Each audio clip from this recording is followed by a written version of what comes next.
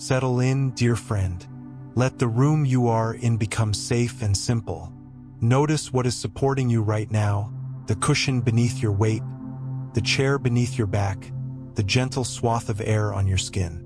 If there is a blanket nearby, take a moment to tuck it around your legs.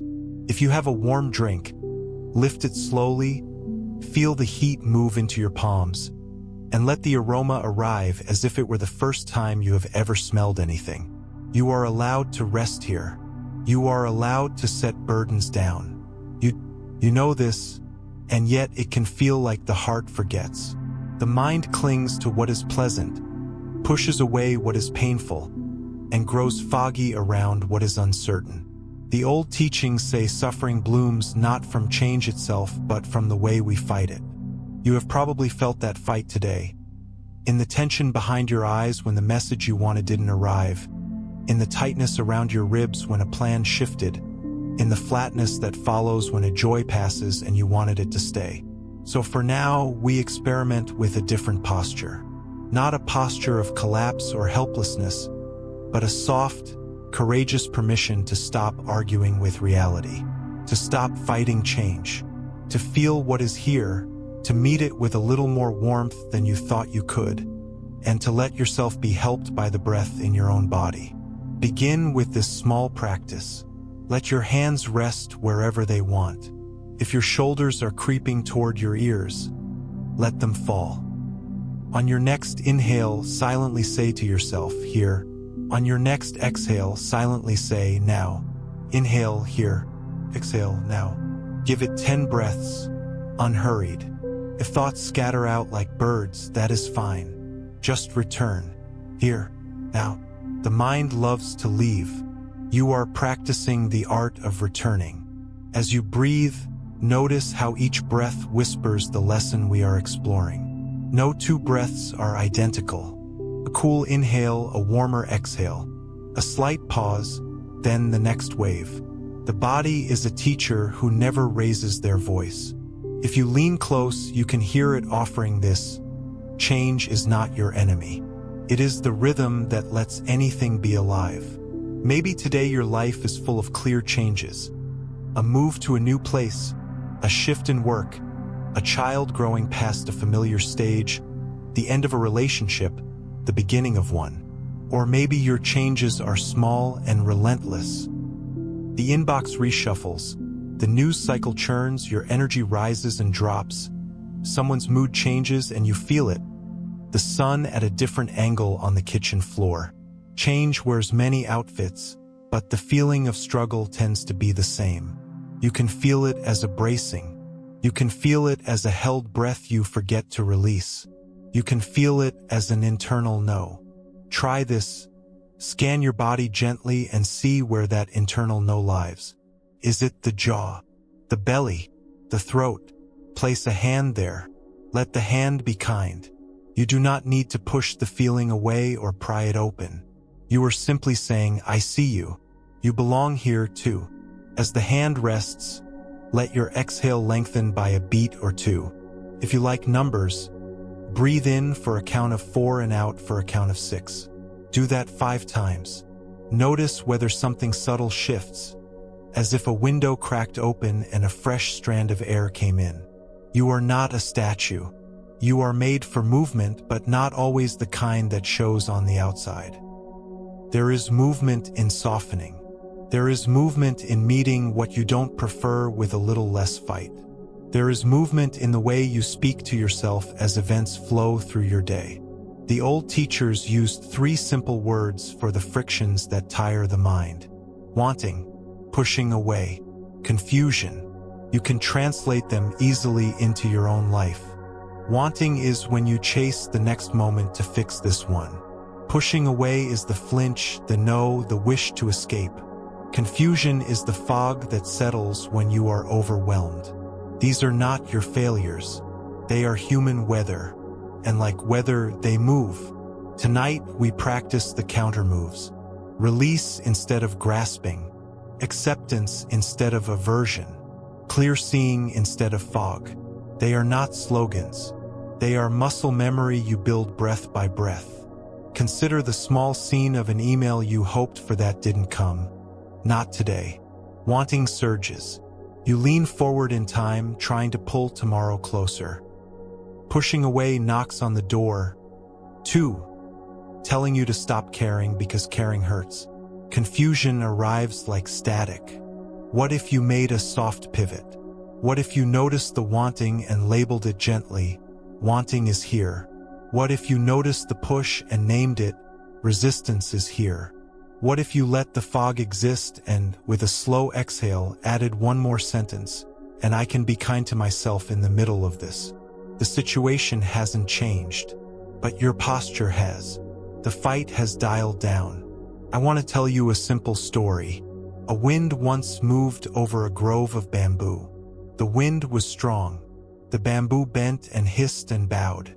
When the wind passed, the bamboo stood again, shaking off a few drops of rain. Nearby there was an old fence made of stiff boards that had spent years holding themselves rigid against the weather. When the wind moved across them, they cracked along old fault lines and fell. The wind did not mean harm. It was just the nature of the wind. The bamboo did not fight the wind. It knew how to bend. You too can learn to bend without breaking. This is not giving up. This is intelligent softness, born of respect for how life actually moves. In the early life of the Buddha, there is a moment described in quiet tones. He had lived in safety and comfort, shielded from the harsh edges of existence. Then he saw aging, illness, death, and also a person who had found a different way of being. His heart recognized a truth that had always been present. It wasn't that suffering was new. It was that he could stop pretending change wasn't part of the deal. From that honest meeting, a path opened. You don't have to become a monk to walk it. You just need to tell the truth gently inside your own chest. Things change. I can meet them as they are. I can love what is here while it is here. Try another micro-practice. Takes less than a minute. Pick a single sensation. The temperature of the air touching your cheek. The weight of your body on the chair. The sound that is most distant that you can still hear. Place your attention there. Let it be simple and exact. Hold it for 20 seconds, then widen the field. Notice 2 more sensations at once. The mind may reach for a story about them. Thank the mind and return to the raw signal. When you do this, you are teaching your nervous system the shape of presence. Presence is what lets change happen without feeling like an assault. You are not lost in the story of the moment. You are connected to the moment itself. Sometimes resisting change takes the shape of defending an identity. You tell yourself, I am the kind of person who never fails at this. Or, I am the kind of person who always keeps people happy. Then life dares to be life. You falter. Someone is upset. And the self you were defending trembles. What if, tonight, you let your identity be held more lightly? What if you were the kind of person who meets each moment fresh, who is allowed to not know, who can adjust? Try this sentence and see how it feels in the body. I can be new.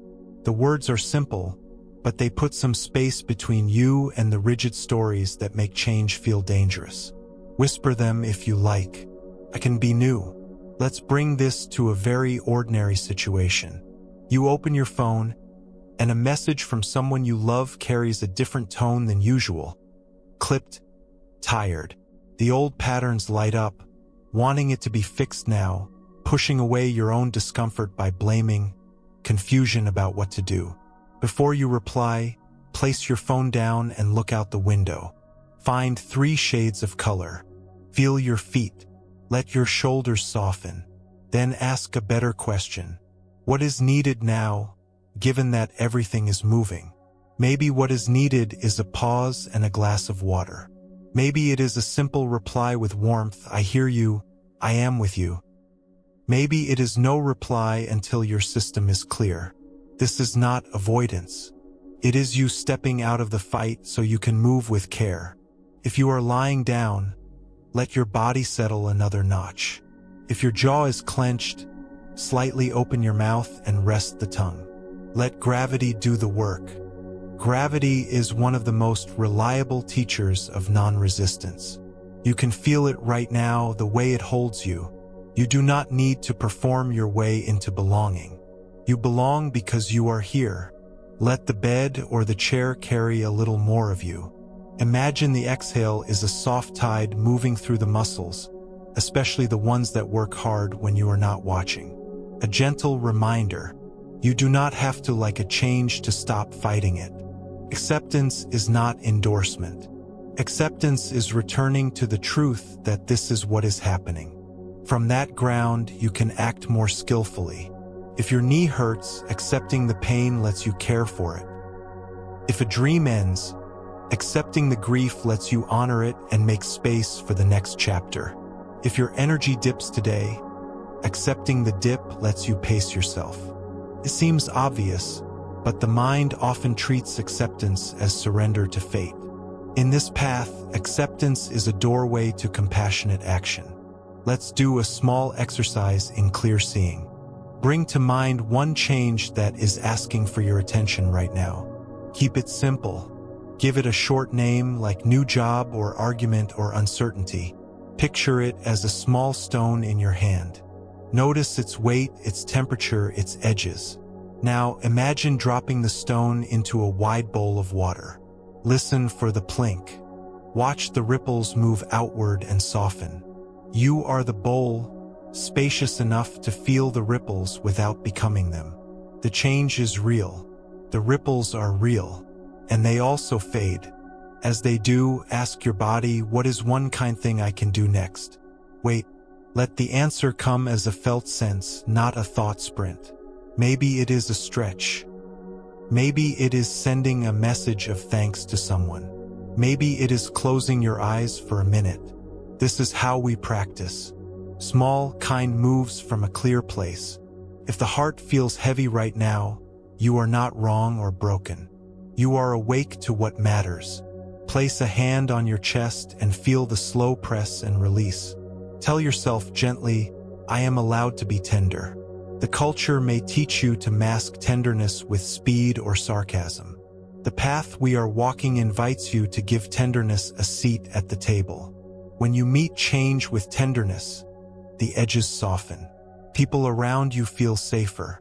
Your own nervous system learns there is another way besides bracing. Some changes bring joy that is too bright to hold easily. The success you longed for, the praise you hoped for. Even then, the mind can fight. It worries about losing what arrived. It rehearses how to keep it. Try practicing gratitude that doesn't cling. When something good comes, feel it, name it, thank it, and let it pass. This doesn't make you careless. It makes you free. Tonight, remember one good thing from today.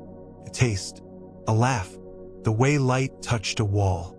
Let it pass through you like a bird through open sky. You don't have to trap it to be nourished by it. You might wonder, is it okay to have preferences if everything changes? Absolutely. Preferences are human. The invitation is to hold them with a soft hand. You can prefer warmth and still meet a rainy day with curiosity. You can prefer closeness and still meet solitude with kindness. You can prefer certainty and still learn to breathe in the middle of unknowns. This soft hand is what lets you keep your heart open without being hurt by every wind. If you like, end this part with one last practice. It's for moments when you feel swept. Sit or lie in a way that feels safe. For 3 breaths, lengthen the exhale. For 3 breaths after that, whisper labels inside to name what is here. Inhale, thinking. Exhale, softening. Inhale, tightening. Exhale, kindness. Adjust the words to fit. The point is not poetry. The point is that the part of you who notices is steady and gentle. After those 6 breaths, place your attention on the soles of your feet for 10 seconds. Change will continue. You will be here for it. As this first part comes to a close, feel yourself held by a wider field. The quiet of night or the hush of early morning. the chorus of small sounds you only hear when you slow down. Know that you are practicing something brave and rare. You are practicing not to win against change, but to become a friend of reality. You are building the strength that bends without breaking, the ease that comes from telling the truth, the peace that grows when the fight ends. Let this line travel with you into rest. I can meet what comes, and I can let it move through me. When you are ready, let your eyes soften a little more. If sleep is near, welcome it like a kind visitor. If you will stay awake, carry the softness into the next minutes. We will continue, gently, to learn how to stop fighting change and to live with a deeper, steadier peace that you can feel in your bones. Let this second chapter begin with the simplest permission. You do not have to be any different than you are right now to keep going. Let the breath find you. If the room has shifted since we began, notice that shift. Maybe the light is softer. Maybe the buzz of a device has fallen quiet. Maybe you feel a little heavier, a little more here. You are learning the drift and return of attention the way a shore learns the tide. Give yourself a few ordinary breaths, not special, not forced.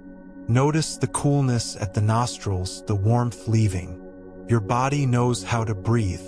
Your mind can rest inside that knowing.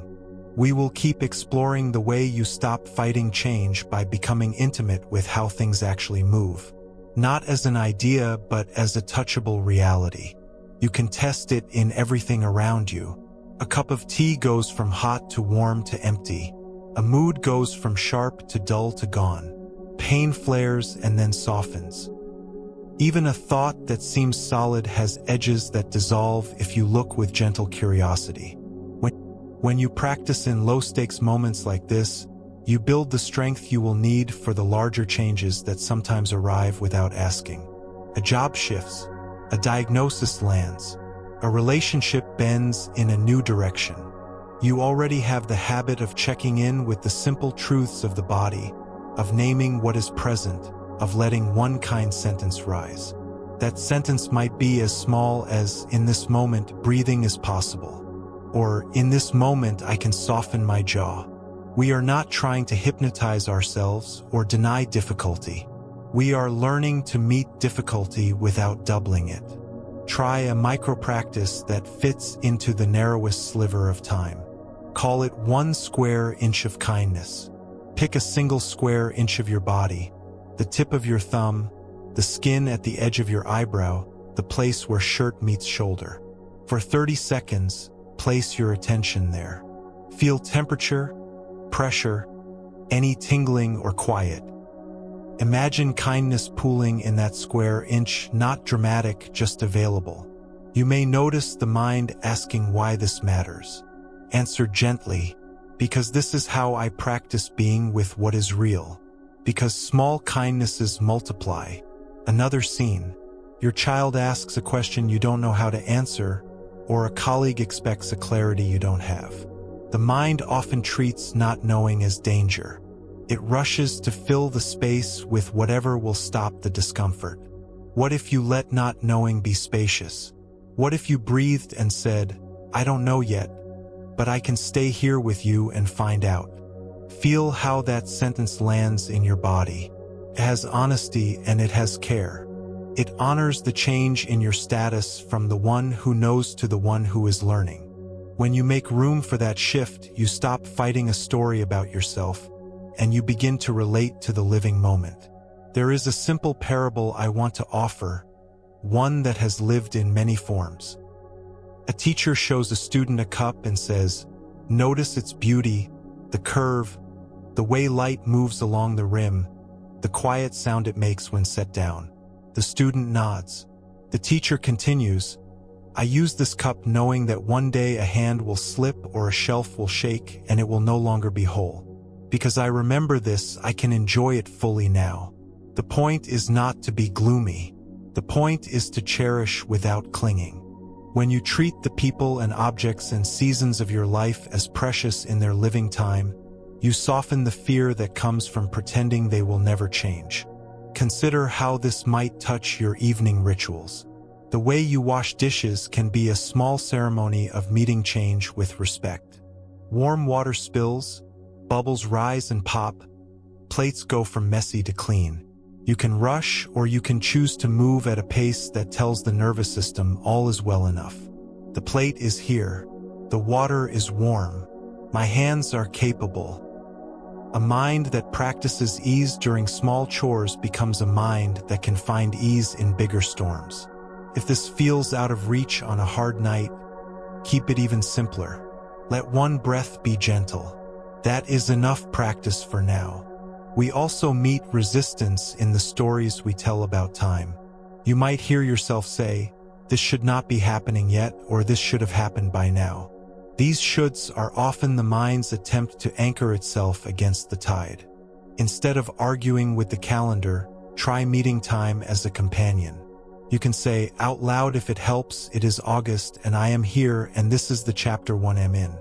Naming the month, the season, the day can bring the body into alignment with reality. When you align with reality, your actions become more skillful. You spend less energy on the fight and more on care. Another micro-practice is called sound of change. Close your eyes for a moment and listen to the nearest sound. A fan, street noise, a voice in another room. Then the farthest sound you can detect. Notice how each sound is born, blooms, and fades. You are sitting inside the theater of impermanence, and it is not scary. It is quietly beautiful. This listening trains the mind to track beginnings and endings without grabbing or pushing away. Later, when a difficult feeling rises, you can remember that it is also a sound inside you.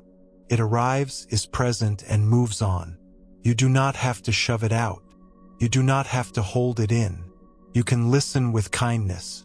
It can help to remember that acceptance is active. Imagine you are standing in rain without an umbrella. Resisting would be pretending it is not raining, or shaming yourself for not predicting the weather, or blaming the sky. Acceptance is feeling the rain, choosing to step under a tree, or walk more quickly, or laugh and let yourself get wet. The rain remains, your relationship to it changes. In your life, acceptance might look like asking for help sooner, setting a boundary with warmth, napping without guilt when your body whispers for it, canceling a plan cleanly rather than dragging yourself through it. Each of these is a way of stepping under a tree. To weave the teachings into a story, let us walk with the Buddha on a simple morning. He and the community had been traveling for days.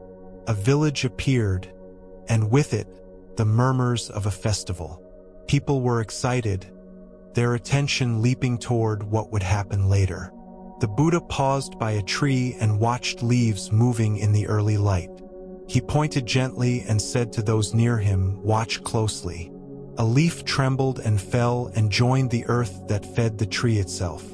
The villagers would celebrate soon. The community would walk on. For a minute, they stood together and practiced seeing how everything fed everything. It was not sadness. It was intimacy with how things become other things. When you feel lost, you can stand by your own window and practice this intimacy. Watch how the sky you liked at sunset becomes the night that will rest you. Sometimes what we fight is the change in our own energy. You wake hopeful and clear, and by afternoon you are foggy and prickly. The mind may say, "This means I am failing." What if it simply means you are alive? Try greeting each energy state with a little bow of recognition. Morning clarity, thank you. Afternoon heaviness, I see you. If the heaviness is loud, place a hand on your ribcage and lengthen the exhale by 1 beat for a minute. If the clarity is bright, let yourself enjoy it without planning to cage it for tomorrow. You are allowed to work with what is here rather than arguing that something else should be. Another gentle practice is what we will call the stepping stone. When a task feels huge, the mind often stalls. Instead of wrestling the whole river, ask, what is the next small stone I can land on? Perhaps it is opening the document, not writing the chapter.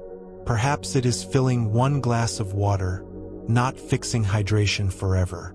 When you find the next stone and stand on it, a second stone appears. Action replaces argument. You move with the stream rather than against it. This is how real change happens in our habits, not by force, but by a kind series of steps that respect how humans actually move. You might ask how to hold this path when others around you are in their own storms. A loved one resists a change you can see is necessary. A coworker clings to an old process. Your impulse may be to push or to abandon.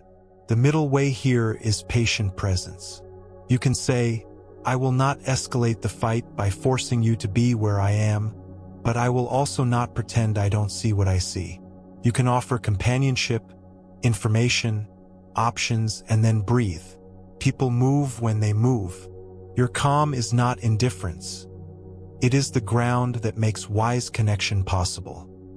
When grief is the change, this path asks for even more tenderness. There is no bypassing grief. There is also no need to perform it. Let it come in waves and let yourself be held by a friend, by a blanket, by the earth under your feet, by a simple rhythm of breath.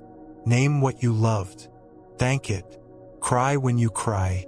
Rest when you can. If it helps, hold a small object that connects you to what you lost and practice the cup teaching with it. Not to diminish love, but to deepen it. I cherish you because you are fragile. I cherish you because we are both passing through. As night approaches, or if you are already in night, seal this part with an integration ritual. Choose one object in your space that you will treat with full presence for 1 minute. A plant, a photo, a worn book. Look at it as if you have never seen it before. Notice color, shape, texture, the story it carries. Say thank you either with words or with the way you look.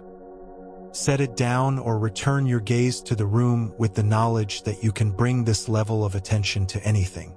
The more you practice this way of seeing, the less life slips past unnoticed, and the less you need to grip to feel safe.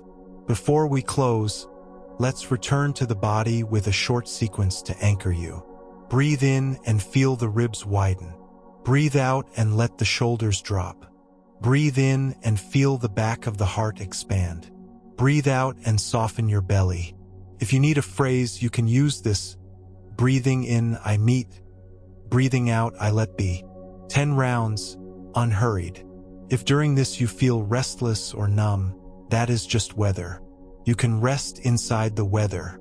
We will keep weaving these threads, dear friend. Little by little, you will notice that the fight is not the only way to feel alive.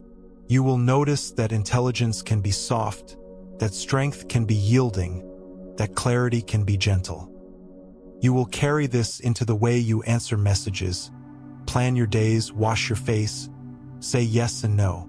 The world outside you may stay busy and loud, but inside there will be a place where leaves move in the morning and you know how to watch, where the cup is cherished because it is breakable, where a red light becomes a practice bell and not a personal insult.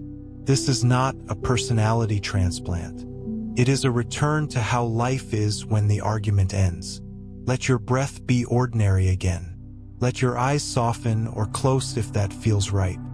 Feel the small muscles in your hands relax, the tongue resting without effort, the skin of your forehead smoothing out as if a kind hand touched it. Hold this sentence lightly as we pause. I can move with life and life can move me, and I do not have to fight to be whole. When you are ready, shift a little, adjust your blanket, take a sip of water, and know that you are already practicing the deepest teaching in a very human way. As we move deeper together, let yourself arrive again. The room is the same and not the same. Your body is the same and not the same. The breath you are taking now has never been breathed before. Notice one detail you missed earlier.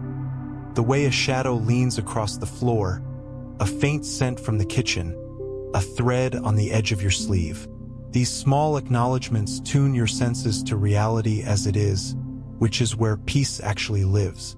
If your mind wants to sprint ahead to the next hour or replay something from last week, Treat it like a friendly dog tugging the leash. Smile inside and gently guide it back. Here, now, this breath. Tonight we explore a second key to stop fighting change. You might call it evenness or steadiness, or the warm center of the storm. In Buddhist language, it is often called equanimity. The word can sound cold, as if you were supposed to stop caring or flatten your feelings. That is not what we are practicing. Equanimity is caring without clinging. It is the ability to feel fully and act wisely without being yanked around by every gust of weather in the mind. It is the steady hand that holds the cup while the water swirls inside. You are not numbing out. You are waking up to a wider field that can include joy and grief, praise and blame, gain and loss, without losing your footing.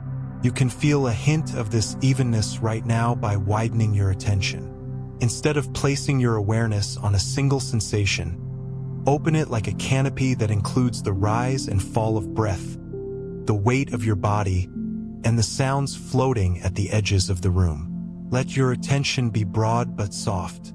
In this wideness, each sensation still matters, but none of them becomes the whole sky.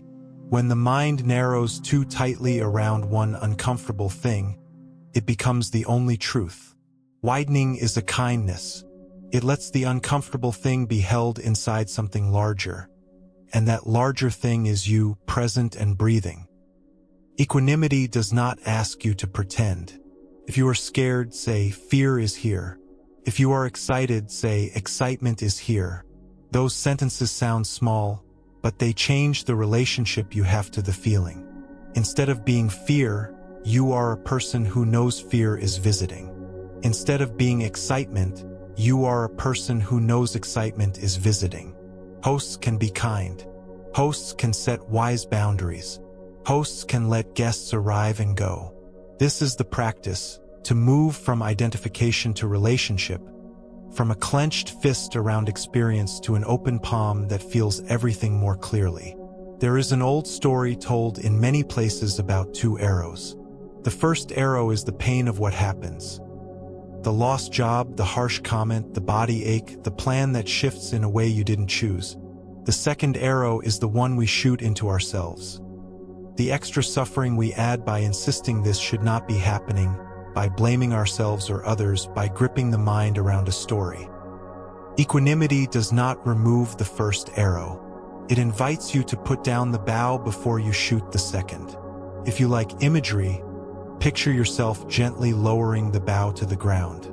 Feel the weight leave your hands. Notice the subtle relief in your shoulders and jaw. The situation might not change in that instant. The difference is that the fight you were waging against reality eases, and in that easing, wisdom can speak. Try this micro-practice the next time you feel the two arrows. When discomfort arrives, pause for one breath longer than you want to. In that breath, name the first arrow: pain, disappointment, fear. Then ask, what am I adding? Maybe it is blame, maybe a future disaster fantasy, maybe a tightness that spreads. On the exhale, feel your feet and say quietly, I will not add more. One breath, one true name, one choice not to add. Repeat if needed.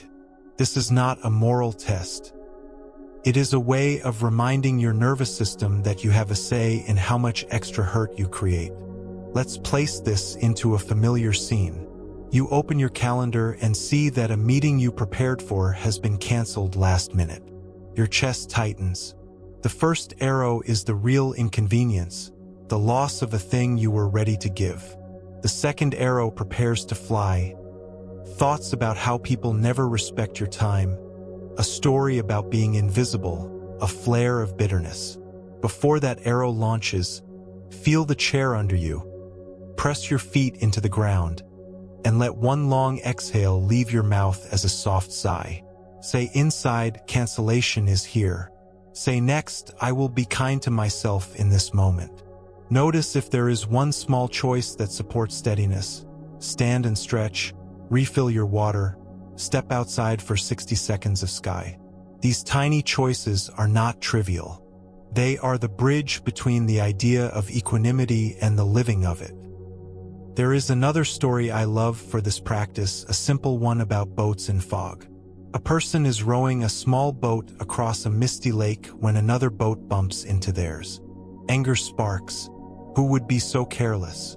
They are ready to shout. Then they see the other boat is empty, drifting on a current. The anger dissolves into a laugh. Not because the bump didn't happen, but because the mind doesn't have to turn it into a personal insult. The world is full of empty boats. The driver who cuts in because they are lost in their own worry. The colleague who snaps because of a bad night of sleep. The algorithm that surfaces a painful memory with no awareness of your heart. Equanimity lets you see more empty boats and shout less. You still steer. You still protect yourself as needed. You just waste less life on anger that has nowhere to land. When you practice equanimity, you might notice an old fear rise up. If I stop reacting, will I become passive? Will I let things slide that matter? The answer is in your body. After a burst of reactivity, feel how drained and narrow you become. After a moment of evenness, feel how there is more room to choose. From evenness, you can say a clear yes or a clean no, set a boundary with warmth, advocate for yourself without turning it into war. Equanimity is not a sedative. It is the composure that lets your deepest values guide your action rather than the mood of the hour. Try a practice I call the 4 corners of steadiness. Not a list you have to memorize, just 4 quiet phrases that build a square room inside you where you can stand. First corner, this is here. Second corner, it will change. Third corner, I can be kind. Fourth corner, one next step. When something knocks you sideways, walk those corners with your breath. Inhale, this is here. Exhale, it will change. Inhale, I can be kind. Exhale, one next step. After a few rounds, ask your body for the next step and trust the smallest answer. Send the email. Close the laptop. Eat something. Apologize. Rest. Move. You don't need the whole staircase. You need one steady stone. Equanimity also grows when we refine the way we talk to ourselves. Many of us learned a voice that tries to whip us into shape. It says, handle it, toughen up, stop being so sensitive. That voice imagines that harshness creates strength. But in the body, harshness often creates bracing, and bracing makes it harder to feel and act clearly. Try upgrading your inner voice to a coach who knows that kindness creates capacity. When you feel flooded, speak to yourself like you would to a dear friend who just walked in the door soaked from rain. You do not lecture them about the weather. You hand them a towel, you sit them down, you say, that was a lot and you can catch your breath here. Then, when they are drier, you talk about what to do next. This is not coddling. It is sequence. First steadiness, then strategy. Bring this to your phone. The feed can swing your mood in minutes.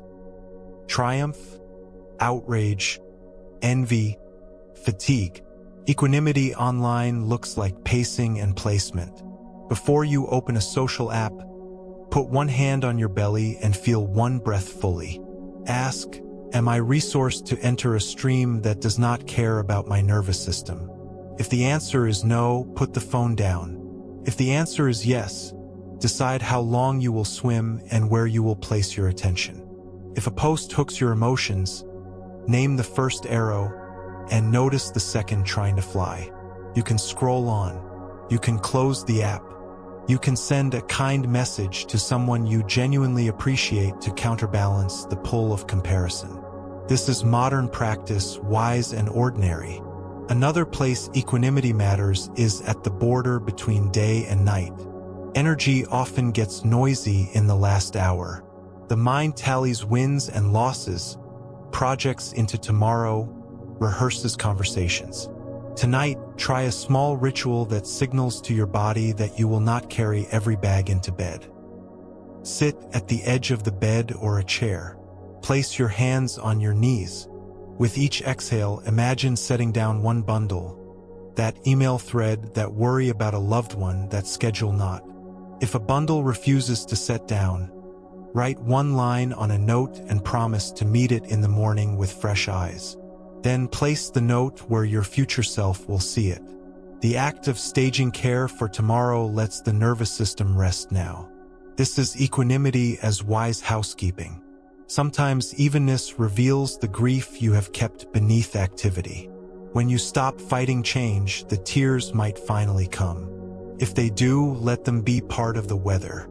Feel the way crying is the body's way of returning to balance, how the face softens, how breaths come in waves. Place a palm on your chest and anchor your press and release with 3 words. Here with you. You are not trying to fix yourself. You are standing beside yourself with a loyal presence. After the wave passes, drink water, rinse your face, and look at something green if you can. A small plant, a tree outside. Let your eyes rest on what keeps growing without hurry. The world is not asking you to be still. It is inviting you to be alive. Let's visit the life of the Buddha for a moment in an everyday scene. After a teaching, people gathered full of questions and praise. A farmer stepped forward angry about a rumor. Another person kneeled with gratitude for a healed conflict. The Buddha listened to both with the same steady attention. Afterwards, a student asked, "How do you not get puffed by praise or cut by anger?" He touched the ground with his fingers, as he did on other nights, and said, "I rest here." He meant the earth, yes, but also the simple ground of reality, breath, body, kindness, the truth that all things rise and fall. When you feel blown like a leaf by opinions, touch your ground. Feel the chair and your sit bones. Feel the breath. Feel one place that is not in a storm. Rest there even for a few seconds, and then answer the email or the person from the ground instead of the wind. If you are caring for someone, a child, a partner, a parent, a friend, equanimity becomes a kind of endurance that is not brittle. When a child melts down, your own nervous system lights up. Equanimity lets you make one small adjustment before you respond. Drop your shoulders. Look below the behavior for the unmet need. Offer a boundary like a warm wall, not a cold spike. When a parent repeats a story again and again, equanimity lets you answer with fresh patience because you have stopped fighting the fact that this is the season you are in together. It is not always easy. There will be nights you lose your cool. Equanimity includes forgiving yourself quickly, repairing with honest words, and beginning again. A physical doorway into steadiness is your exhale. The out-breath signals safety to your whole system. For 1 minute now, count in silently on 4 and out on 6. Let the exhale lengthen without force, like pouring water from a pitcher. If it helps, purse your lips slightly as you exhale. Notice after a few rounds what changes. Perhaps your jaw loosens. Perhaps your shoulders lower by a centimeter. These micro shifts are the architecture of equanimity. You are building a body that knows how to come home from the edge. Equanimity also benefits from a clear view of cause and effect. Instead of blaming yourself or others when a result appears, you can grow curious about the conditions that fed it. If you are exhausted and snappish, was your day full of non-stop tasks, no food, no pauses? If a project stalls, were the expectations vague, the timeline tight, the communication thin? This is not about assigning fault. It is about widening the frame. When you see conditions clearly, you can change them. You can add rest, ask better questions, slow the pace, get help. You stop fighting the symptom and begin to tend the soil. Let's end this section with an integration you can carry into the next hour or into sleep. Choose a word that embodies equanimity for you. Steady, soft, anchored, clear, open. Let that word sit like a smooth stone in your mouth. Breathe and silently repeat the word on every exhale for 10 breaths. Feel where the word lands in your body.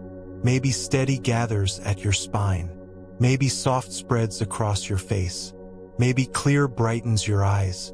After the 10th breath, place the word somewhere in the room, on a shelf, in the corner, by the door, not literally, but as a shared imaginative game with yourself. Tomorrow, when you pass that place, let it remind you of tonight's practice. If you are near sleep, do one last check-in.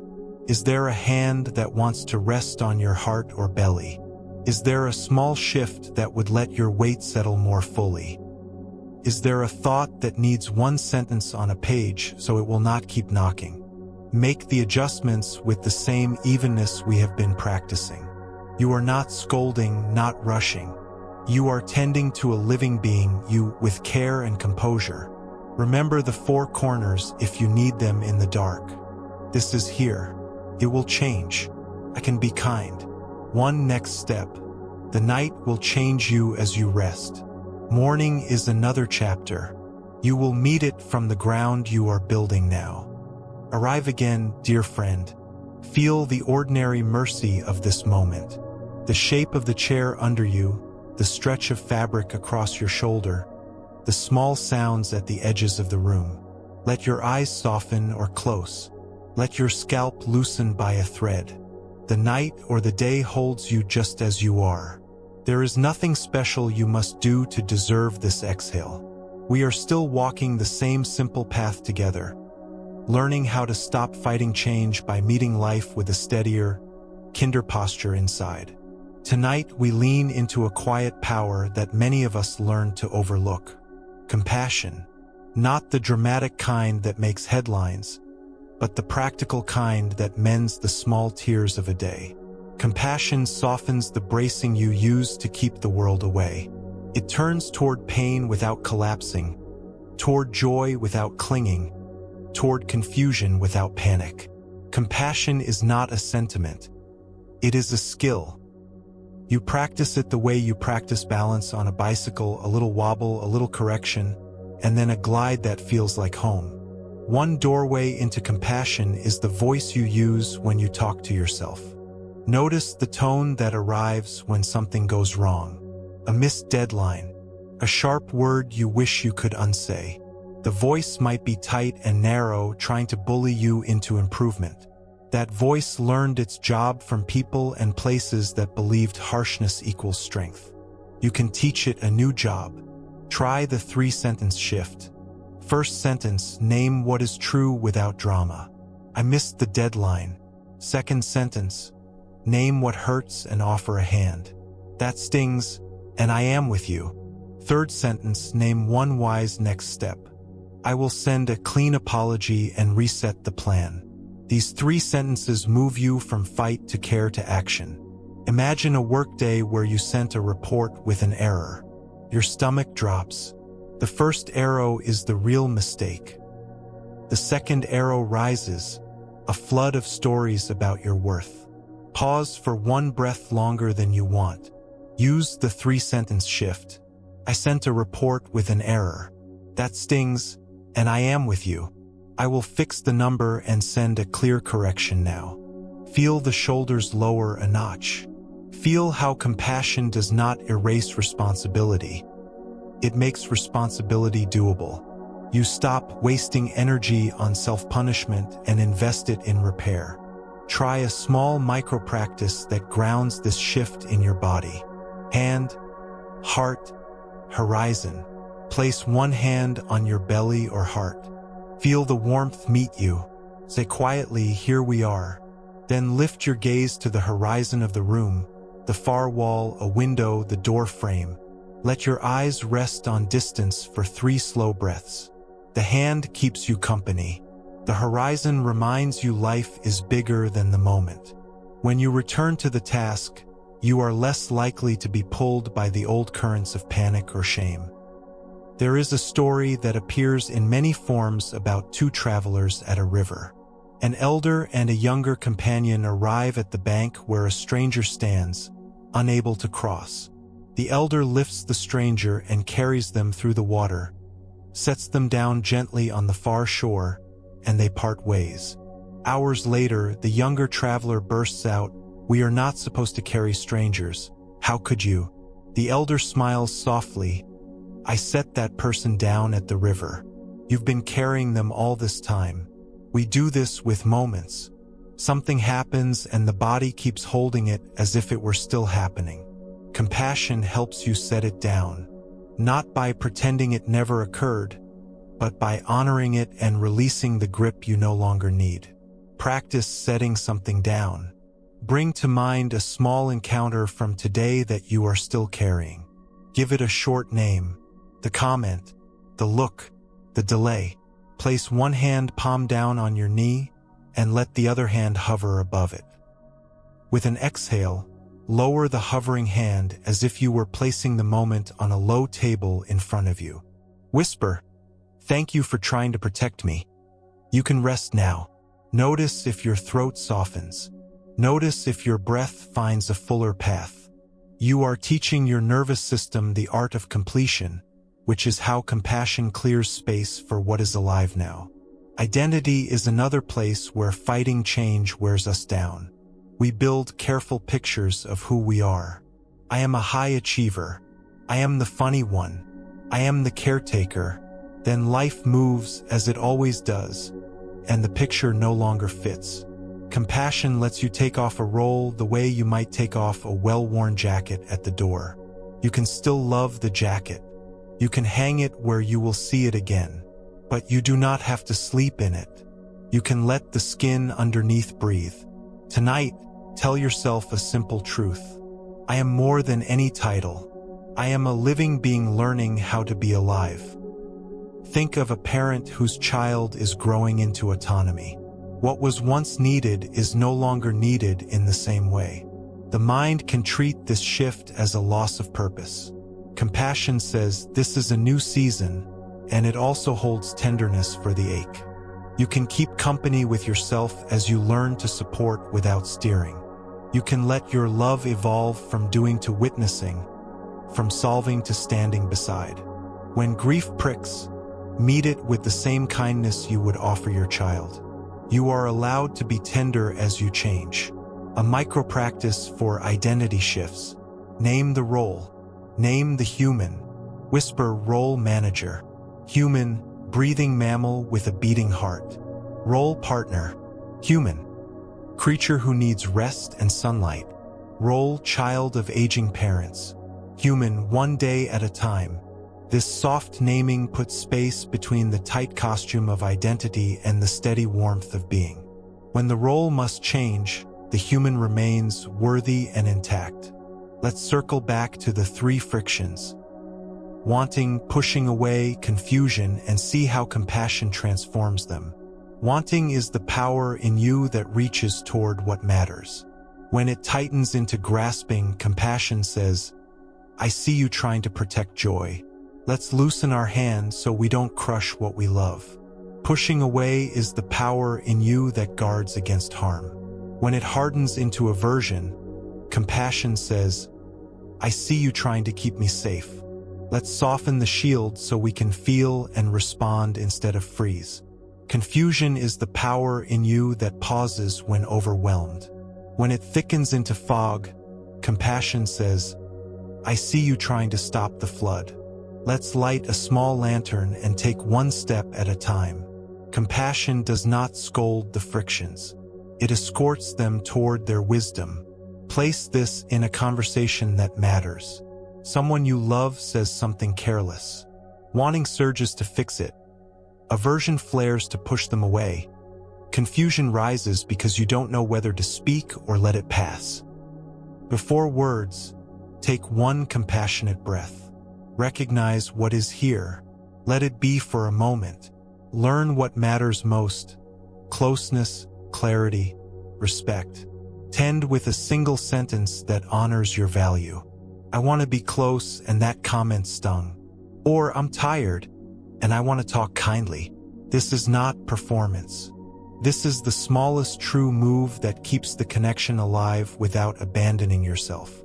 If it helps, use a 4-step kindness loop when emotions are loud. See it. Let it be. Learn it. Tend it. See it by naming the raw facts and feeling. Let it be by allowing a few breaths without fixing. Learn it by asking what the feeling is pointing toward. Tend it by doing one small action that reduces harm and increases care.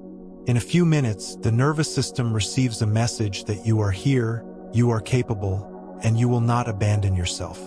You stop fighting the river and start swimming with the wiser current within it. Compassion touches the body in practical ways. When fatigue arrives, the fighting mind says, "Keep going, prove yourself."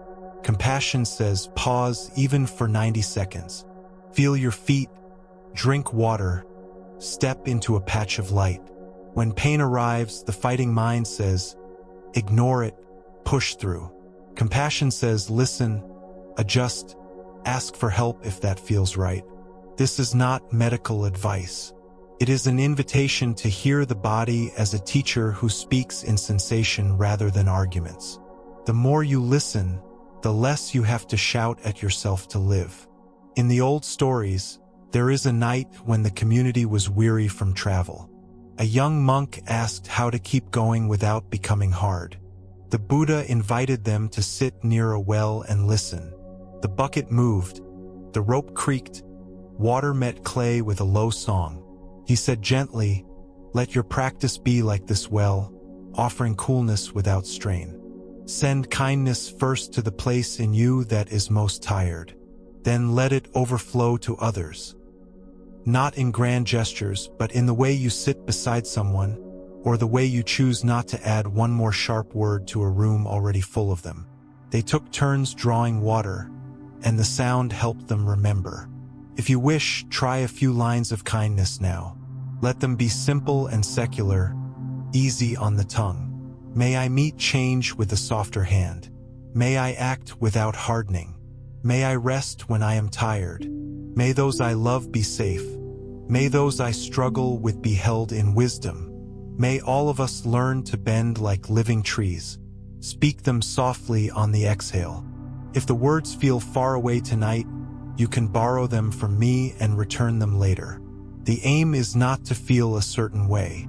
The aim is to plant seeds that grow when the conditions are right. Another everyday moment. You are packing boxes, moving across town or across a season of life. Objects you once held close now ask to be let go. Compassion walks beside you as you sort.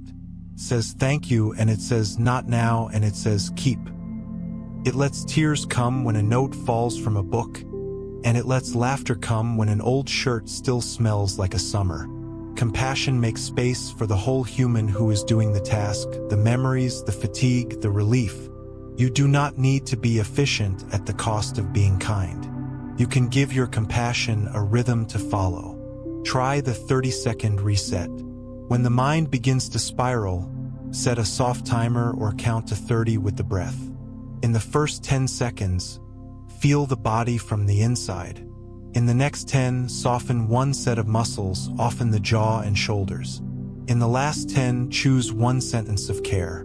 I am with you. This matters. Slow is allowed. Then continue. These tiny resets, repeated through a day, change the texture of your hours. You become a person who keeps company with themselves while life moves. When resentment builds, compassion can surprise you by pointing toward boundaries. The kindest thing you can do may be to say a clean no, to redraw a line, to step back from a pattern that keeps harming you. Compassion is not sentimental. It wants less suffering for everyone, including you. A boundary spoken from compassion sounds different. It does not accuse. It does not gasp for air. It says, I want to keep loving you, and I can only do that if we change how this goes.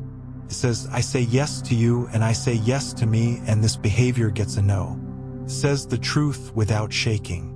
When anxiety hums at bedtime, compassion can be a simple ritual that reminds your system of safety. Try the bedside bowl. Place a small bowl or cup where you sleep. Before you lie down, speak the names of anything you do not need to carry into the dark. Speak them quietly, and with each name, tap the edge of the bowl with a fingernail or a pen. Let the sound say, this can rest here. The point is not mystical. The point is to give your body a felt sense that the day has a container and that you can set things down for a while without abandoning them. In the morning, you can pick up what still needs care with fresher hands. If you want another gentle wind down, use 5 senses in a slow cascade. See 5 shapes in the room, naming their colors softly. Feel 4 points of contact between you and the surface that holds you. Hear 3 distinct sounds, close or far. Smell 2 notes, even if faint, even if it is the scent of your own soap. Taste 1 neutral taste, even if it is simply the aftertaste of your drink or the coolness in your mouth. This quiet inventory pulls attention out of spinning stories into the simple, reliable world that keeps you company. Compassion loves the simple and the reliable. They are sturdy friends. As this part draws to a close, return to the breath you have been living inside all along. Inhale, receive. Exhale, release. Inhale, you are given this moment. Exhale, you let go into the next. You are not a problem to solve. You are a living rhythm learning to trust its own timing. Let one more phrase become a thread in you. I can set things down. Repeat it if you like. I can set things down. You will carry what belongs to you with more ease when you choose to set down what does not. When you rise or when you sleep, keep company with yourself the way you would with a dear friend who is learning how to be gentle in a changing world. Offer them a seat. Offer them water. Offer them a sentence that helps. Then walk with them, one steady step followed by another, through whatever the day asks. Compassion is not a finish line. It is a way of walking. It is how you stop fighting change without giving up on what you love. Notice the way the air feels where it meets your skin. Sense where your body is supported and allow one more degree of weight to sink into that support. Let your eyes soften or close if that feels right. We are going to rest in a quiet strength tonight, a strength that unclenches the mind and lets your whole being breathe. We will call it clear seeing, not a mystical power, not something reserved for special people, but a simple, brave way of looking that reduces unnecessary suffering. Clear seeing is what happens when you stop fighting what you imagine and begin to meet what is actually here. Begin with a slow inhale. Let it arrive like you are opening a window in a gentle room. Exhale as if you are setting a cup down without a sound. As you breathe, invite your attention to the very next detail you can verify with your senses. The temperature of the air, the weight of your hand resting, far sound. When the mind pulls you into opinions or headlines or old loops, just return to one verified detail. The mind will wander again. You will return again. This is how clear seeing is built, the way a path is made by walking. You have already met the 3 frictions that wear us down: wanting, pushing away, and confusion. Clear seeing doesn't scold them. It helps you notice when they are steering. Wanting paints the future in bright, urgent colors. Pushing away paints the present as a threat. Confusion smudges the whole canvas so you cannot tell what is what. Clear seeing picks up a clean cloth and wipes a small circle. Here is the color of this moment. Here is the shape of this feeling. Here is what I know for sure, and here is what I do not yet know. Inside that wiped circle, decisions become easier. You stop wrestling ghosts. Try a small practice you can use anywhere. Call it facts and story. Bring to mind something that is tugging on you today. Give it a short name so it doesn't take over the room. Now whisper the facts you can verify with your senses or with simple evidence. The email is delayed. My shoulders are tight. Rain is on the window. Then whisper the story your mind is adding. They don't care about me. I always mess this up. This will ruin everything. Feel how the body reacts differently to the facts than to the story. Facts tend to ground you. Stories can be helpful or harmful. Clear seeing does not banish story. It asks, is this one true, and is it useful? If not, you can set it on a shelf and choose a kinder, cleaner sentence. The email is delayed. and I can take one step that helps. My shoulders are tight, and I can soften them. Rain is on the window, and I will move at a pace that fits the weather. One reason change feels so harsh is that we mislabel it. A shift arrives and the mind leaps to a verdict. Good, bad, disaster, victory. The old stories tell of a farmer whose horse ran away. The neighbors called it terrible luck. The farmer said, "We'll see." The next day, the horse returned with another horse beside it. The neighbors cheered at the fortune. The farmer said, "We'll see." Then the farmer's child broke their leg while riding. "Terrible luck again," said the neighbors. "We'll see," said the farmer. Soon soldiers came to take young people to war, and the child was spared because of the injury. The story continues. As life continues, turning and turning. The point is not that everything works out the way you want. The point is that clear seeing keeps you from freezing the moment into an absolute. When you soften your verdict, you stop fighting what you do not yet understand. You keep room for wise action. Place this in your day. A meeting you hoped for is rescheduled. The verdict-jumping mind says, "They don't value me." Clear seeing says, "The meeting moved. I feel disappointed. I will ask for a new time and stretch my legs." Later, the rescheduled conversation turns out lighter and more direct than it would have been. Even if it hadn't, you still lived the hours between with more peace. Clear seeing saved you from the tax of a dramatic story.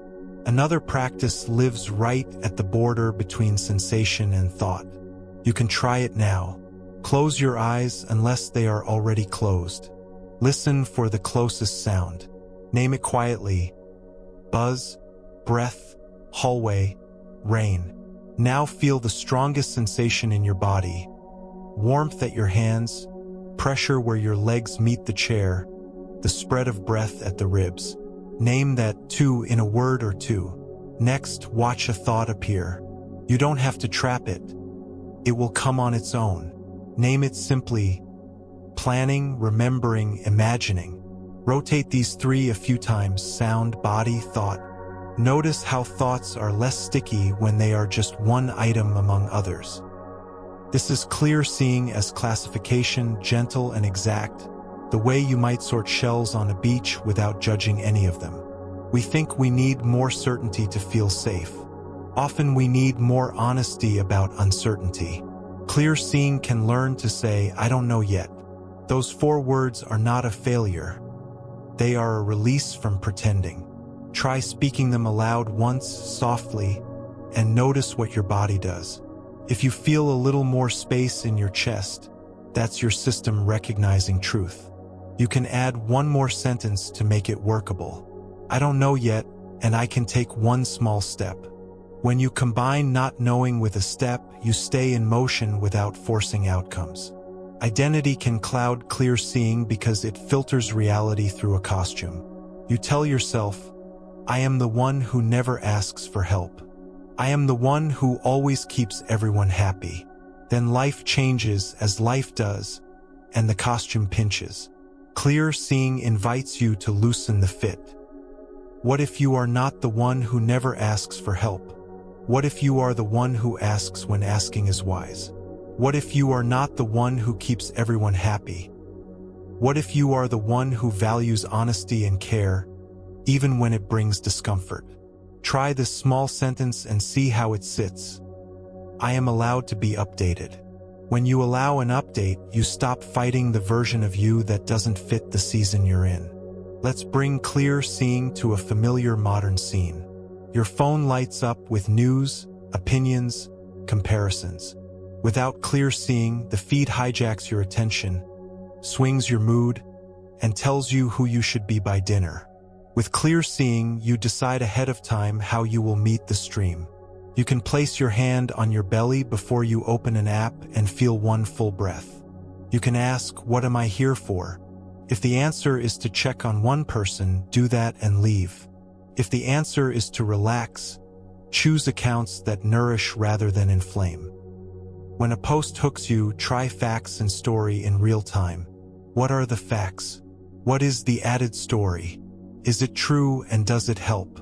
If not, slide your attention away like you would from a stranger's loud conversation on a train. Sometimes clear seeing is blocked by speed. The mind tries to outrun discomfort with momentum. Tonight, give yourself permission to move at the speed of accuracy. If you are writing, write one true sentence and let it be enough for a moment. If you are making a choice, place your hand over your heart and ask the simplest question you can. Which option reduces harm and increases care? If neither is obvious, make the decision smaller. Which next step reduces harm and increases care? You are not deciding a life. You are choosing the next stone in the river. Clear seeing like specific ground. The Buddha is often pictured pointing, not because the finger matters, but because it directs attention to the moon. Staring at the finger while insisting it is the moon is what the mind does with its favorite stories. The point is to look past the pointing to the thing itself. You can practice this with any strong opinion. Pick one you tend to defend. Hold it softly and ask, what does this opinion point to? Usually it points to a value: safety, fairness, belonging, freedom. Return your attention to the value instead of wrestling about the finger.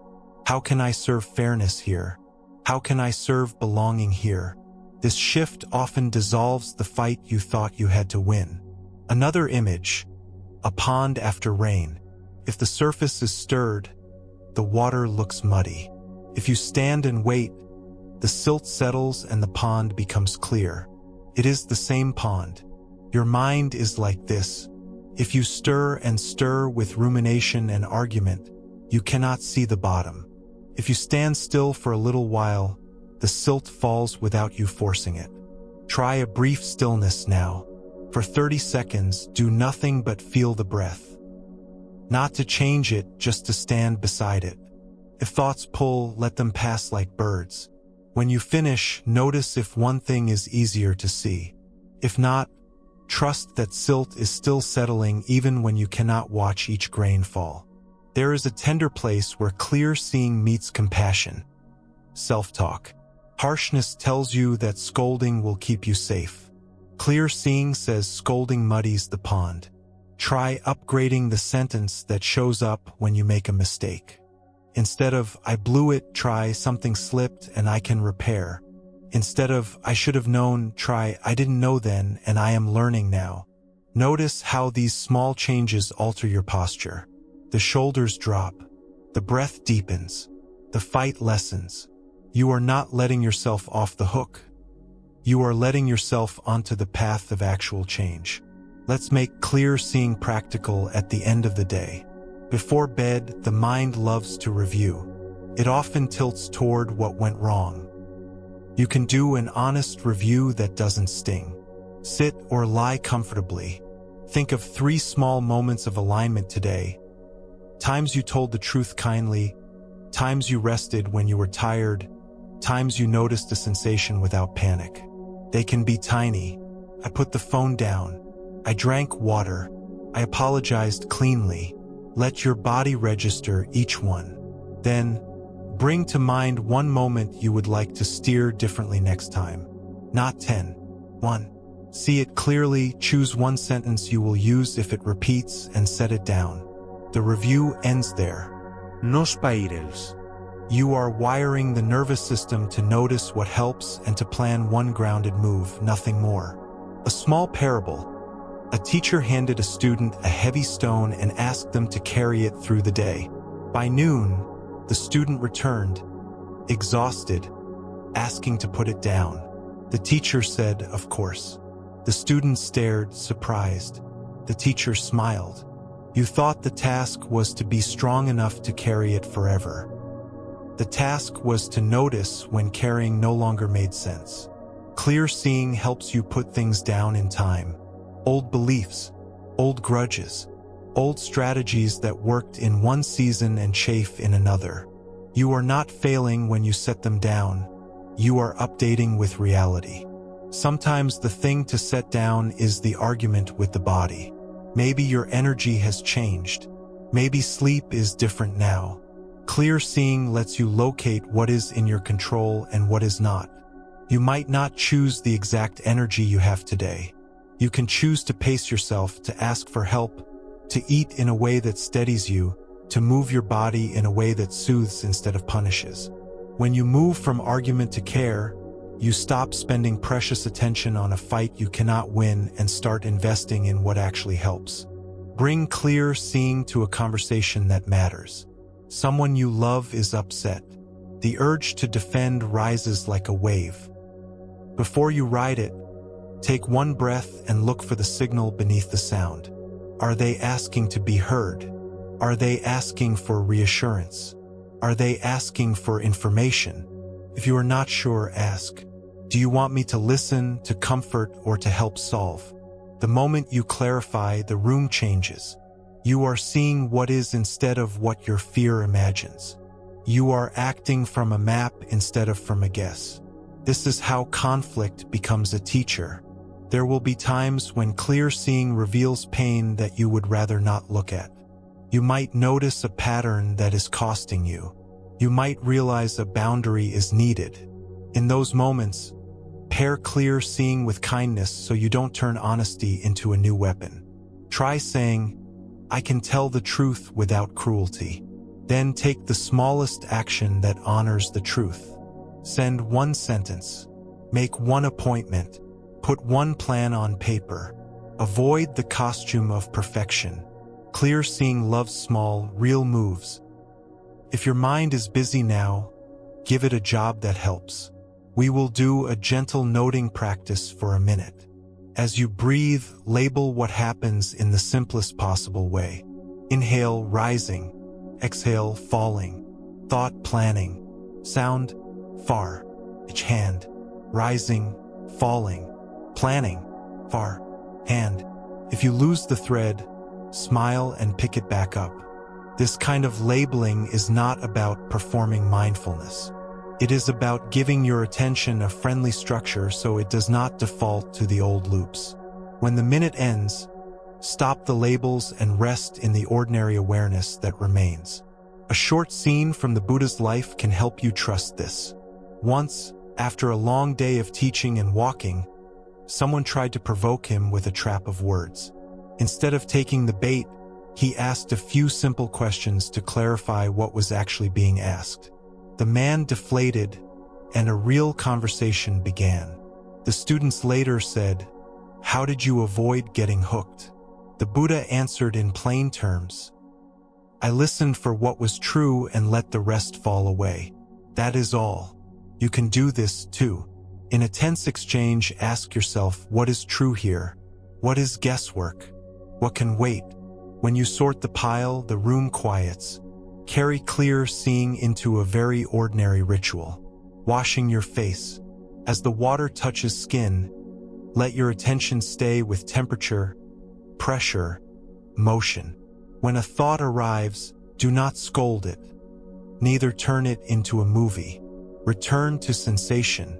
This is 3 breaths of training. The world will keep making noise. You are learning to look through the noise to the signal, to the living data of this moment that can actually guide you. If sleep is near, clear seeing can ease the doorway. Lie down in a way that feels kind. Let your out-breath be slightly longer than your in-breath for a minute. If a worry presents itself with urgency, ask it to write you a note for morning. You can even place a pen and paper on the bedside table and scribble a few words. Then say, "I will meet you when the sun is up." This is not avoidance. This is knowing when the mind can help and when it needs to rest. You are choosing the time and place of your attention. That is one of the deepest freedoms. As we close this part, take stock with a softness that requires no performance. Notice one small place inside you that feels clearer than when we began. Maybe it is a half degree of ease at your temples. Maybe your breath is a touch wider. Maybe nothing feels different, and yet there is a line you can carry. I can meet what is here before I argue about what it means. Hold that line lightly the way you might hold a feather. Let it land somewhere in the room, an invisible marker you can pass and remember. You are learning to see like the sky sees, not ignoring the weather, not dramatizing each cloud, simply allowing what comes and goes to come and go while you remain. This is not cold. It is warm and practical. It produces acts of care because you are less tangled in stories and more available to what people need, including you. Rest in that warmth now. Breathe the simplest breath. Trust that clarity builds the way dawn builds. Not all at once, but reliably, almost shy, until the room is lit and you can see the cup, the chair, your own hands, and the path you will take next, one step, then another, in peace.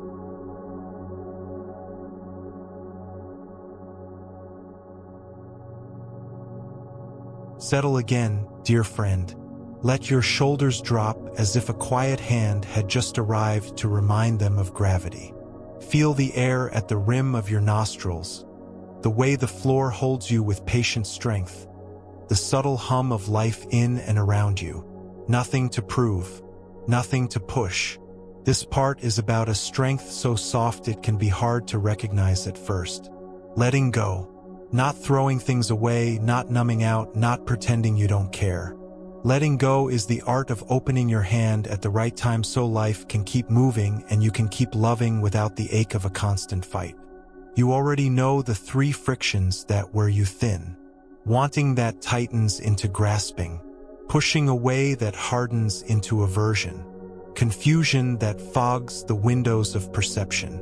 Letting go is the counter-move that loosens all 3. To the grasping hand, it offers a softer palm.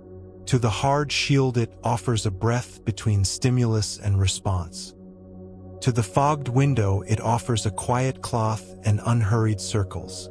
You don't have to master this in one night. You only have to practice with what is here. Start with the gentlest release. Bring to mind one thing you are gripping right now, small or large. Maybe it is how someone should have replied. Maybe it is a plan that keeps shifting. Maybe it is the image of yourself you hoped the day would confirm. Give it a short name. The reply, the plan, the image. Feel where it lives in the body. Is it a fist, a jaw, tight belly? Place a warm hand there. Inhale and silently say, I see you. Exhale and silently say, I soften a little. Don't force anything. Let a few rounds happen. Often, letting go begins as a temperature change you can barely detect. That is enough. There is a story told in many places about a creature who reaches into a jar for a sweet nut and can't withdraw its fist because it refuses to release the grip. It is trapped by its own holding. We smile because it is obvious. We cry because it is us. The jar in your life might be a narrative about how people must behave to prove you are valued. It might be an old identity you keep trying to fit even though it pinches and rubs. It might be the comfort of certainty in a world that keeps teaching you to live with questions. Letting go doesn't mean you don't care about outcomes, relationships, values. It means you stop insisting they arrive only through your grip. You learn the difference between commitment and control.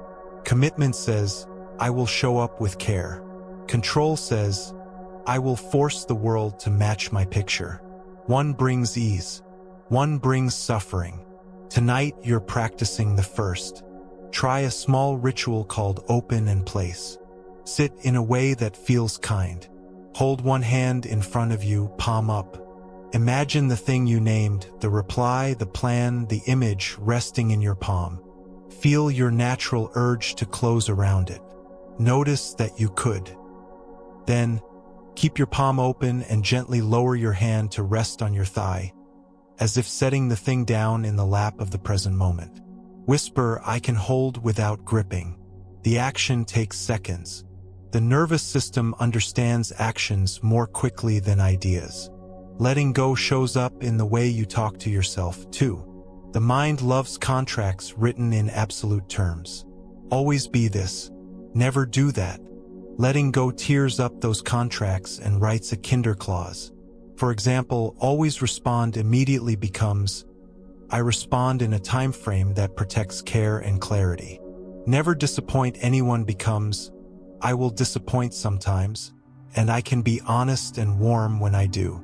Listen for where your life is asking for updates to old contracts. You are not betraying your values. You are letting them breathe.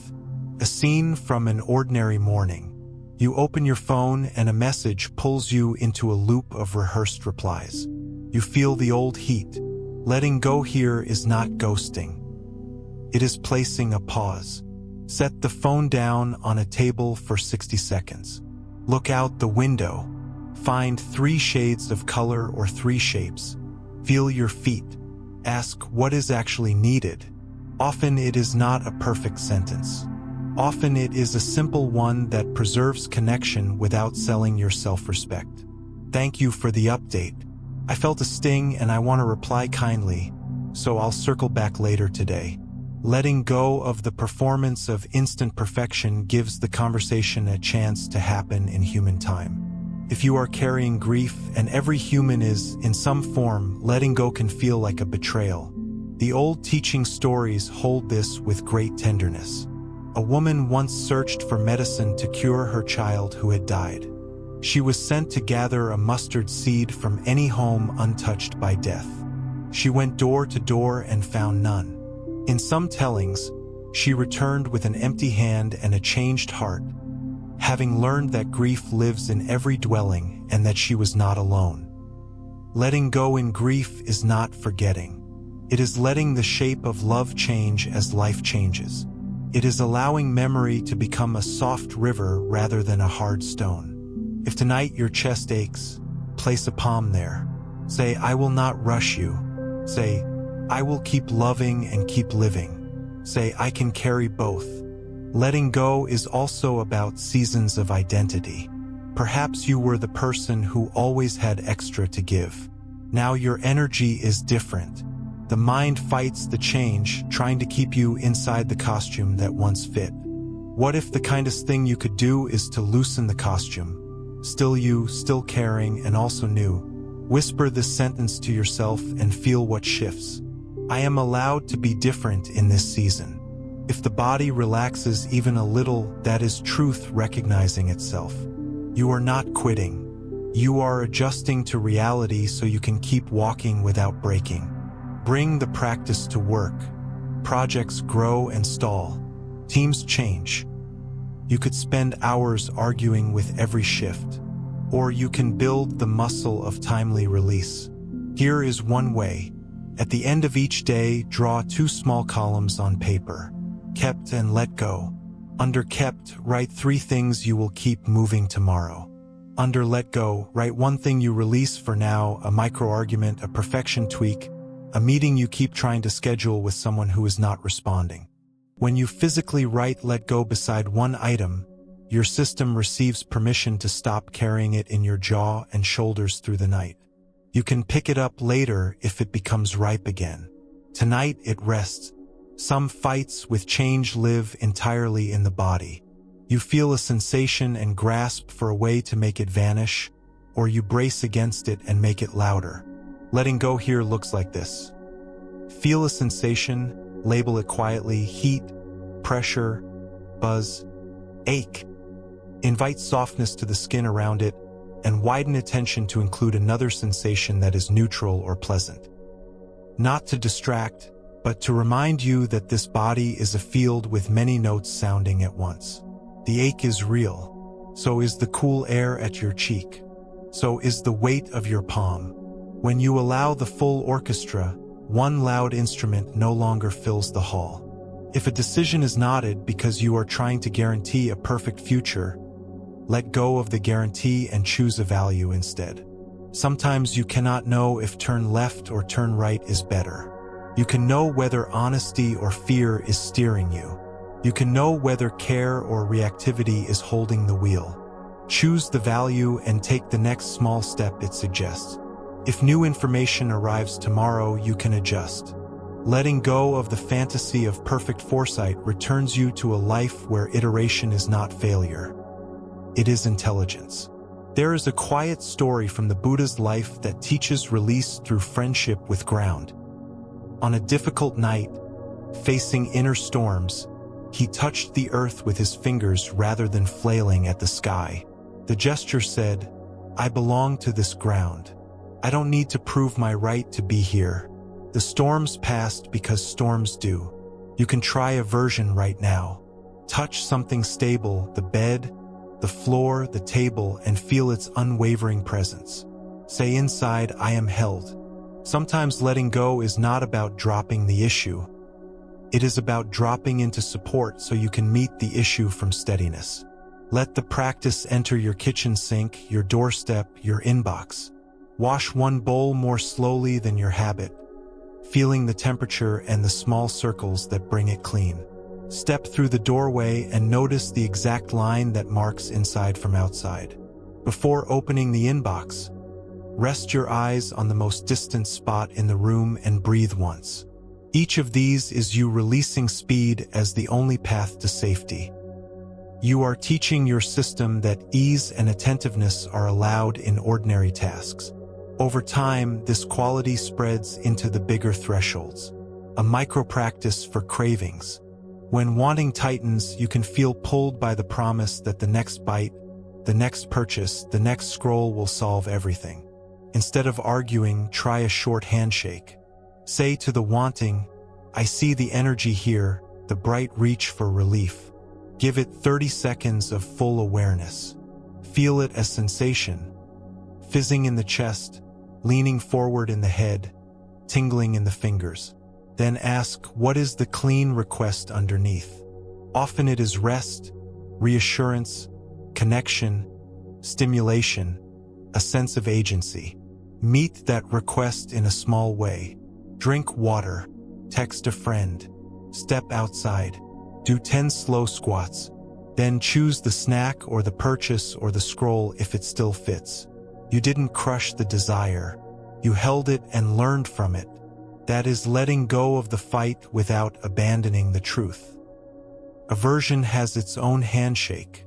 When pushing away spikes, you can feel yourself harden, ready to say no to the whole moment. Pause and label the shape. Heat in the face, narrowing eyes, a flinch at the throat. Whisper, resistance is here. Touch your jaw lightly with your fingertips. Soften your gaze to widen your field of view. Ask, what boundary protects my care without adding harm? Maybe it is stepping back for 5 minutes. Maybe it is a clean, warm sentence. Maybe it is leaving the room. Letting go does not mean you stop saying no. It means your no is chosen, not automatic, precise, not punitive. And confusion, the fog that can feel like failure, sometimes just means your system is saturated. The kindest letting go is to release the demand for clarity right now. Put the question on paper. Fold the paper and place it somewhere that marks a return, the kitchen counter in morning light, the desk you use when rested. Then take a brief ritual of resimplifying the body. Splash cool water on your face. Stretch your hands open and closed 5 times. Look at something green. Come back later and see if the fog has lifted on its own. Often it does when you are not pushing the pond with a stick. There will be nights when letting go feels impossible. That is part of the truth. On those nights, switch the focus to allowing. Say, I allow this tightness to be here without a second fight. I allow these thoughts to pass through without wrestling each one. I allow the body to do what bodies do when they are tired and protecting. Allowing is a cousin of letting go. When you cannot drop the rope, you can stop pulling harder. Often that is the move that saves your hands from more burning and creates enough space for breath to return. If sleep is near, try the night shelf ritual. Sitting at the edge of the bed or lying down, name out loud the 3 heaviest items your mind is holding. After each name, make a small gesture of placing. A hand moving from heart to bedside table. A breath moving from chest to the space above you. Say, this can rest here until morning. If any item refuses, reduce its size. Not the whole project, just the one email. Not the whole relationship, just the next honest sentence. Place the smaller thing. You are not abandoning your life. You are stewarding your energy so you can meet your life with freshness. There is a kindness in the way you rise after letting go. You don't snap back upright. You pause, feel the new space, and decide what to fill it with. Sometimes it is nothing. Sometimes it is music, or a glass of water, or stepping outside to let the sky cool your face. The space created by release is fertile. Trust it. Don't rush to crowd it. Let new clarity grow the way seedlings do, in their own timing, reaching toward light you cannot manufacture. Before we pause, bring to mind one phrase that helps you open your hand. Choose something plain. I can loosen here. Or, I will not grip what hurts to hold. Or, I trust what I have practiced. Repeat it quietly with your exhale for 10 breaths. Feel where it lands, in the shoulders, the belly, the center of the chest. Place it like a small stone on the windowsill of your attention. When tomorrow pulls, it will catch a little light and remind you. If you are ready to rest now, let the weight of your body be one long letting go. Back of head, let go. Jaw, let go. Throat, let go. Shoulders, let go. Arms, belly, hips, legs, feet, let go. Imagine the bed or chair receiving you like a steady shoreline receiving the tide. Nothing in you has to earn this. It is the most natural act in the world, to release into the support that is here. We will keep walking, you and I, through the rooms where change lives. The rooms will be the same and not the same. You will be the same and not the same. What remains constant is your capacity to soften, to see clearly, to care, to let go. That is the living core you can trust when plans move and seasons turn, when praise comes and goes, when the heart cracks and mends and cracks again in the beautiful work of loving a real life. There is another old story that speaks softly about release. A traveler builds a raft from reeds to cross a wide river. When they reach the far bank, they bow to the raft in gratitude. Then they set it down and continue on foot. Carrying the raft through the forest would be absurd, even though it just saved their life. You have built many rafts in your time, coping strategies, beliefs, habits that got you through. Letting go does not dishonor them. It thanks them and puts them down when the terrain changes. If you feel yourself dragging a once useful raft over dry land, pause and ask, is this still a river? If not, bow and release. Your hands will be freer for what this season actually asks. Forgiveness belongs here too, but in a gentle, grounded way. Forgiveness is not forgetting or excusing. It is releasing the ambition to keep replaying the moment as a way to feel safe. Reconciliation is a separate question. You can forgive and still choose distance. The letting go inside forgiveness sounds like this. I release the job of making the past different. I choose a boundary that protects the future. If your body tightens at the thought, let the practice be small. Forgive one breath length. Forgive the part of you that cannot forgive yet. Set down the fantasy of instant resolution. Even that is a load your shoulders don't need. Sometimes the most stubborn grip is the one we have on a feeling about ourselves. Shame says, hold me forever so you remember not to make this mistake again. Letting go answers, I can learn without being cruel. Try this sequence when shame rises. Name the action clearly. Name the impact honestly. Name one repair. Then set down the whip. I did X, caused Y. I will do sto repair. And now I release the job of punishing. Repeat if needed. Your nervous system learns that growth is allowed without self-wounding, and the grip softens faster next time. Bring letting go into your relationships with a practice of warm endings. Endings happen constantly. A call, a workday, a visit, an argument, a season. When you leave them ragged, your mind drags them along like open tags in a browser. Choose one small closing gesture you can repeat. After a call, one breath with your eyes on the horizon. After work, one sentence spoken at the doorframe, Work stays out here. Home is in here. After an argument, one line texted when things cool. I care about you and I want to keep learning. Repetition trains the body to set things down with dignity. Letting go in the body can be as simple as gravity practice. Lie down or sit back and invite each area to drop by name. Back of head allowed to be heavy. Throat unclenching. Heart space loosening around what it holds. Belly softening like warm dough. Pelvis widening a shade. Legs surrendering their weight. Feet released into the floor. Hands uncurled. If you only have 10 seconds, choose jaw and shoulders. Those two alone often tell the rest of you that the fight can end for now. There is a modern ritual I love called Trash Day Mind. On the day your household waste goes out, write one sentence on a piece of scrap about something you're ready to stop gripping. Fold it and put it with the trash. You are not throwing away a person or a value. You are discarding the tight-fisted argument you've been using against reality. The physical act matters. Bodies understand paper in a bin better than they understand impressive philosophies. If you don't have a bin nearby, place the note under a small stone on a windowsill. Each time you see the stone, remember your hand can open again. If a habit clings, doom scrolling, late-night snacking, reflexive defensiveness, letting go benefits from a reroute rather than a raw no. Give the energy a new channel.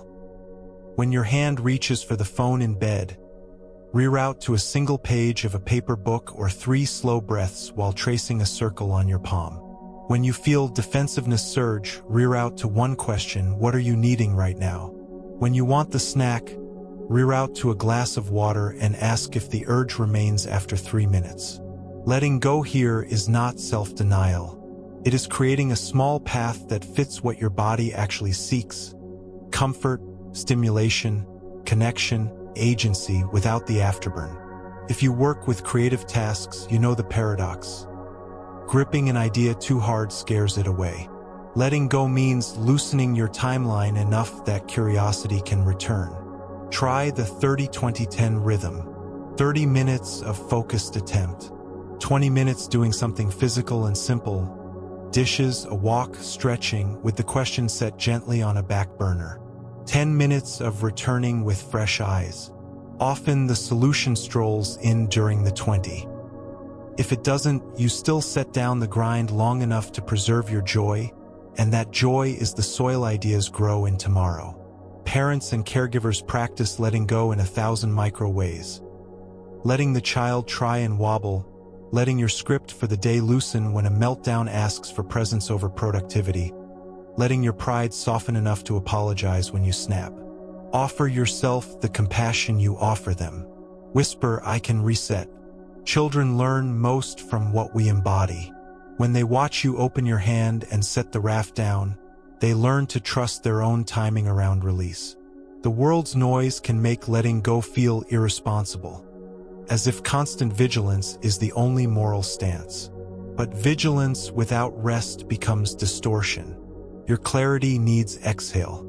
Try the news window. Decide a window of time and a purpose.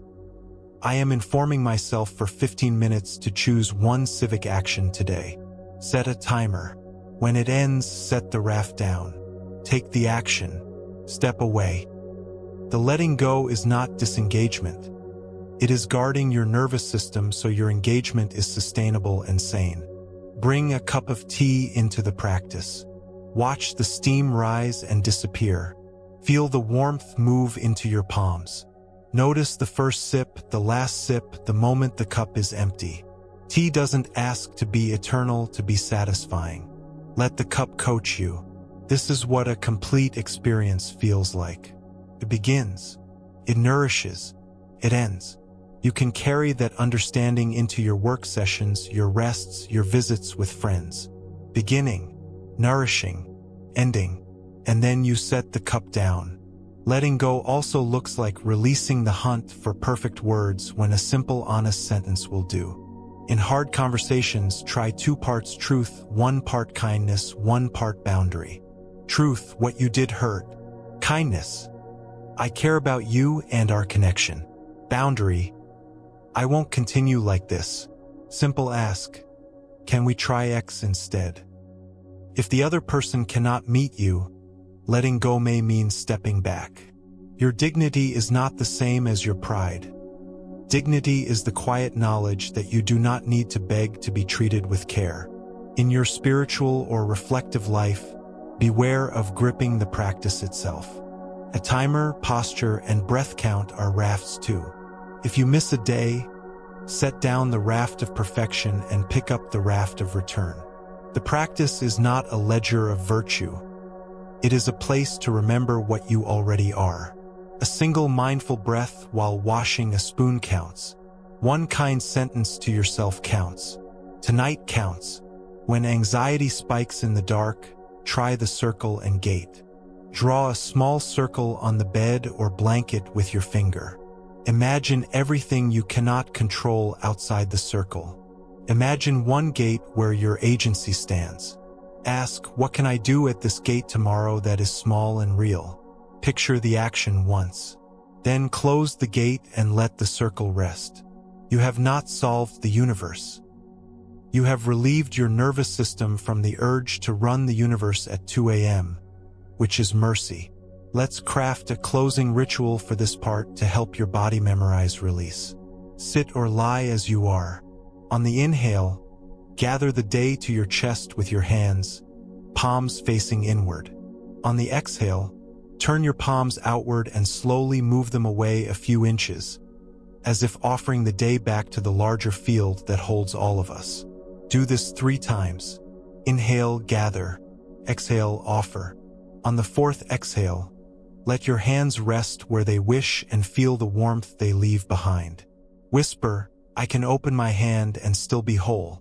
Before we pause, choose one small place in your life that will receive tonight's letting go. Maybe the sentence you keep rewriting. Maybe the closet you keep meaning to clear with kindness. Maybe the memory you revisit with a grimace. Name it once. Promise one humane action. Then let the promise be light in your pocket, not a rock. You are not doing battle with yourself anymore.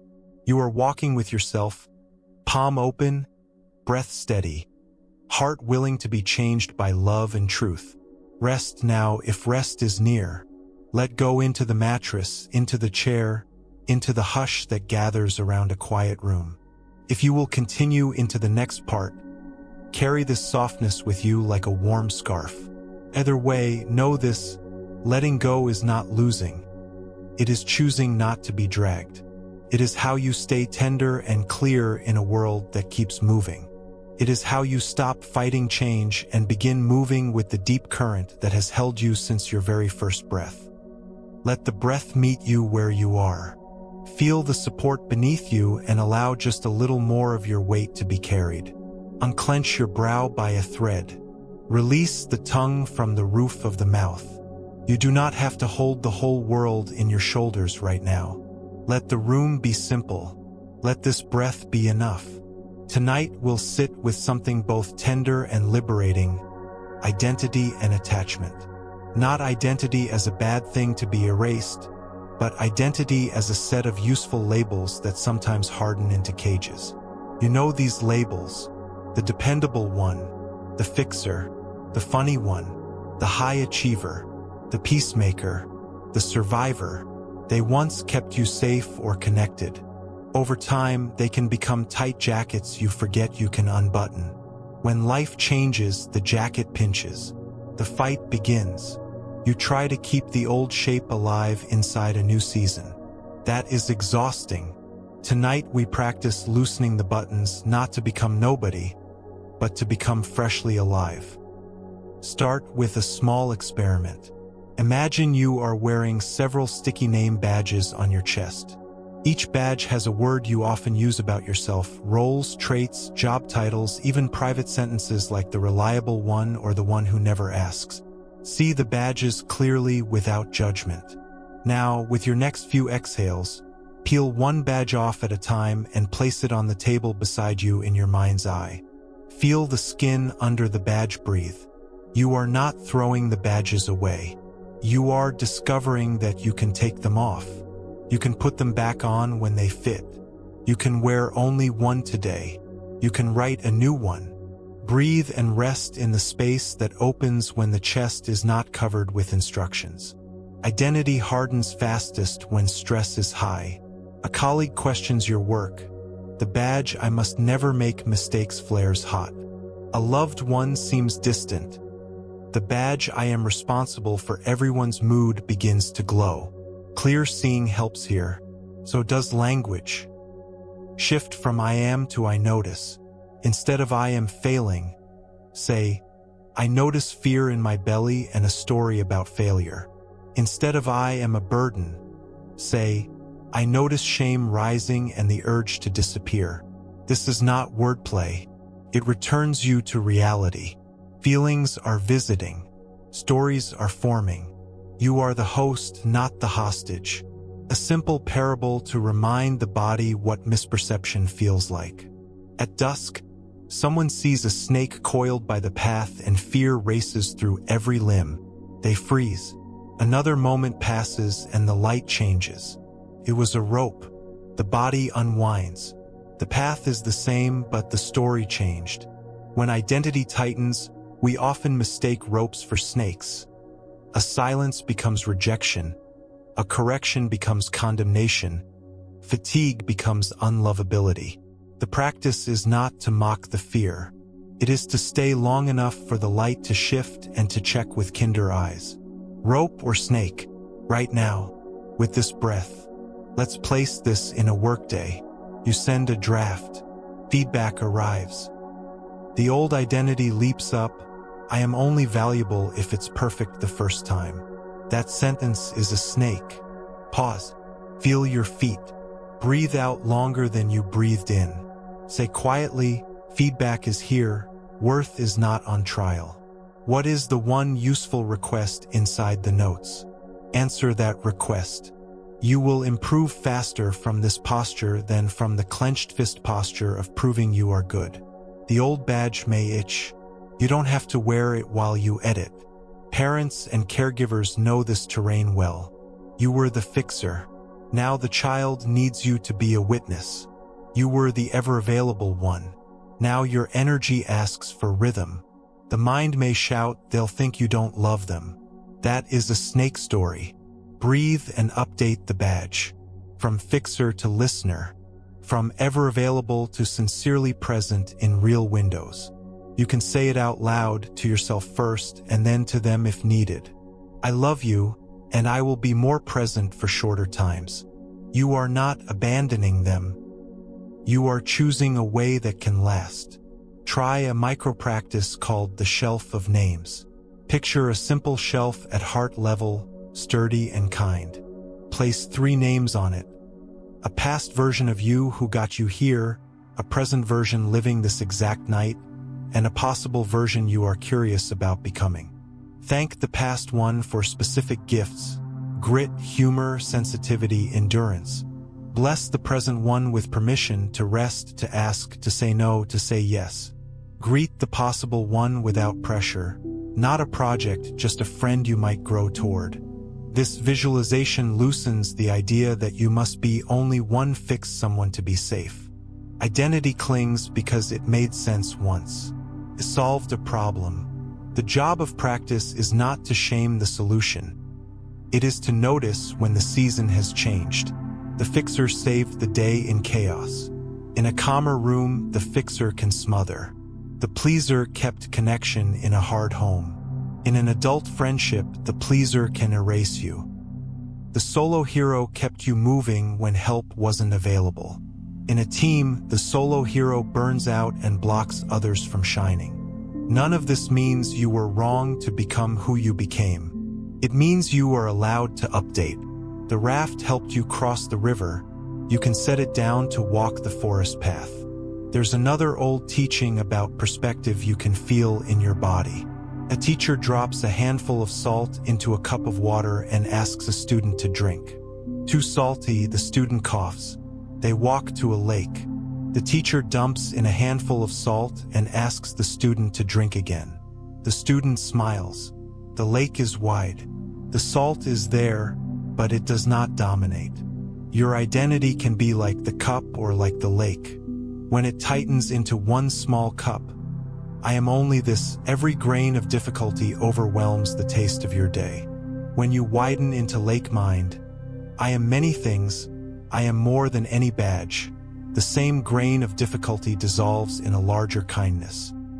Tonight, breathe into width. Feel the ribs expand. Whisper, I am allowed to be lake. Sometimes the fiercest fight is with the identity called the good person. This badge is noble and heavy, can make you hide anger and grief. It can make you say yes when your whole body means no. Let's make room for a truer badge.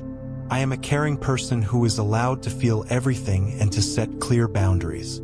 Try one sentence and watch how your body responds. I can be kind and still disappoint someone. If a small ache rises, place a hand on it. Say to that ache, I know you learned that love equals compliance. We are learning that love equals truth plus care. Bring this to a relationship conversation. Someone says, you've changed. The old badge hears accusation and scrambles to prove sameness. The updated badge hears information and gets curious. You can answer, I am changing, yes. I hope the change makes me more honest and more able to love well. Tell me what you see, then listen. You do not need to agree with every reflection. You are holding your own hand while you consider whether there's a rope or a snake inside the words. A tiny practice for moments when the identity voice is loud. 3 breaths, 3 questions. Breath 1, what am I defending? Breath 2, what do I most want to embody here? Breath 3, what is one sentence that serves that embodiment? Example, defending my image as always on, want to embody care. Sentence, I can do this tomorrow with a better mind. Or defending being right, want to embody connection. Sentence, tell me more, I might be missing something. These are micro pivots. Over time, they change the shape of your days. Let's meet the 3 frictions inside identity. Wanting says, I must be seen this way to feel safe. Pushing away says, I will reject any view of me that is not flattering or familiar. Confusion says, I have no idea who I am when the badges come off. Compassion meets each. To wanting, of course you want belonging. Let's root belonging in values and care, not in a rigid costume. To pushing away, of course you guard yourself. Let's open a window so feedback that helps can enter without flooding the room. To confusion, of course you feel wobbly. Let's stand with you while you try small honest steps and see which ones become your way. You might wonder who you are without the badge. The answer lands simplest in the body. You are a breathing, sensing, caring being who can learn. You are a person capable of placing attention, making choices, offering warmth, and telling the truth as gently as you can. Start there. What you do grows from that. The rest is clothing you can change. An evening ritual can help the nervous system believe this. Call it the wardrobe of roles. Stand at a threshold, a doorway, or the side of your bed. Name the roles you wore today. Worker, friend, parent, partner, patient, helper, student. Then, with a small gesture of your hands, pantomime hanging each role on an invisible hook. Say, thank you for your service today. Rest. If a role clings, the argument, the unfinished task, hang it twice. You can put any role back on tomorrow. Tonight, the human under the roles gets to breathe. You can practice a softer way of introducing yourself, even if only in your thoughts. Instead of, I am X title at Y company, try, I care about A and I'm practicing B. For example, I care about reducing harm and I'm practicing clear communication. Or, I care about creativity and I'm practicing steady work with good rest. This shifts identity from a fixed noun to a living verb. Verbs can move with change without breaking. A story from the old texts that I love for its humility. The Buddha picked up a few leaves in a forest and asked the monks, which are more, these leaves in my hand or the leaves in the forest? They laughed, of course, the forest. He said, what I teach is like the leaves in my hand, enough to end unnecessary suffering. There is so much more that could be said, but this handful is sufficient. Let this guide you as you update your identity. You don't need a grand unified theory of who you are to live tonight. You need a handful of living truths. Ikare. I can learn. I will be kind and clear. I will set down what hurts to hold. I will rest. Another tiny practice. Mirror and candle. Imagine a mirror in your chest that reflects the moment as it is, and a candle beside it that warms the reflection with kindness. Identity work without the candle can become cold and clinical. Identity work without the mirror becomes sentimental and vague. Keep both. Look clearly. Warm what you see. When shame arrives dressed as identity, I am the one who breaks things. I am the one who is too much. I am the one who is never enough. Try this 3-step repair. First, translation. Turn the identity into a present moment experience. Shame says, I am the one who breaks things. You translate, I notice regret and fear about a mistake. Second, temperature. Place a hand where the feeling lives and breathe until the heat or tightness reduces by 1 degree. Third, repair.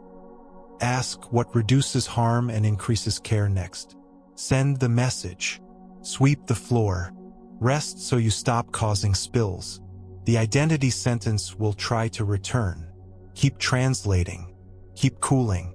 Keep repairing. This is how you become trustworthy to yourself. Sometimes the badge that clings is a heroic one, the one who holds it together, the one who never falters. If that badge is heavy, borrow a line for tonight. I can be held while I hold. Practice being held in tiny ways. Let the chair take more weight. Lean your head into your own palm for 10 seconds.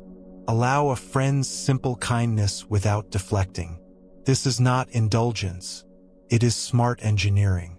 Bridges rest on pillars. You are not the pillar and the span and the sky all at once. Let identity loosen in your phone too. The feed invites performance. You can let your presence there be aligned with values instead of driven by image.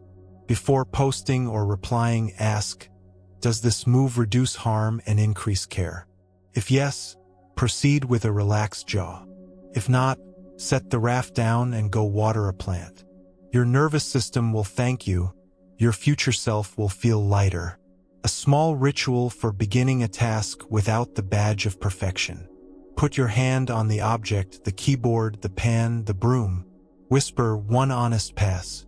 That's all. Do the pass. Stop. Rest. Adjust. Do another pass later. Identity loves dramatic promises. Practice loves small, repeatable moves. Let yourself become a person who trusts the next small pass more than the performance of getting it all right in one blaze. Let other people be new, too. Identity fights often begin when we insist we know who someone is and refuse to update. The friend is always late.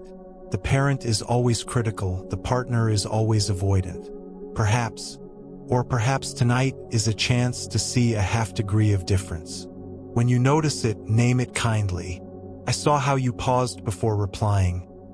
Thank you. I noticed you arrived on time today. It helped. Catching and naming small deviations from the script invites growth. It also frees you from carrying the old story like armor. If sleep is near, we will close with a gentle sequence. Place one hand on your heart, one on your belly. Breathe in for 4, out for 6, for a minute. On the last 3 exhales, repeat a phrase that loosens identification. I can be new. I can be honest. I can be kind. Then imagine all the badges you set on the table tilting like little boats and sailing toward the far wall, resting there for the night. You can pick up whichever ones fit in the morning. For now, the human who wears them is allowed to be simply a living body, breathing in a quiet room. Before the eyes soften fully, choose one place where you will practice tonight's lesson tomorrow. Perhaps you will answer one message without the badge of instant rescuer. Perhaps you will sit with one discomfort without the badge of dramatic identity, just a person with a sensation breathing. Perhaps you will ask for help once and let the good that comes be true. Name it once. Let the body feel the honesty of that move.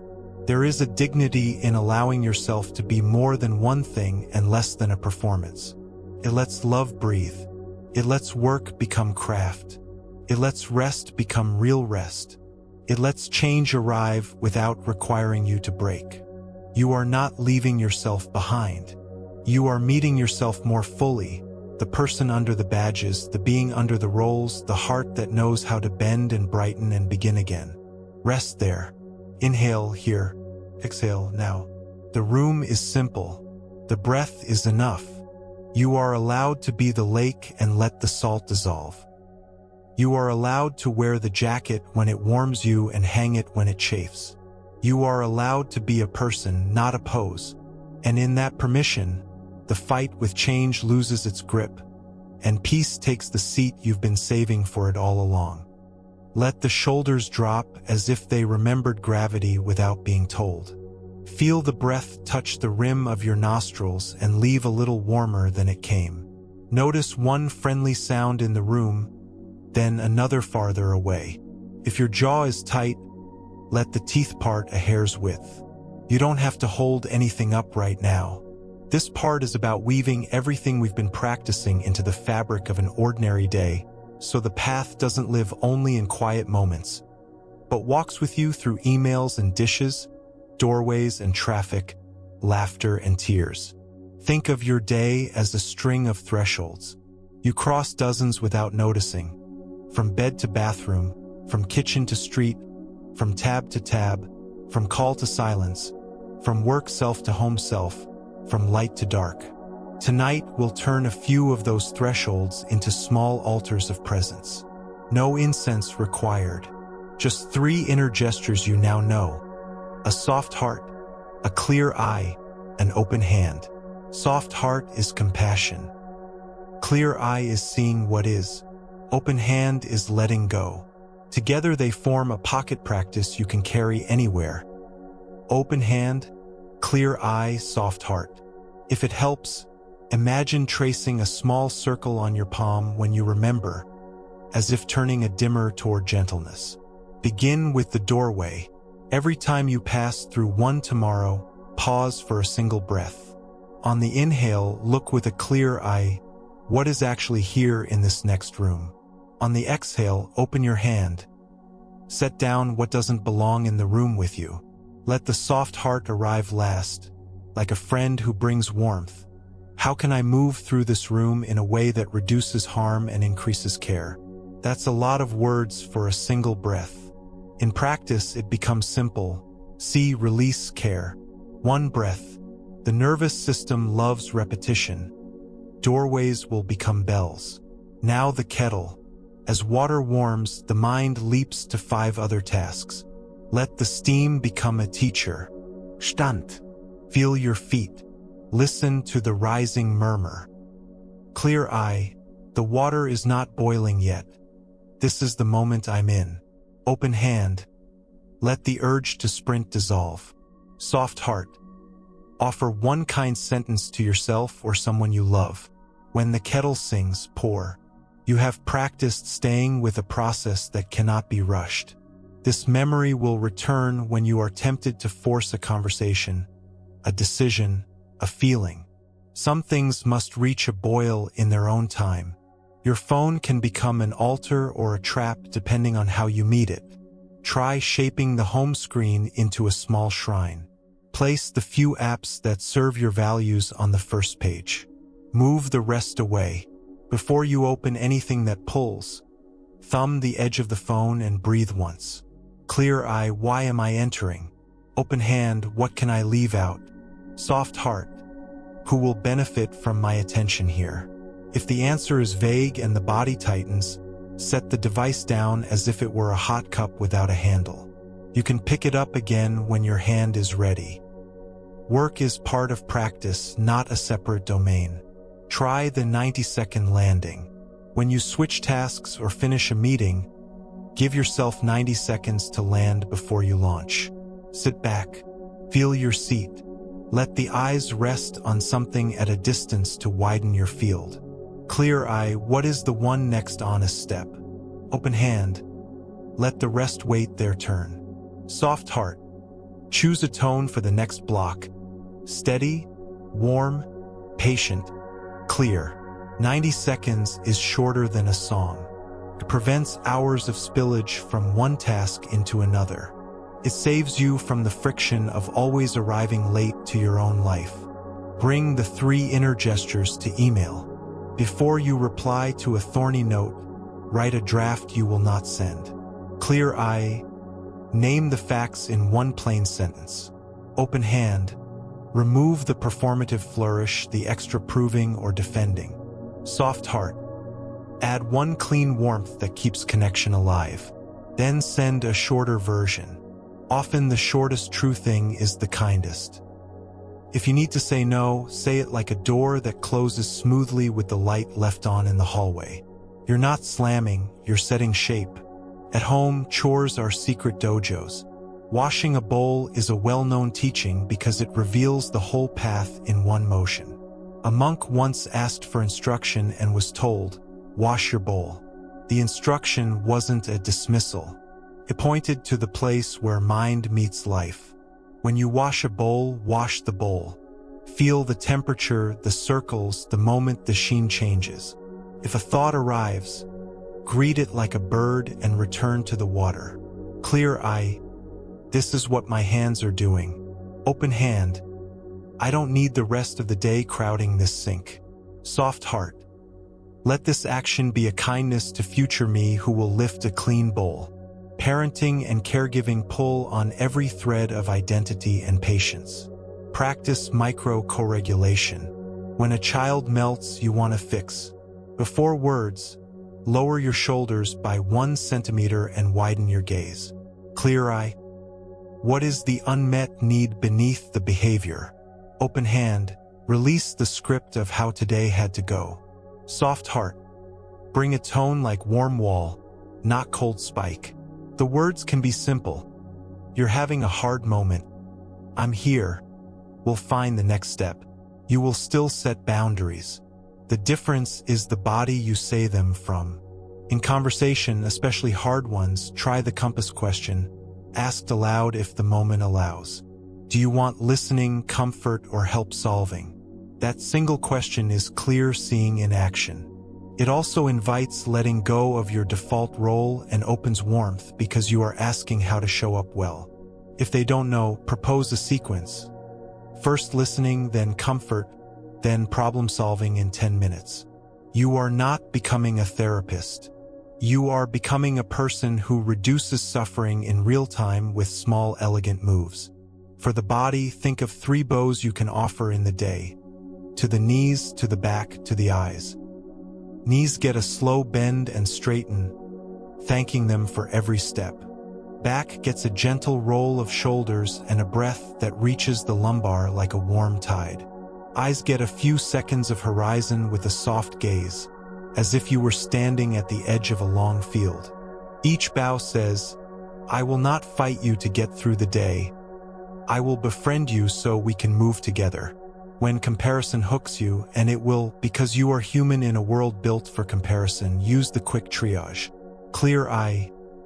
Name exactly what you're envying, not the whole person's life, just the slice. Open hand. Release the fantasy that their slice tells the whole story. Soft heart. Bless what you value in what you saw and take one small step that embodies that value today. If you envy their steady practice, set a 5-minute block for your craft. If you envy their belonging, send a warm message to one person you like. Envy becomes a map instead of a bruise.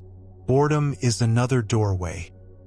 In the old language, restlessness and dullness are twin traps. When boredom arrives, the mind says, anything but this. Clear eye looks closer. Is this boredom a cover for tiredness, for fear, for grief? Or is it the healthy quiet after a sprint? Open hand lets go of the demand for constant stimulation. Soft heart offers a nourishing alternative that doesn't inflame the nervous system.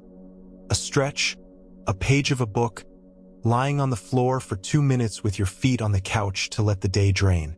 You are building the capacity to be with spaces that used to scare you. That capacity is peace. At thresholds of day, morning, midday, evening, you can place small anchors that keep you from drifting. Morning can be 2 honest sentences. One about what you care about today, one about how you will care for yourself as you go. Midday can be the 90-second landing and 3 slow exhales. Evening can be the bedside bowl you already know, plus a 5-line review.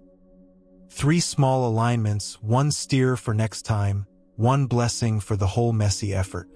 The point is not to collect rituals. It is to choose a few and repeat them until your body trusts them. A short story for perspective. 2 monks argued whether a flag was moving or the wind was moving. A teacher said, "Neither flag nor wind. Mind is moving." Your day can feel like a flag battered by wind, or like wind that never stops. Clear seeing adds a third option: mind is moving. When you notice that, you can stop fighting the flag or the wind and tend to the movement inside. 1 breath, 1 question, 1 open hand. The flag still waves. The wind still blows. You are less at their mercy. Conflict will visit. Prepare a simple repair kit and keep it close. It contains 3 items. A clear apology when you've added harm, a boundary stated without heat, and a request spoken plainly. "I'm sorry I raised my voice. I care about you and I'll take a break next time. I won't continue this conversation if insults start. I want to talk when we can be kind. Would you be willing to pause and try again with slower voices?" You won't always wield the kit perfectly. Having it at all changes the fight.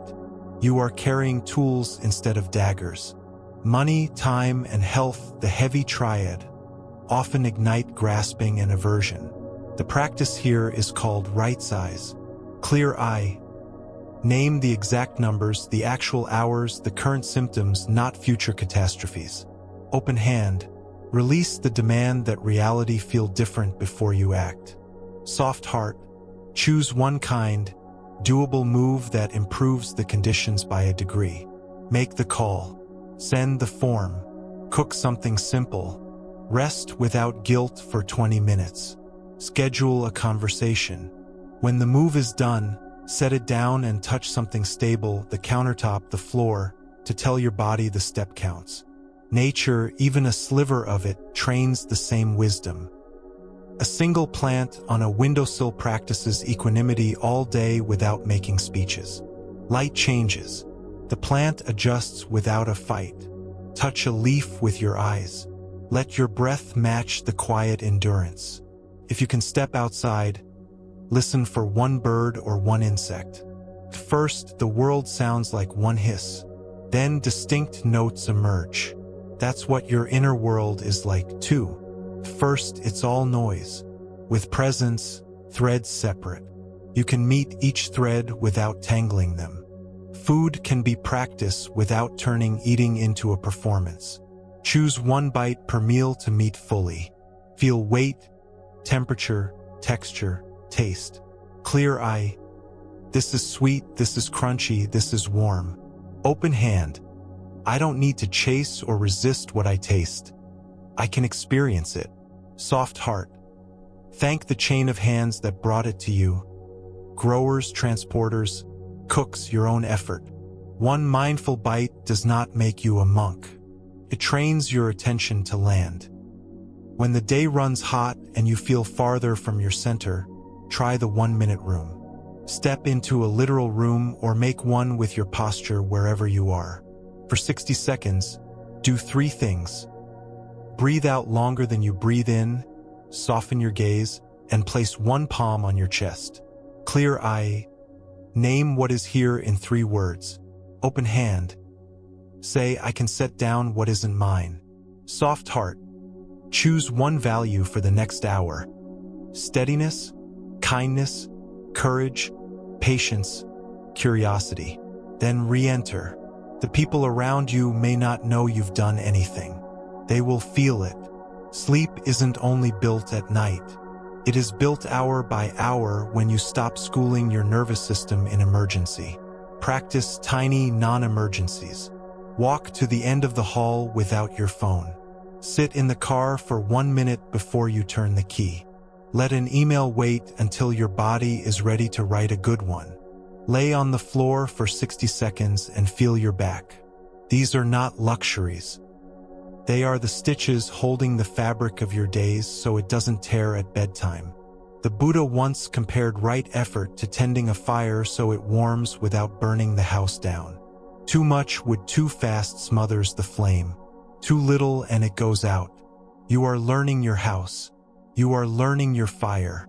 On days when you add too much and smoke fills the room, open a window and reduce the fuel. Fewer tabs, fewer commitments, fewer arguments. On days when the flame wanes, add small dry sticks. Sunlight, water, a call, a walk, 2 honest pages of work. The point is not to be perfect. It is to stay in conversation with your life. Let's integrate with a tiny script you can whisper at any threshold. See, soften, step. See the moment clearly enough to choose. Soften your jaw, your shoulders, your belly. Step in the direction of less harm and more care. 3 words. When the mind wants a grand plan, give it this simple one and watch how often it fits. If guilt pricks when you care for yourself, remember the math of presence. A brittle you helps less, loves less, listens less. A resourced you is not selfish. It is generous in a way that lasts. When you pause, you are not abandoning the world. You are returning to it capable of kindness. Repeat that as needed, especially in a culture that confuses exhaustion with virtue. End this part with an ordinary blessing. Look around your space and pick one object that has been faithful today. A mug, a pen, a lamp, a pillow. Hold it or place a hand on it. Thank it for its simple service. Clear eye, it is just what it is. Open hand, I don't need it to be more. Soft heart, may everything in this room be used for care. Then set the object down slowly, as if it were teaching you how to set yourself down. If sleep is near, lie back and let the room dim even if the lights are still on. Note the points of contact: back of head, shoulder blades, hips, calves, heels. Let each point grow heavier by 1 small degree. Whisper your 3-word map once more. See, soften, step. Except now step means step into rest. If you are staying awake, carry the map into your next hour. Doorways will be bells. Steam will be a teacher. The phone will be an altar you enter on purpose. Your hands will learn to open sooner. Your eyes will learn to see with less drama. Your heart will learn that warmth is not weakness. It is wise. You are not trying to live a holy life far from ordinary things. You are learning how holy ordinary things already are when you meet them with attention, honesty, and care. That is how the fight with change slows and ceases. You are not beating the river this way. You are learning to float and swim and sometimes sit on the bank with your feet in the water, smiling because the water is the point and the sky is kind and this breath is real and enough. Take a slow breath and let the room be simple again. Notice what is steady: the floor, the chair, the quiet glow around ordinary things. Let your jaw loosen by a thread. Let your hands rest as if they have nothing to prove. You are already doing the brave work just by showing up. Tonight we'll sit gently with 3 currents that move through every human day. You have met them before in different language: craving, aversion, and confusion. I like to call them reaching, bracing, and fog. They are not enemies to defeat, but energies to understand and reshape. When you stop fighting change, you will still feel reaching, bracing, and fog.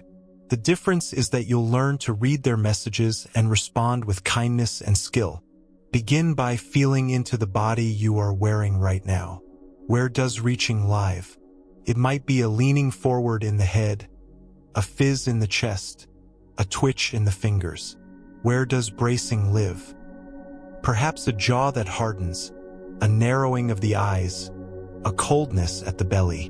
Where does fog live? Maybe heavy eyelids, a drift of attention, a sense of being wrapped in wool. You are not diagnosing. You are taking attendance. Say quietly, reaching is here, bracing is here, fog is here, or perhaps none of them is loud right now. That is also information. This simple attendance shifts you from being pushed around by weather to being the sky that notices weather. Reaching is the power in you that moves toward what you love or think you need. When it is balanced, it becomes healthy motivation, care, commitment. When it tightens, it becomes grasping and makes even sweetness feel like a chase. Imagine reaching as a hand. The wise hand holds and releases in rhythm. The tense hand clamps until the knuckles ache. You can feel this with the smallest example. You refresh your messages again and again, hunting for a signal that you matter. Clear seeing says you already matter. Refreshing might be a habit trying to feed a deeper need for reassurance or meaning. If you touch the deeper need, the refresh key loosens its spell. Try the 30-second reach ride. The next time you feel the bright pull, one more scroll, one more bite, one more check, pause for half a minute. During the first 10 seconds, feel the sensation of reaching in your body with precise attention, as if you were listening to a familiar song. During the second 10 seconds, breathe out longer than you breathe in and say inside, I can hold this energy without obeying it. During the third 10 seconds, ask, what is the clean request underneath? Rest, contact, stimulation, progress. Then meet that clean request in a small way. If the original action still fits, choose it with a relaxed jaw. This is not about policing desire. It is about untying it from panic so you can enjoy what is good without being dragged by what is frantic. Bracing is the power in you that protects against harm. When it's balanced, it becomes boundary, courage, clarity. When it hardens, it becomes aversion and turns the whole moment into an enemy. Bracing often speaks in absolutes, never, always, impossible. It says the only safety is to reject or run. If you can catch bracing at the level of sensation, heat in the face, a shove in the chest, a knot at the throat, you can meet it before the harsh words leave your mouth or the hasty exit steals your chance at connection. You are not promising to accept harm. You are promising to choose your no from wisdom rather than reflex. Try the warm wall move the next time you feel bracing spike. Warm your face with your palms for a breath. Let your eyes widen a little to take in more of the room. Say quietly, resistance is here, boundary is possible. Then speak the boundary like a wall warmed by sun. I won't continue like this. I want to keep this kind. Or I need a pause. I will return at noon. Or even silence paired with stepping away. The body will learn that you can protect yourself without scorching the field.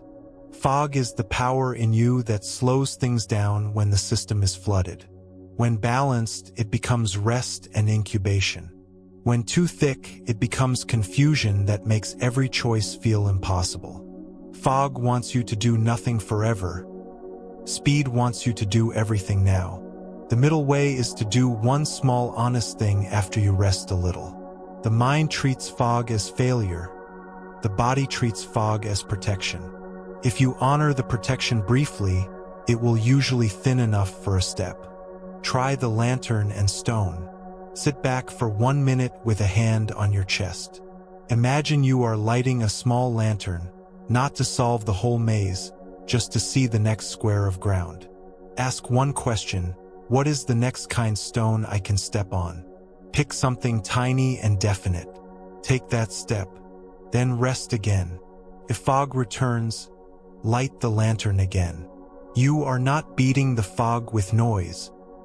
You are accompanying yourself through it. The old stories tell of a night when the Buddha faced the personified energies of reaching, bracing, and fog. A figure called Mara. He didn't run Mara out with force. He didn't pretend Mara wasn't there. He placed a hand on the earth and said, "I see you." In some tellings, he set out a cushion and said, "You can sit with me." Mara sat a while and then left. This is not a story about letting anything happen. It is a story about the power of recognition.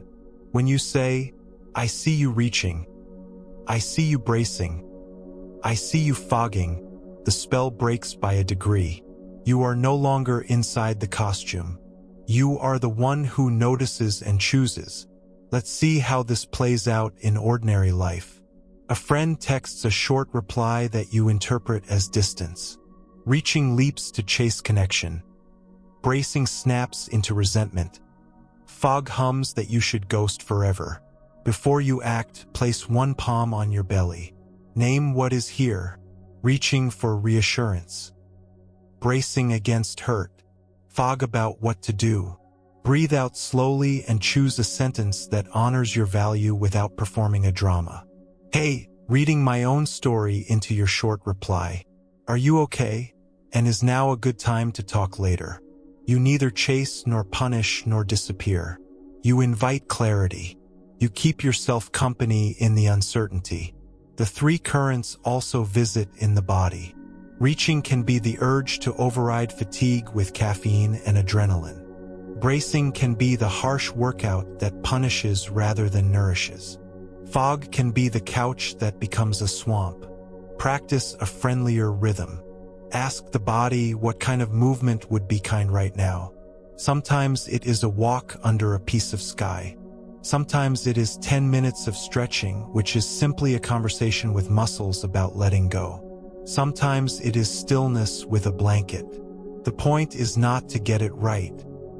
The point is to stop fighting the body as if it were a disobedient tool and start working with it as a teacher that speaks in sensation.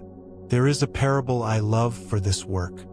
A student asked a teacher how to deal with demons that kept visiting at night. "Invite them to tea," the teacher said. "Do I give them sugar?" the student asked, worried. "Give them attention," the teacher said. "Don't feed them cakes of panic or cups of shame. Offer them a plain seat and listen." Demons do not like being seen clearly. They prefer shadows and speed. When you light the room with attention, some demons shrink into small, reasonable requests. "I want rest. I want reassurance. I want less friction." Others reveal that they belong outside your door. Then you can escort them out and lock the latch. Attention is the light. Kindness is the temperature. Boundaries are the door. You know these tools now. Self-talk needs an upgrade here, or the old scripts will keep the current stuck. The reaching voice says, "If I get this thing, I will finally be okay." Upgrade it to, "If I get this thing, some things will be easier and some will stay human, and I will care for both." The bracing voice says, "If I say no, they will reject me." Upgrade it to, "If I say a true no kindly, the right connections will deepen and the wrong ones will fall away." The fog voice says, "I can't." Upgrade it to, "I can't yet, and I can take one step or rest on purpose and try again." Hear how the upgraded sentences soften your body. They are not affirmations pasted over reality. They are truer maps. Let's fold the three currents back into the old triad, wanting, pushing away, confusion, and the counter moves, release, acceptance, clear seeing. When wanting becomes reaching that tightens, release says yes, desire, but loosen your hand and enjoy. When pushing away becomes bracing that bites, acceptance says yes, boundary, but soften so you don't become what you resist. When confusion becomes fog that drowns, clear seeing says yes, pause, but light a small lantern and move one stone at a time. These are tiny pivots. They don't make a parade. They make a life that hurts less than it has to. Work scenes are perfect practice because they offer constant low-stakes reps. You open your calendar and it is a puzzle. Reaching wants to stack too much. Bracing wants to throw the whole day away. Fog wants to lie on the keyboard. You breathe. You place one anchor task, one support task, one care block. You say, this is what a humane day looks like for this body. When the world throws a change, you move one piece at a time instead of arguing with the board. You will not always succeed. You will always have another day to practice. Even silence can be practice. Sit for a minute with the intention to listen. At first, the mind will reach for stimulation, brace against boredom, or fog into a nap. Smile. Feel your breath. Hear the closest sound, then the farthest. Let your attention widen and soften at once. Silence is not the absence of sound. It is the space that holds all sound. You are learning to be that space. The benefit is practical. When someone you love brings heat, you can be a little more like a room than a match. As night draws closer, the three currents will make their last bids. Reaching will want one more check, one more fix, one more high note to end on. Bracing will want to review everything that went wrong. Fog will either swallow you in blue light or refuse to let you rest. Make a small ceremony that respects them and refuses their extremes. If reaching is loud, write a single line of what you will do tomorrow. Place the note where you will see it, and tell reaching you have been heard. If bracing is loud, put one hand on your jaw and one on your belly and breathe until both hands feel a shade softer. Say, we will repair what needs repair when the sun rises. The fog is odd, heavy but wired. Darken the room by 5%, lower the volume of the day by 5%, and let your exhale lengthen by 1 count. Small degrees change climate. You can also use the 3-bowl ritual, a quiet nod to the old traditions but secular and simple. Place 3 small bowls or cups by your bed or imagine them in your mind. Name them reach, brace, fog. Before sleep, speak one sentence into each.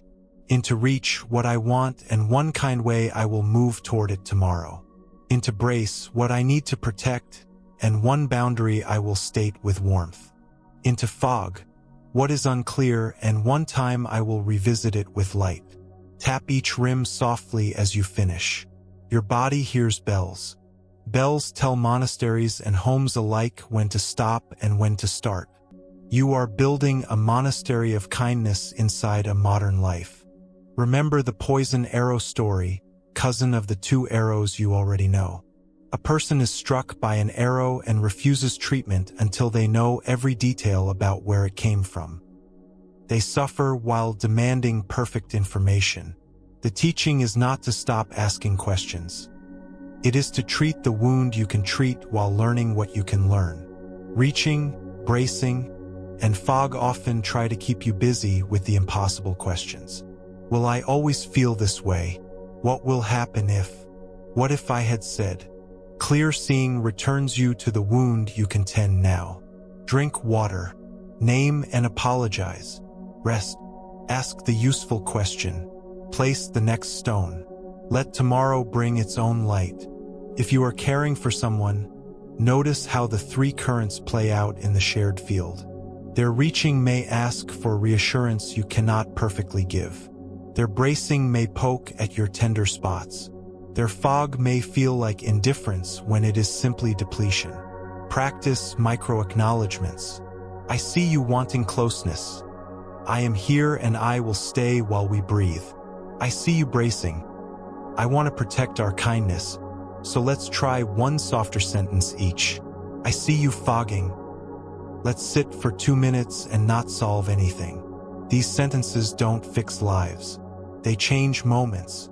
Moments change lives. When you wake in the night, and you will sometimes let the 3 currents guide your return. If reaching is awake, hand it a book of poems or a notebook and give it 5 minutes, then tuck it in.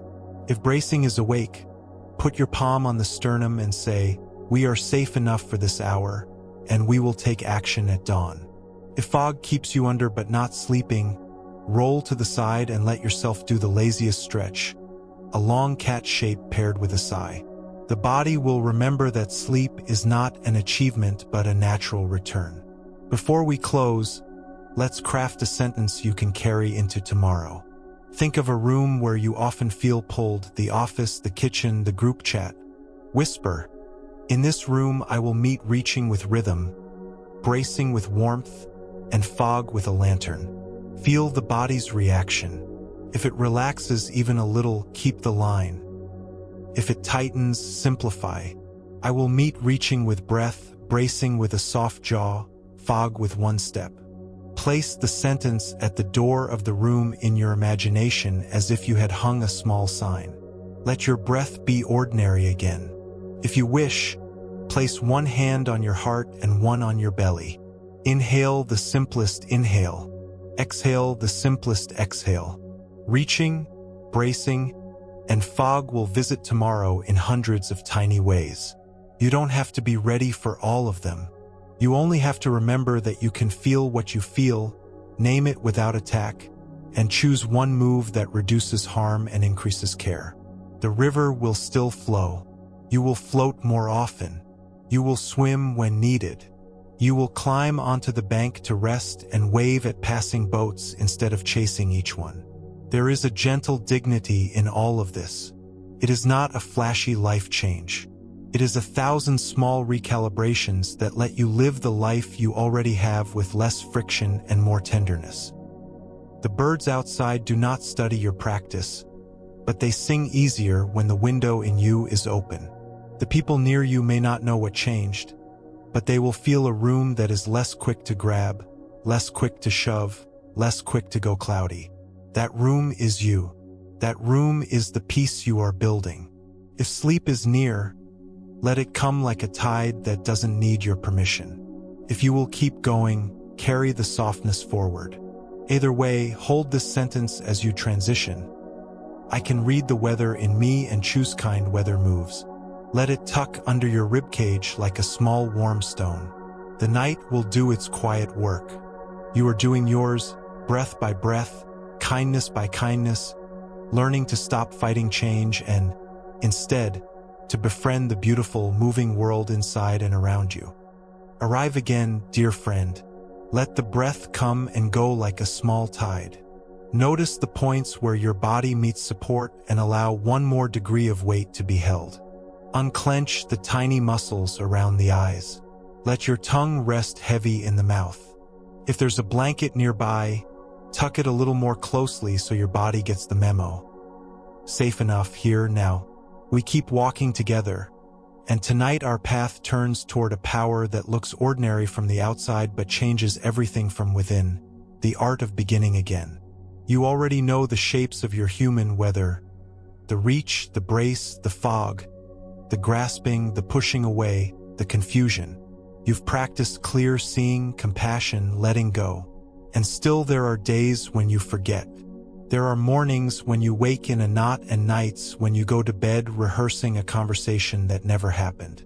This is not failure. This is proof you are alive. Beginning again is the bridge between ideals and the life you actually have. It is how peace becomes durable. Beginning again doesn't ask for drama. It asks for sequence. First, notice you're off the path. Second, turn toward truth without the whip.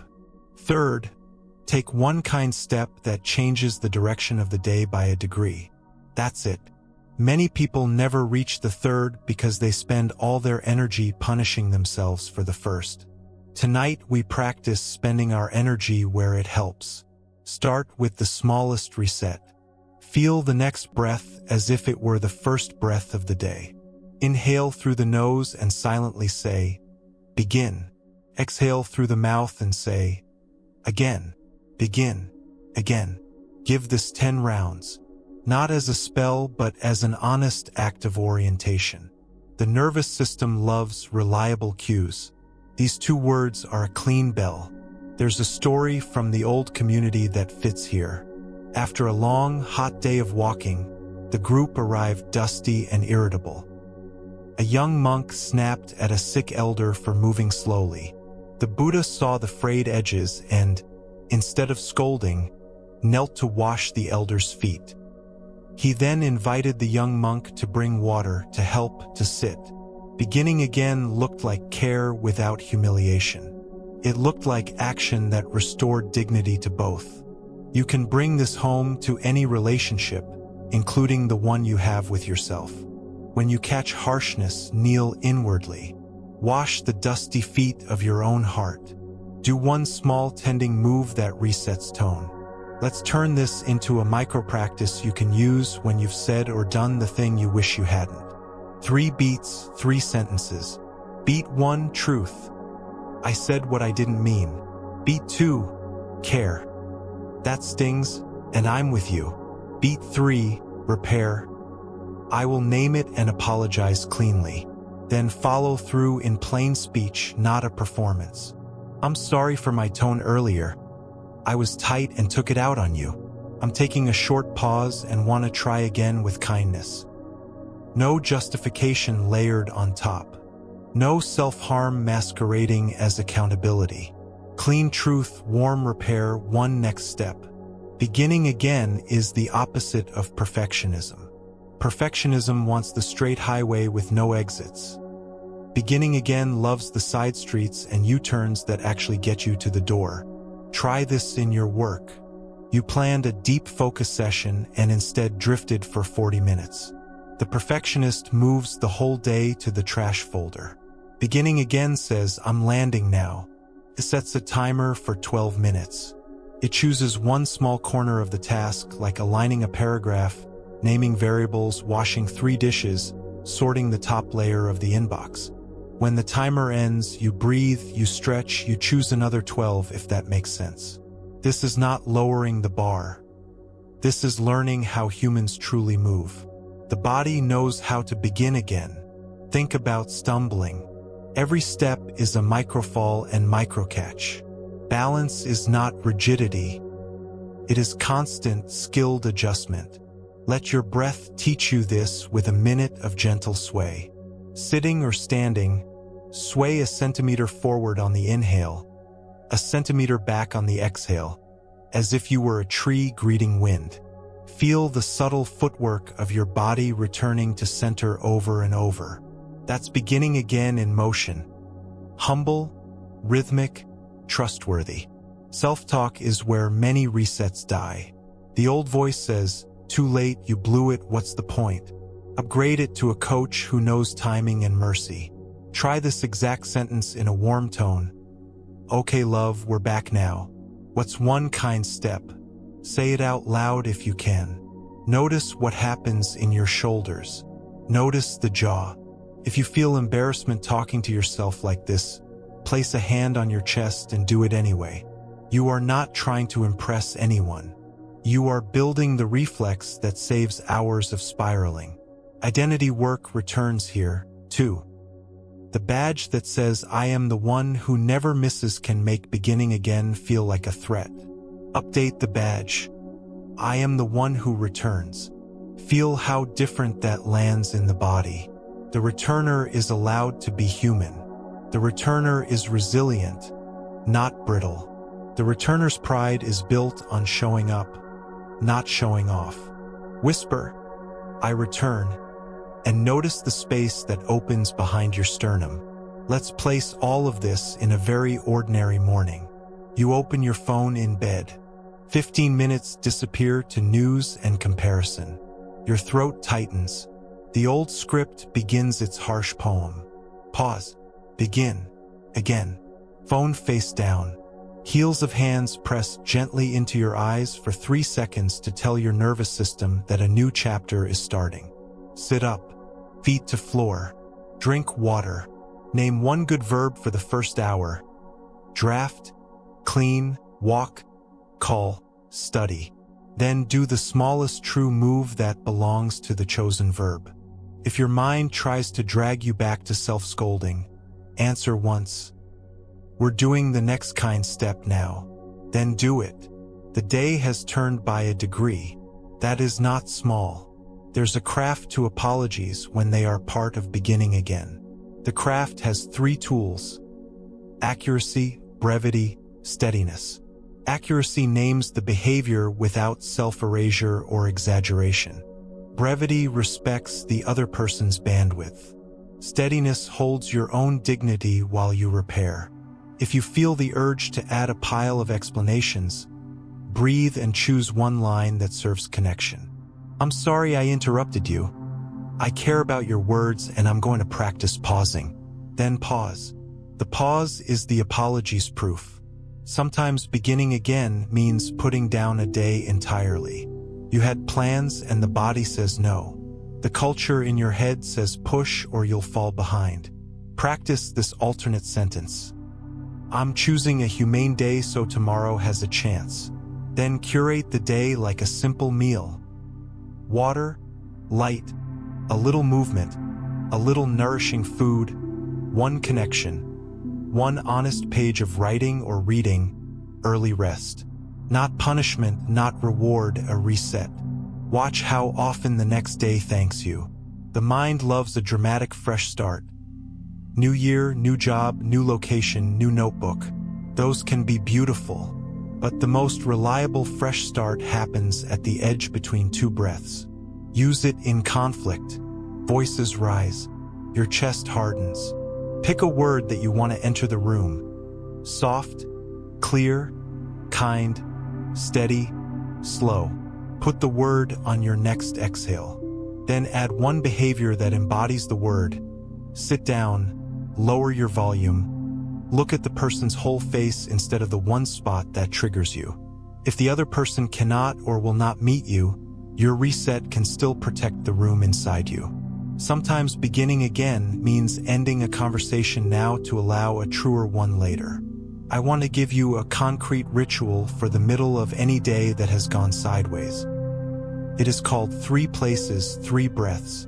Walk to 3 different spots in your home or workplace. A window, a sink, a door. At the window, breathe and say, "The world is bigger than my current loop." At the sink, rinse your hands in cool water and say, "I can refresh in seconds." At the door, touch the frame and say, "I choose how I enter the next room." Then go back to your task or your rest. The body will remember the geometry of that walk even when your mind forgets the words. Another practice is the 1 slate minute. Set a 1-minute timer. For 60 seconds, behave as if you had just woken from the best sleep. Posture tall but easy. Face soft. Breath generous. Eyes curious. When the minute ends, let some of that carry forward. Actors call this given circumstances. Tonight you are a person who is allowed to reset your given circumstances without asking anyone's permission. You are not lying to yourself. You are choosing which muscles to recruit. Beginning again in relationships sometimes requires a quiet confession. Not the heavy kind that demands caretaking from the other person, but the simple kind that clears static. You can say, "I notice I've been short with you today. I'm a little raw inside and I'm resetting." You can say, "I forgot I love you in the last hour. I remember now." The other person may smile. They may not. The point is that you re-entered the room aligned with your values instead of your mood. That alignment feels like health from the inside. Parable you can keep in your pocket. Potter holds up 2 bowls. One is flawless and unused. The other shows a thin gold line where a crack was mended with care. "Which do you want to drink from tonight?" the potter asks. The student reaches for the mended bowl. Because it has lived, the student says. Beginning again is the gold seam that makes you more, not less, trustworthy. Says this person knows how to repair. There are days when your energy and your calendar don't match. The old fight starts. Push, collapse, push. Try the garden view. Walk through the day and label the task seed, sprout, fruit. Seed tasks are beginnings that only need intention and a first touch. Sprout tasks need a little structure and time. Fruit tasks are ready to harvest with a clear pass. Choose 1 seed, 1 sprout, 1 fruit. Begin again with the fruit if you need momentum. Begin again with the seed if you need dignity. Begin again with the sprout if you need a rhythm. At day's end, write which grew. That's how you learn your seasons. Sleep loves beginning again.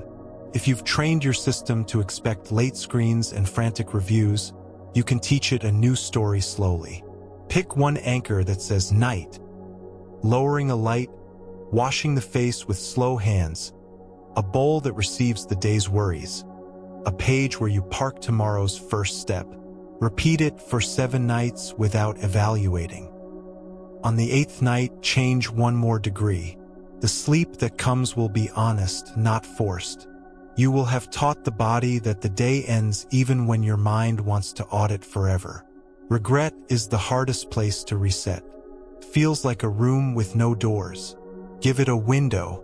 Sit and write 3 sentences. Sentence 1, the fact in plain words. Sentence 2, the value I forgot. Sentence 3, the smallest action that honors that value now. Example: I missed my friend's message. I forgot presents. I'll voice message them now and put a 5-minute weekly reminder to look for their name. When the action is done, stand up and touch the doorframe. Say aloud if you can, I rejoin the living. It sounds dramatic. It is sane. Beginning again doesn't always point forward. Sometimes it points inward. You don't need a plan. You need a moment of honest rest. Rest isn't a skill you learn only in long blocks. It's learned in sips. Put your back flat against a wall and let the bones take the weight for 30 seconds. Lie on the floor with calves on a chair for 1 minute and feel the blood drain quietly. Sit with your feet in warm water for 5 minutes and let your ankles forget the day. These sips make the long rests possible. They tell your animal body that you are on its side. The 3 words that built our pocket practice, see, soften, step, are also the engine of beginning again. See that you left yourself. Soften the place that wants to punish. Step 1 inch in the direction of who you mean to be. Don't wait for inspiration. Let the step be small enough that it does not need permission from mood. Over time, a life made of such inches becomes spacious. If your culture taught you that resets are excuses, borrow this framing. I am choosing consistency over intensity. Intensity burns and brags. Consistency tends and returns. Think of the way a river wears down stone not by rage but by persistence. You are not here to win against yourself. You are here to keep yourself company long enough that wisdom has time to act. Before we close, choose one place tomorrow where you will plant a reset on purpose. Name it softly now. After lunch, I will step outside and put my face in the light for 60 seconds. Or, before the meeting, I will place my feet on the floor and breathe out twice as long as I breathe in. Or, when I notice the old loop, I will say, okay love, we're back now, and drink water. Feel how your body responds to the specificity. This is not a contract you're afraid to break. It is a friendly note from tonight's you to tomorrow's. Let your breath be simple again. Inhale, begin. Exhale, again. If you're near sleep, let those words tuck under your ribs. If you will keep going, carry them like a small, smooth stone in your pocket. You are allowed to begin again as many times as the day asks. You are allowed to repair without rehearsing shame. You are allowed to return without ceremony. This is how you stop fighting change. You learn to meet it, to mend with gold, to start over in a way that is soft and strong at once. You will forget. You will remember. You will forget. You will remember sooner. That is the shape of a life that is healing. Trust it. Trust yourself. Begin again. Feel the air on your skin, the quiet geometry of your body at rest, the subtle sway of breath doing its old work. Let your jaw hang loose for a moment, as if you were setting down a small stone you forgot you were carrying between your teeth. Tilt your head gently left, then right. The room is simple. Your life is here. Tonight we tend a voice that follows you everywhere, the voice you use inside your own mind. We will soften it, widen it, and invite it to become what it was always meant to be, a wise ally rather than a harsh supervisor. This is not sentiment. This is practical freedom.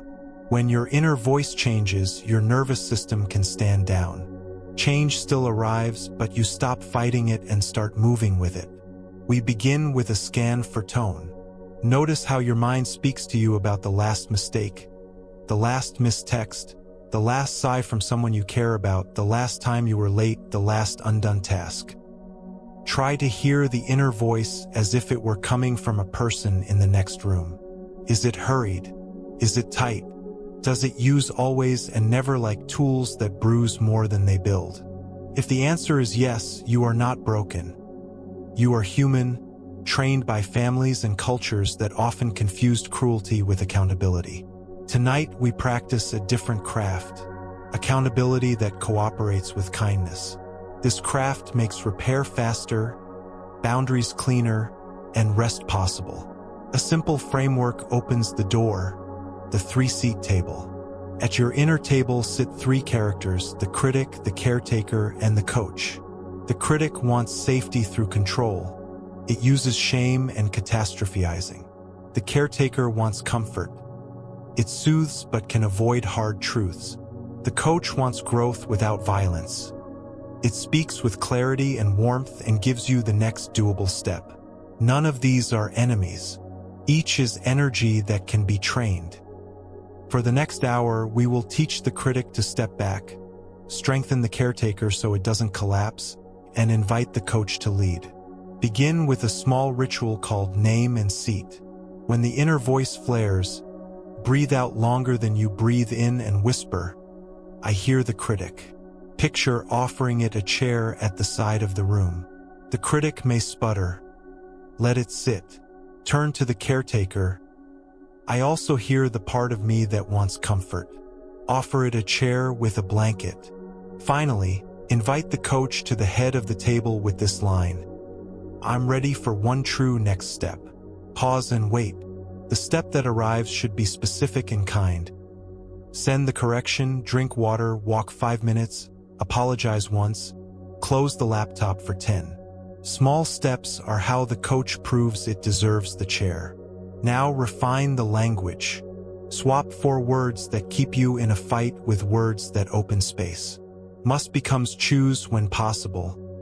I must finish becomes I choose to give this 30 steady minutes. Should becomes could. I should be better at this becomes I could learn this with practice.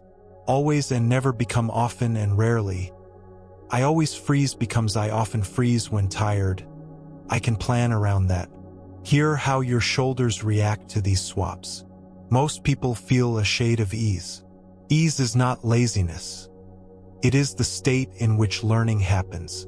Bring the craft into a live scene. You send a message with a typo to someone important. The critic roars. Careless, unprofessional. How could you? The caretaker coos. It's fine. Everyone does it. Forget it. The coach clears its throat. Name it cleanly and move on. Your reply becomes simple. Quick correction. Here's the updated line. Thank you. 2 lines. No self-flagellation. No elaborate apology that turns attention toward you. Then a 15-second review so the lesson sticks. Next time, slow by 1 breath before send. That's all. The coach is not dramatic. It's effective. Another modern scene. You open your phone at night and fall into a comparison spiral. The critic says you're behind. The caretaker says numb out. The coach says set the phone down gently, feel your feet, and ask one caring question. What am I really hungry for? If the answer is connection, text a single sincere note to a friend. If the answer is progress, write 3 honest sentences on your project. If the answer is rest, wash your face slowly and lower 1 light. The spiral ends not with a scold, but with a turn. Let's build a small library of phrases that rewire your inner room. They should be plain, repeatable, and body-friendly. Try these on the exhale and notice where they land. I can be kind and still be clear. I can repair without rehearsing shame. Slow is allowed when real care is happening. I will disappoint sometimes. I will also tell the truth. I am learning at human speed.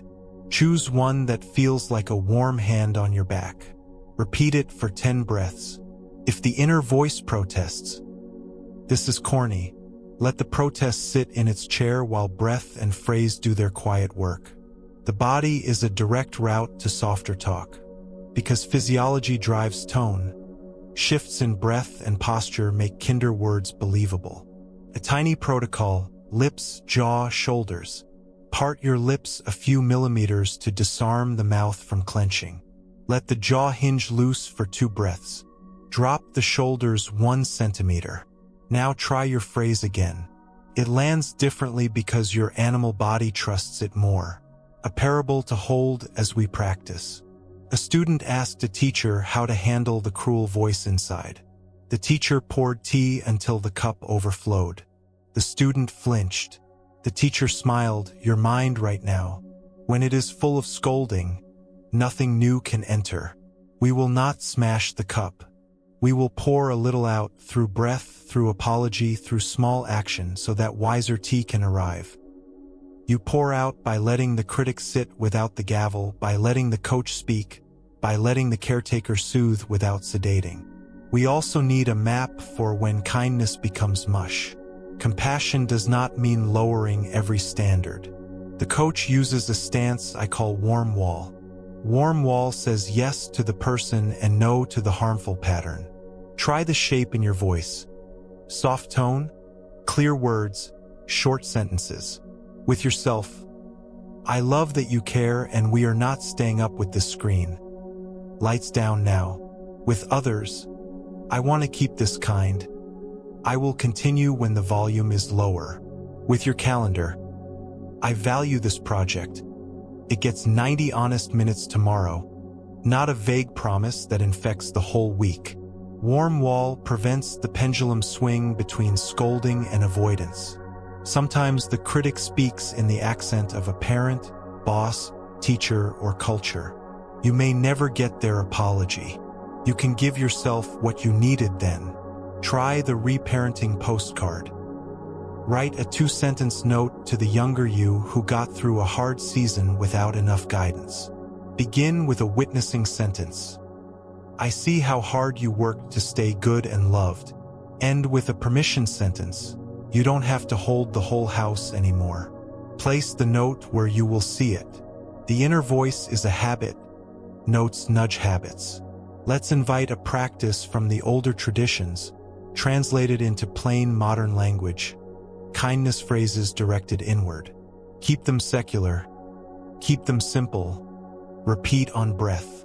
May I be steady enough to see clearly. May I be soft enough to stay kind. May I be brave enough to set clean boundaries. If it feels right, extend the circle.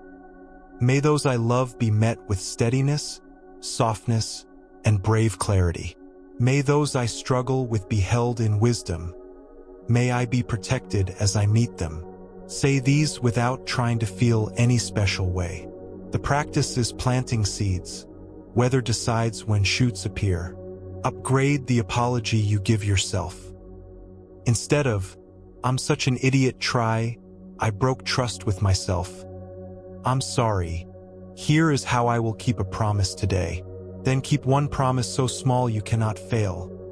5 minutes of the thing you care about. 1 glass of water. 1 email you've been avoiding. 1 minute of stillness. Trust grows from kept promises, not from speeches. The inner voice changes when it sees you act. Identity again, because the inner voice often defends a badge. If the badge says, I am the reliable one, the voice will whip you when you rest. Update the badge with a breathing clause. I am the reliable one who rests to remain reliable. If the badge says, I am the tough one, the voice will shame tears. Update. I am the resilient one who feels fully so I don't break. Whisper the update once. Your sternum will usually loosen a fraction. That fraction is a door. Bring the craft to conflict. You receive sharp feedback.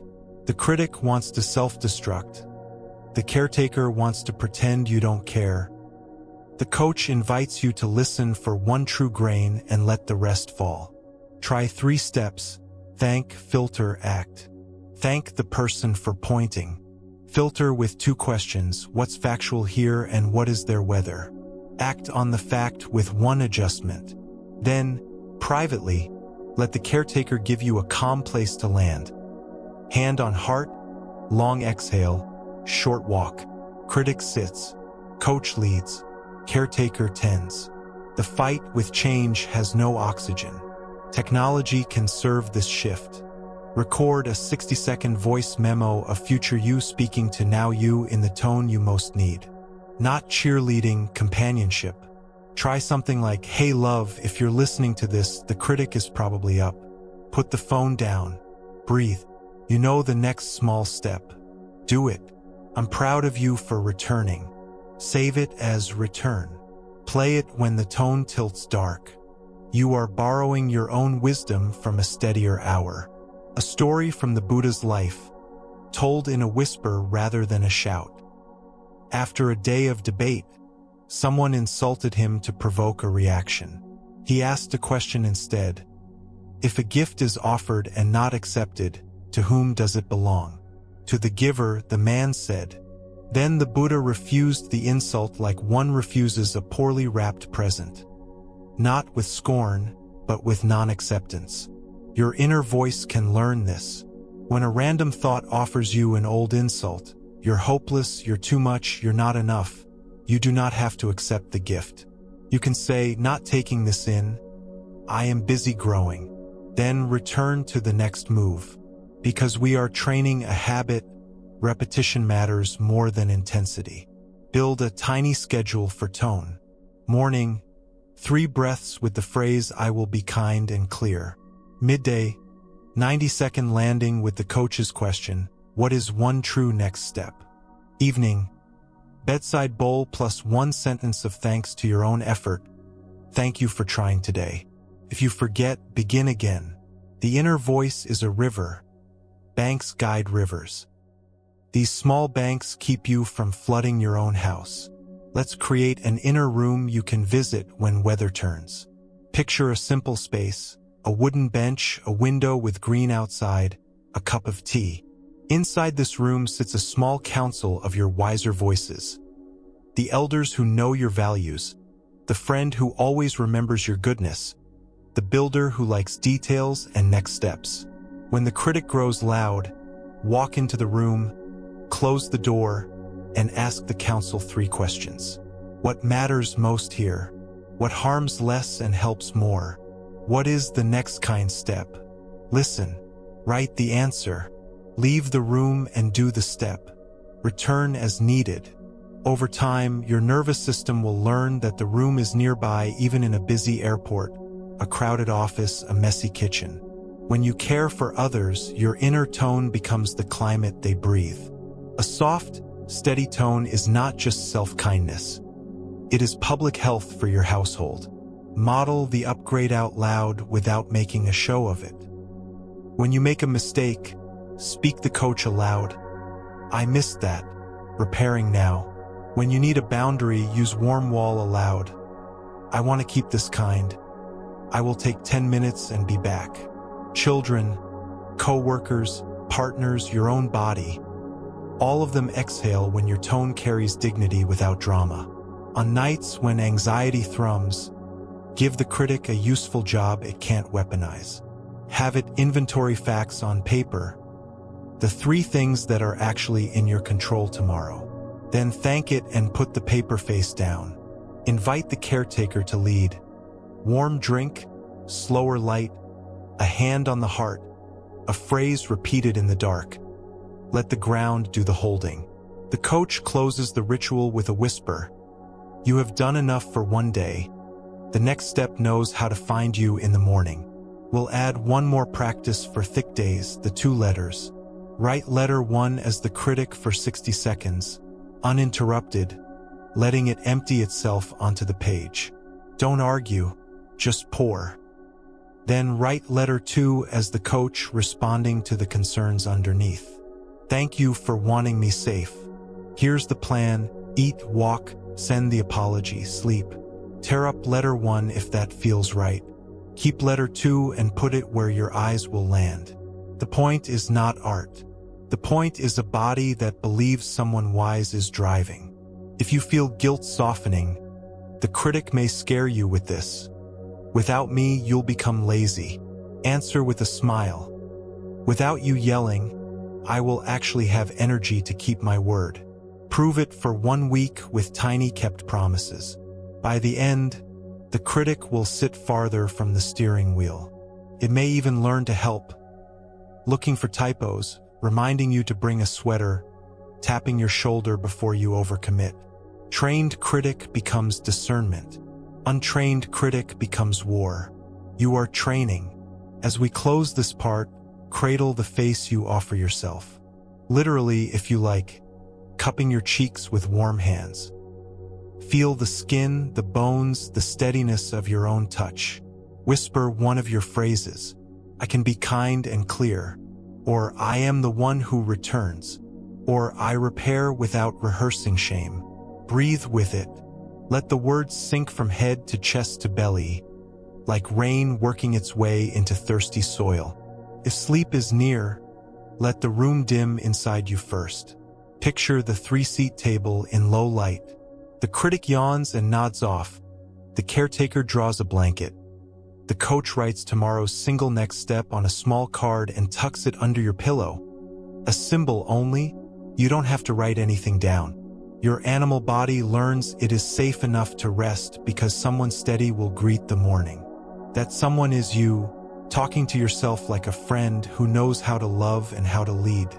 If you will keep moving through the night, carry this question into the next hour. What would my wise ally say in this moment? And what small step would they ask me to take? Then take the step. Let the river move. Let your voice be a boat that carries you, not a storm that sinks you. You are allowed to speak to yourself in a way that brings your nervous system home. You are allowed to become your own good company. Let the next inhale touch the rim of your nostrils like cool silk. Let the next exhale leave like a small tide that knows its way home. Feel the support beneath you and give it one more degree of trust. Loosen the face by a thread, the jaw by a thread, the belly by a thread. This part is about weaving everything you've practiced into the simple fabric of your days so the path does not depend on perfect conditions. We'll shape quiet integration rituals. Not rules, not pressure. Gentle grooves your attention can slide into when life is bright or dim, busy or still. Think of integration as kintsugi for your hours. Thin seams of gold that hold moments together so they don't shatter into random pieces. You already carry the 3 inner powers: clear seeing, compassion, letting go. You have met the 3 old frictions: reaching, bracing, fog. Tonight, you'll stitch the powers into small acts that meet the frictions where they live. In doorways, inboxes, kitchens, bedsides, sidewalks, bathrooms, and glances between people. Begin right where you are with the simplest seam: breath before motion. Just one breath between intention and action. Before you stand, one breath. Before you reply, one breath. Before you open a door, one breath. Not dramatic, not performative. A breath that says, I am here, I see, I will move with care. You can anchor it to a gesture, a soft pause at the top of the inhale, a kind exhale that lengthens by a count of 1. Over days, this single seam can turn a day of reflexes into a day of choices. Mornings are thresholds pretending to be routine. Consider a 3-sentence dawn, spoken out loud in a soft voice if that feels good. First sentence, a value. Today I will favor kindness over speed. Second sentence, a focus. One thing matters most this morning, and I will give it honest attention. Third sentence, a care clause, and I will protect 2 small rests so my effort stays human. Then let the morning proceed with ordinary tasks. You are not making a vow to conquer the world. You are choosing a tone that makes wisdom easier to hear. A sink can be a bell. Each time you wash your hands, Place attention in the water for one breath. Clear seeing, cool, pressure, flow, compassion. May these hands do less harm and more good. Letting go. I set down what is not mine to carry to the next room. You don't have to mean it perfectly. The body remembers the sequence even when the mind is noisy. Repetition is how hands learn songs. Commuting, whether through traffic, hallways, or tabs, invites a small ritual of eyes and jaw. When the red light or the loading spinner appears, widen your gaze to include the edges of the scene. Unclench the jaw by a few millimeters. Whisper, "Space is here." That phrase does not fix the street or the app. It loosens the choke of hurry so you arrive with more of yourself intact. Food can be a steady friend without turning into a project. Keep a one-bite vow. One bite per meal receives full attention. Weight, temperature, texture, taste, gratitude. The rest of the meal can be relaxed and social or quiet and quick. One bite is enough to tell your nervous system that nourishment is not a fight. If you spend time with screens, you can rewire the room they create. Before you enter a feed, write a single line somewhere visible. What am I here for? Glance once, then enter. When you've done the thing, leave as if you were stepping out of a chapel, not solemn, just aware you're crossing a threshold. If you get pulled, you are human. Touch the line again. The dignity is not in never being hooked. It is in the speed and kindness of the return. Conversations also benefit from small seams. Try the 2-sip check. Midway through a talk, when emotions rise, take 2 sips of air as if drinking from a cup. Sip 1, look at the whole face in front of you, not just the part that triggers a story. Sip 2, ask yourself whether this moment wants listening, comfort, or problem solving. If you don't know, ask aloud. This 30 seconds can rescue an hour. When you plan like a gardener. Label task, seed, sprout, fruit in your own mind. A seed needs presence and a beginning. A sprout needs structure and time. A fruit needs a clean pass. Choose one of each for the day if you can. Then bless the soil you cannot control. Weather, other people's pace, your own energy. Gardeners sleep. Fields grow in the dark. You are allowed to be a gardener who rests. Integration also lives in the way you transition between roles. Try the doorframe bow. As you pass from one role to another, worker to partner, parent to solo human, caregiver to sleeper, touch the doorframe or imagine one, and bow inwardly to both roles. Thank you, roll behind me, rest. Hello, roll ahead. I will bring kindness and clarity. 10 seconds. The nervous system loves gates. A story can lend courage when routines feel small. Once, travelers watched a pair of acrobats perform. The teacher balanced on a pole. The student stood above. To keep from falling, the teacher said, "Watch me and I'll watch you." Another elder, listening, offered a different instruction. "Each of you steady yourself, then the other will have a better chance." They practiced self-stability not as selfishness but as mutual safety. Your rituals are like that. You steady you so that those around you inherit less turbulence. Midday often phrase. Consider the 90-second sweep. Stand, sweep your gaze from the nearest object to the farthest you can see, then to the middle distance. Nearest reminds you of details. Farthest widens the frame. Middle distance invites proportion. Pair the sweep with a sentence. This is here, it will change, I can be kind, one next step. You've met those 4 corners before. At midday, they become a square room you can stand in when the hallway of hours feels narrow. Money, time, health, the heavy triad. Ask for a ritual that does not inflate fear. Try facts, feeling, next stone. Facts. The number, the appointment, the minutes. Feeling. Name what moves in the body. Tight belly, quick breath, shaky hands. Next stone. Choose one small action that reduces harm and increases care. Do it.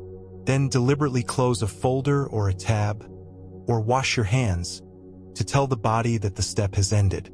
The triad will visit again. You are teaching them to knock, not barge. When resentment knocks, it's often because a boundary was left implied. Warm wall is your friend. You can practice it on paper first, writing 3 sentences you'll say if the moment comes. I care about you and I want this to go well. I won't continue when voices rise. Let's pause and try again, or schedule for tomorrow. Put the script where your eye will catch it. Scripts are crutches that let injured ankles walk. You won't need them forever, but they protect early steps. If you care for others, ritualize your own refilling. Maybe every time you refill someone's glass, you drink too. Maybe after you tuck someone in, you lie down for 60 seconds yourself with one hand on your chest, one on your belly. Maybe after an appointment for someone you love, you step into a patch of light for a minute before you drive. These are micro-promises that keep the caregiver from becoming a ghost. Grief deserves a room in your rituals, not a storage unit. Create a small shelf where memory can breathe. A photo, a stone, a leaf. Once a week or once a month, sit with the shelf for 3 breaths, name what you miss, and name one way love is still alive in your actions now. Then let the shelf rest. You are not moving on, you are moving with. When you feel pulled by comparison, you can convert it into a compass with a sentence you already know. I bless what I value and take one step toward it. The step might be tiny. 5 minutes of your craft, a message to a friend, stepping outside to see the actual sky instead of the tiny one reflected in a screen. Envy becomes information. Information becomes care. Rest is a ritual you build in daylight. Try the 2 doors, lying down and lying down inside. The first is obvious, you place the body on a bed or couch. The second is when the mind agrees to be inside the room of rest. You can close the second door by placing one warm hand over your eyes for 3 breaths or repeating a phrase you like. Let the ground do the holding. If you cannot sleep, you can still lie down inside. That counts. Bodies thank you for the attempt. The evening wind down begins long before the pillow. Choose one anchor and repeat it daily without evaluating. Lower a light at the same time, tea in the same cup, a slow face wash, a 3-line journal that isn't a ledger of virtue, just a simple review. 3 alignments, 1 steer for next time, 1 blessing. Alignments can be tiny. I put my phone face down twice. I answered with warmth once when I wanted to snap. I sat in light for 3 minutes. The steer can be kind, too. Tomorrow I'll drink water before the feed. Blessing is simple. Thank you for trying. The point isn't to grade yourself. It's to teach your body that nights are gentler when they end with a human voice. If worry insists on attending bedtime, give it an assigned seat. Place a small notebook by the bed. Title the page, "Morning Me Can Handle This." Write 1 line per worry, then 1 next stone for each. Close the book. Tap it once. The tap is a bell that means delegation. You are not abandoning the job. You are giving it to the version of you with daylight and coffee. The mind may protest. The body will exhale. On tough nights, when the mind won't quiet, practice the old kindness phrases in a cadence that fits the dark. May I be steady enough to rest. May my breath be friendly. May my body feel safe enough to loosen. If the phrases feel far away, borrow them from me and return them later. You don't have to feel them for them to work. You only have to repeat them like a gentle lullaby. Cleaning up small places can be spiritual without ceremony.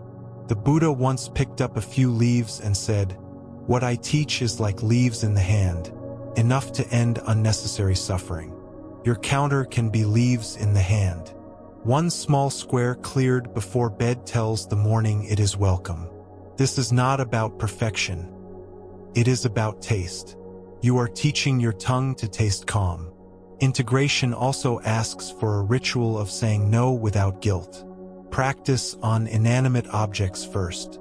No to another tab. No to the app when you are already full. No to the email sent at midnight that can wait. Then try with a person in a small way with warm wall. I want to do this well and I don't have the space today. Could we look at next week?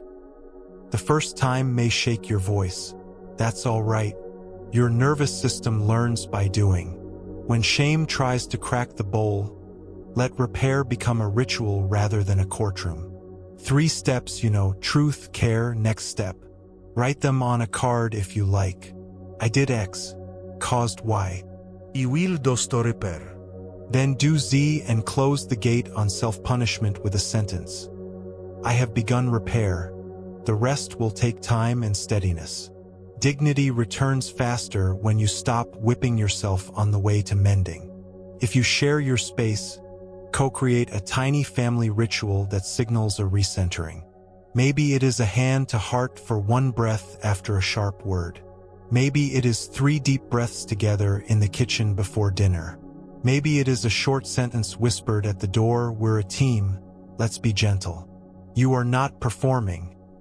You are tending the atmosphere everyone breathes. Sound can be a guide. Choose a daily sound you will treat as a bell. A distant siren, a kettle, an elevator ding, a notification that you decide not to answer immediately. When the bell sounds, look up, widen your gaze, and ask, what tone do I want to carry into the next minutes? Then carry it. Tone is the climate inside you. Others feel it long before they understand it. On days when the ritual feels impossible, shrink it. 1 breath, 1 kind sentence, 1 glass of water, 1 stretch, 1 step outside for sky. Integration means you trust the cumulative effect of small, honest moves. Rivers make canyons not by rage but by persistence. You are carving a kinder canyon through your day.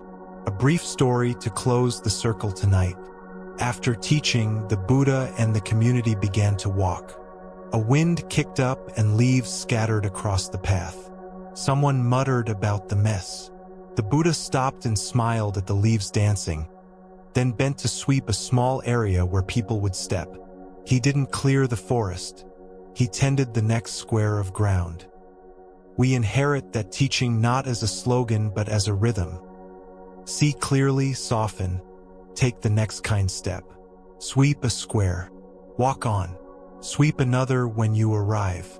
Before we pause, design 1 ritual you will meet tomorrow with affection, not pressure. Keep it small, perhaps the doorway breath, perhaps the hand-washing bell, perhaps the 3-sentence dawn. Speak it once now so the body hears the plan. If it feels right, choose an object to anchor it, a cup, a watch, a note by the door. Let the object be your ally. And tonight, if sleep is near, enter the simple tide. Back of head, heavy. Brow smooth, jaw unclenched, throat open, shoulders surrendered, arms and hands warm and easy, heart space, spacious as a bowl that can hold what it holds without spilling. Belly soft, hips and thighs settling, calves and feet receiving the floor or mattress. 3 breaths with your phrase of the night. See, soften, step, or let the ground do the holding, or I can be new. Then let the animal body do what it knows. You have given it signals of safety.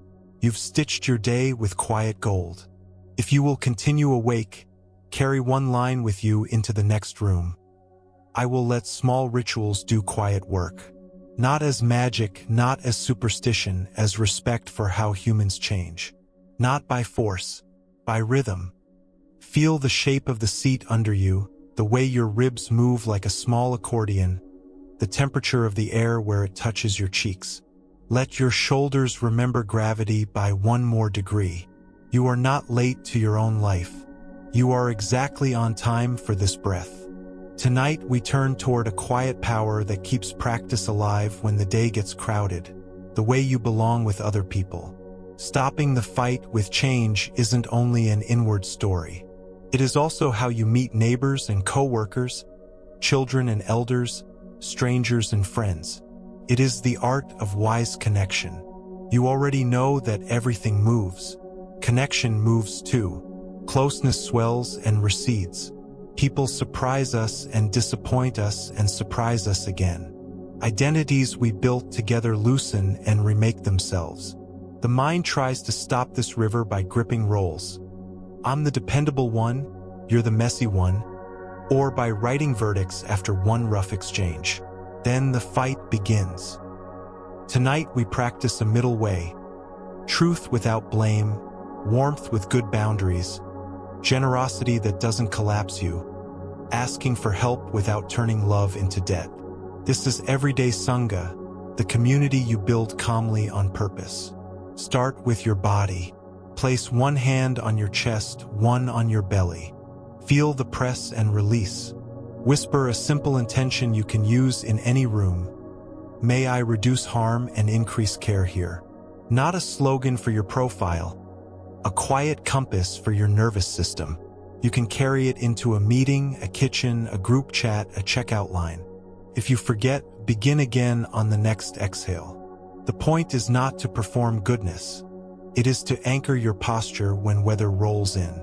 A small practice to keep your posture humane is called cup and saucer. Your chest is the cup. Your support, chair, breath, ground, community is the saucer. When the cup is full and you keep pouring, the saucer catches overflow. Before a hard conversation, feel the saucer, chair, breath, a friend on speed dial, a sentence you prepared. During the talk, glance inward at the saucer again. Am I still held? Afterward, rest the cup on the saucer deliberately. A walk, a glass of water, a single minute of horizon. People who know they have a saucer don't grip so hard. They can be kind without making promises their body can't keep. There's a tender story from the old community. The Buddha and the monks arrived at a village and found a sick monk left unwashed, lying in soiled robes. The Buddha bathed him with his own hands, then faced the group and said, "If you would care for me, care for the sick." It wasn't a shaming speech. It was a restoring of order. Compassion first, and from that clarity, the rules take their rightful place. You can bring this home. In your family or team, when the tone has grown sharp and transactional, you can reset the order with one steady move of care. I'll take the morning shift so you can sleep. I'll put soup on the stove. Let's push that deadline 2 days to stop the spiral. You are not rescuing. You are restoring conditions for wisdom. Because you also know the 3 frictions, reaching, bracing, and fog. You can listen for them in the field between you and others. Reaching in a relationship might sound like clinging, rescuing, performing to be needed. Bracing sounds like hard boundaries used as punishment, sarcasm disguised as intelligence, disappearing to stay safe. Fog shows up as vague promises, ghosting, decisions made by silence. When you notice these, name your own peace kindly. Reaching in me is loud. I'm going to pause before I offer help. Bracing is here. I'll say my no with warmth and stay in the room. Fog is here. I'll give a clean answer by noon. You're not diagnosing anyone else. You're tending your side of the bridge. Try the 2 doors question for every ask that lands on your plate. First door, is this mine to carry? Second door, even if it's mine, is now the time? If the answer to the first is no, practice the sentence that saves friendships. I care and I'm not the right person for this. Here are 2 options. If the answer to the second is no, say, I care and I can do this on Thursday. Does that still help?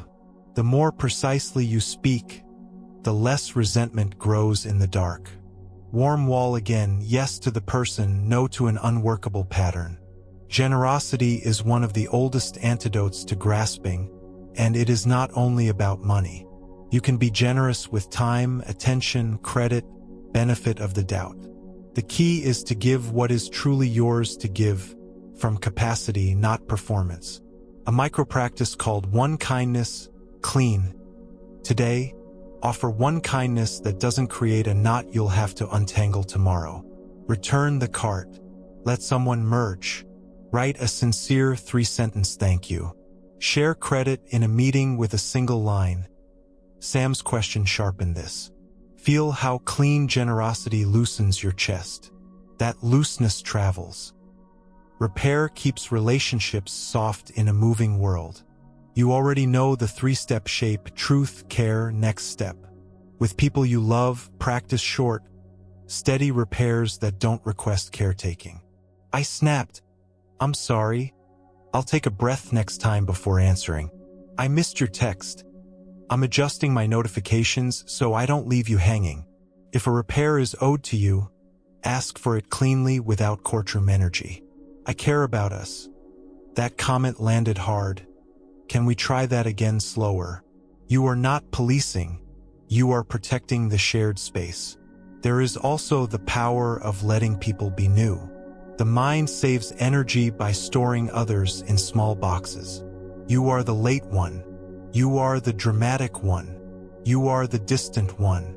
Then you miss the half-degree shift when someone is trying. Take it as a practice to catch one small update per person this week and name it. I noticed you paused before replying. Thank you. I saw you arrive on time. It helped. The naming waters the seed. People move toward the reflection that sees their effort. You move away from the old fight with your story about them. This isn't a call to tolerate harm. Boundaries are how kindness lasts. The art is to make boundaries informative rather than punitive. When you're ready, use 4 sentences, short and calm. Here's what I value. Here's what's happening. Here's what I'll do. Here's an option. Example. I value calm conversations. When voices rise, I freeze. I will pause and revisit in an hour. Happy to walk while we talk then. You do not need everyone to like your boundary. You need it to be true and repeatable. Repetition trains the room. Bring this to your phone where much of modern connection lives. Practice the small kindness of context. Texting leaves out tone and body. Add 1 sentence of framing. I'm saying this with warmth, not heat. Or, I'm low bandwidth and want to give this the attention it deserves later. Or, I need a clean no right now. It's okay if you can't. Context keeps people from filling silence with fear. It also reduces the fights born of guessing. In the workplace, Sangha looks like a steady pace and clear handoffs. Build a ritual called Done for Now. At the end of a work block, leave 1 breadcrumb for your future self and anyone who will touch the task. A 1-line summary of status, the next small action, the question that's blocking you. Share the breadcrumb in the shared space. The team's nervous system lowers. Change stops feeling like a trap because the path is lit in short segments. A parable for teams told in simple language. 2 people were moving a heavy log. One shouted directions from behind. The other carried the weight in front. They kept banging into door frames. An elder walked by and said, "Switch places." The one giving directions moved to the front. The one carrying moved behind to steer. Suddenly the log slid through without harm. The lesson isn't cleverness. It's willingness to change roles when the situation changes. You can ask this question often at work and at home. What role serves the moment now? Listener, not solver. Solver, not commentator. Witness, not judge. The friction drops. If gossip is a habit in your circles, practice the rescue line. That's not mine to carry. Let's ask them, or I want us to talk about them like we'd want them to talk about us. You do not have to police every conversation. You can be the person who alters the tone by a degree, or leave the circle when needed. Your peace is not owed to rooms that profit from agitation. When a loved one resists a change you can see is necessary, the old fight wants to push or to abandon. The middle skill is patient presence with honest information. You can say, I see the cost of this pattern and it scares me. Here are the choices I'm making to protect our connection and my health. I'm staying near, and I'm not participating in X. Then breathe. People move when they move. Your steady, warm boundary is an invitation, not a demand. Loneliness visits even the most connected lives. Practice asking in ways that make yes easy and no safe. Will you sit with me on a call for 15 minutes while I clean? Can we walk in silence for 10? No pressure to talk. Do you have capacity for a short vent?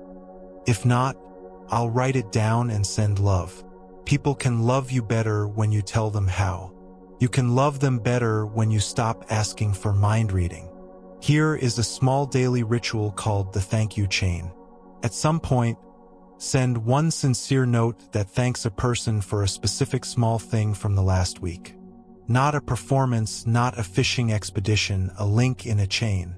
If you like, write the note to someone you will never meet, the author of a paragraph, the clerk who was kind, the bus driver who waited. Your nervous system learns to notice nourishment. You become a person who points your attention toward what keeps you alive. Bring connection to conflict with one elegant question. Do you want listening, comfort, or help solving? You've met this before. Let it become your standard gear. Keeps you from fighting the wrong fight. It tells the other person you will not flood them with your own anxiety. If they don't know, propose a sequence. 5 minutes listening, 3 minutes comfort, 5 minutes options. Then keep the time. Boundaries can be tender. Tenderness can be structured. The home is a dojo for this work. Practice a reset phrase that anyone in the house can say to soften a room without blame. Try we're heated. Let's lower our voices. Or let's drink water and try again. Or 10-minute pause. I want this to end kind. Post the phrase where eyes can catch it. Kids learn by seeing grown-ups change states on purpose. Grown-ups learn by seeing their own capacity to become gentle midstream. When you cannot meet someone's need, do not ghost yourself. Tell the truth kindly and give a small path. I can't do this by Friday. I can do Monday noon. Or I can't talk now. I can send one paragraph by evening. If the answer is no, say no cleanly without shrubs to hide behind. No is a full sentence. When it's spoken with warmth, it becomes a door that closes quietly, not a wall slammed in a face. There is a teaching in the old stories about gifts and receivers. When you offer an insult and it isn't taken, it remains with you. The same is true of praise. Learn to let both pass through without building a throne or a dungeon in your chest. Praise. Thank you, and may we keep the work honest. Criticism. Thank you, and I'll look for the grain that helps. Your value rides neither wave. You stand on ground. Because you are human, you will misread texts, mishear tones, project old stories onto new faces. Clear seeing in community means you check quickly and kindly. I noticed I'm telling myself a story. Can I test it with you? Often, the answer loosens a whole day. When it doesn't, you at least avoided building a house on a rumor. Let's add 2 micro-practices you can use anywhere people are. First, shoulder down. Each time you greet someone, let your shoulders drop a centimeter as a deliberate sign to your nervous system. This isn't a battlefield. It's a meeting. The other person's body will read your body faster than your words. Second, name and bless. When you end a conversation, name one true thing you appreciated and bless one next step. Thank you for staying even when it got tense. May your afternoon be light. Or I'm glad we cleared that line. May tomorrow be easier on both of us. It's not corny when it's honest and brief. Trains your tongue toward gentleness. If you are caring for someone through illness or grief, know that nothing in this teaching asks you to be invincible. Let with be your watchword. Sit with, walk with, cry with, ask for help with. Let others be with you. In the old texts, the community is called Sangha.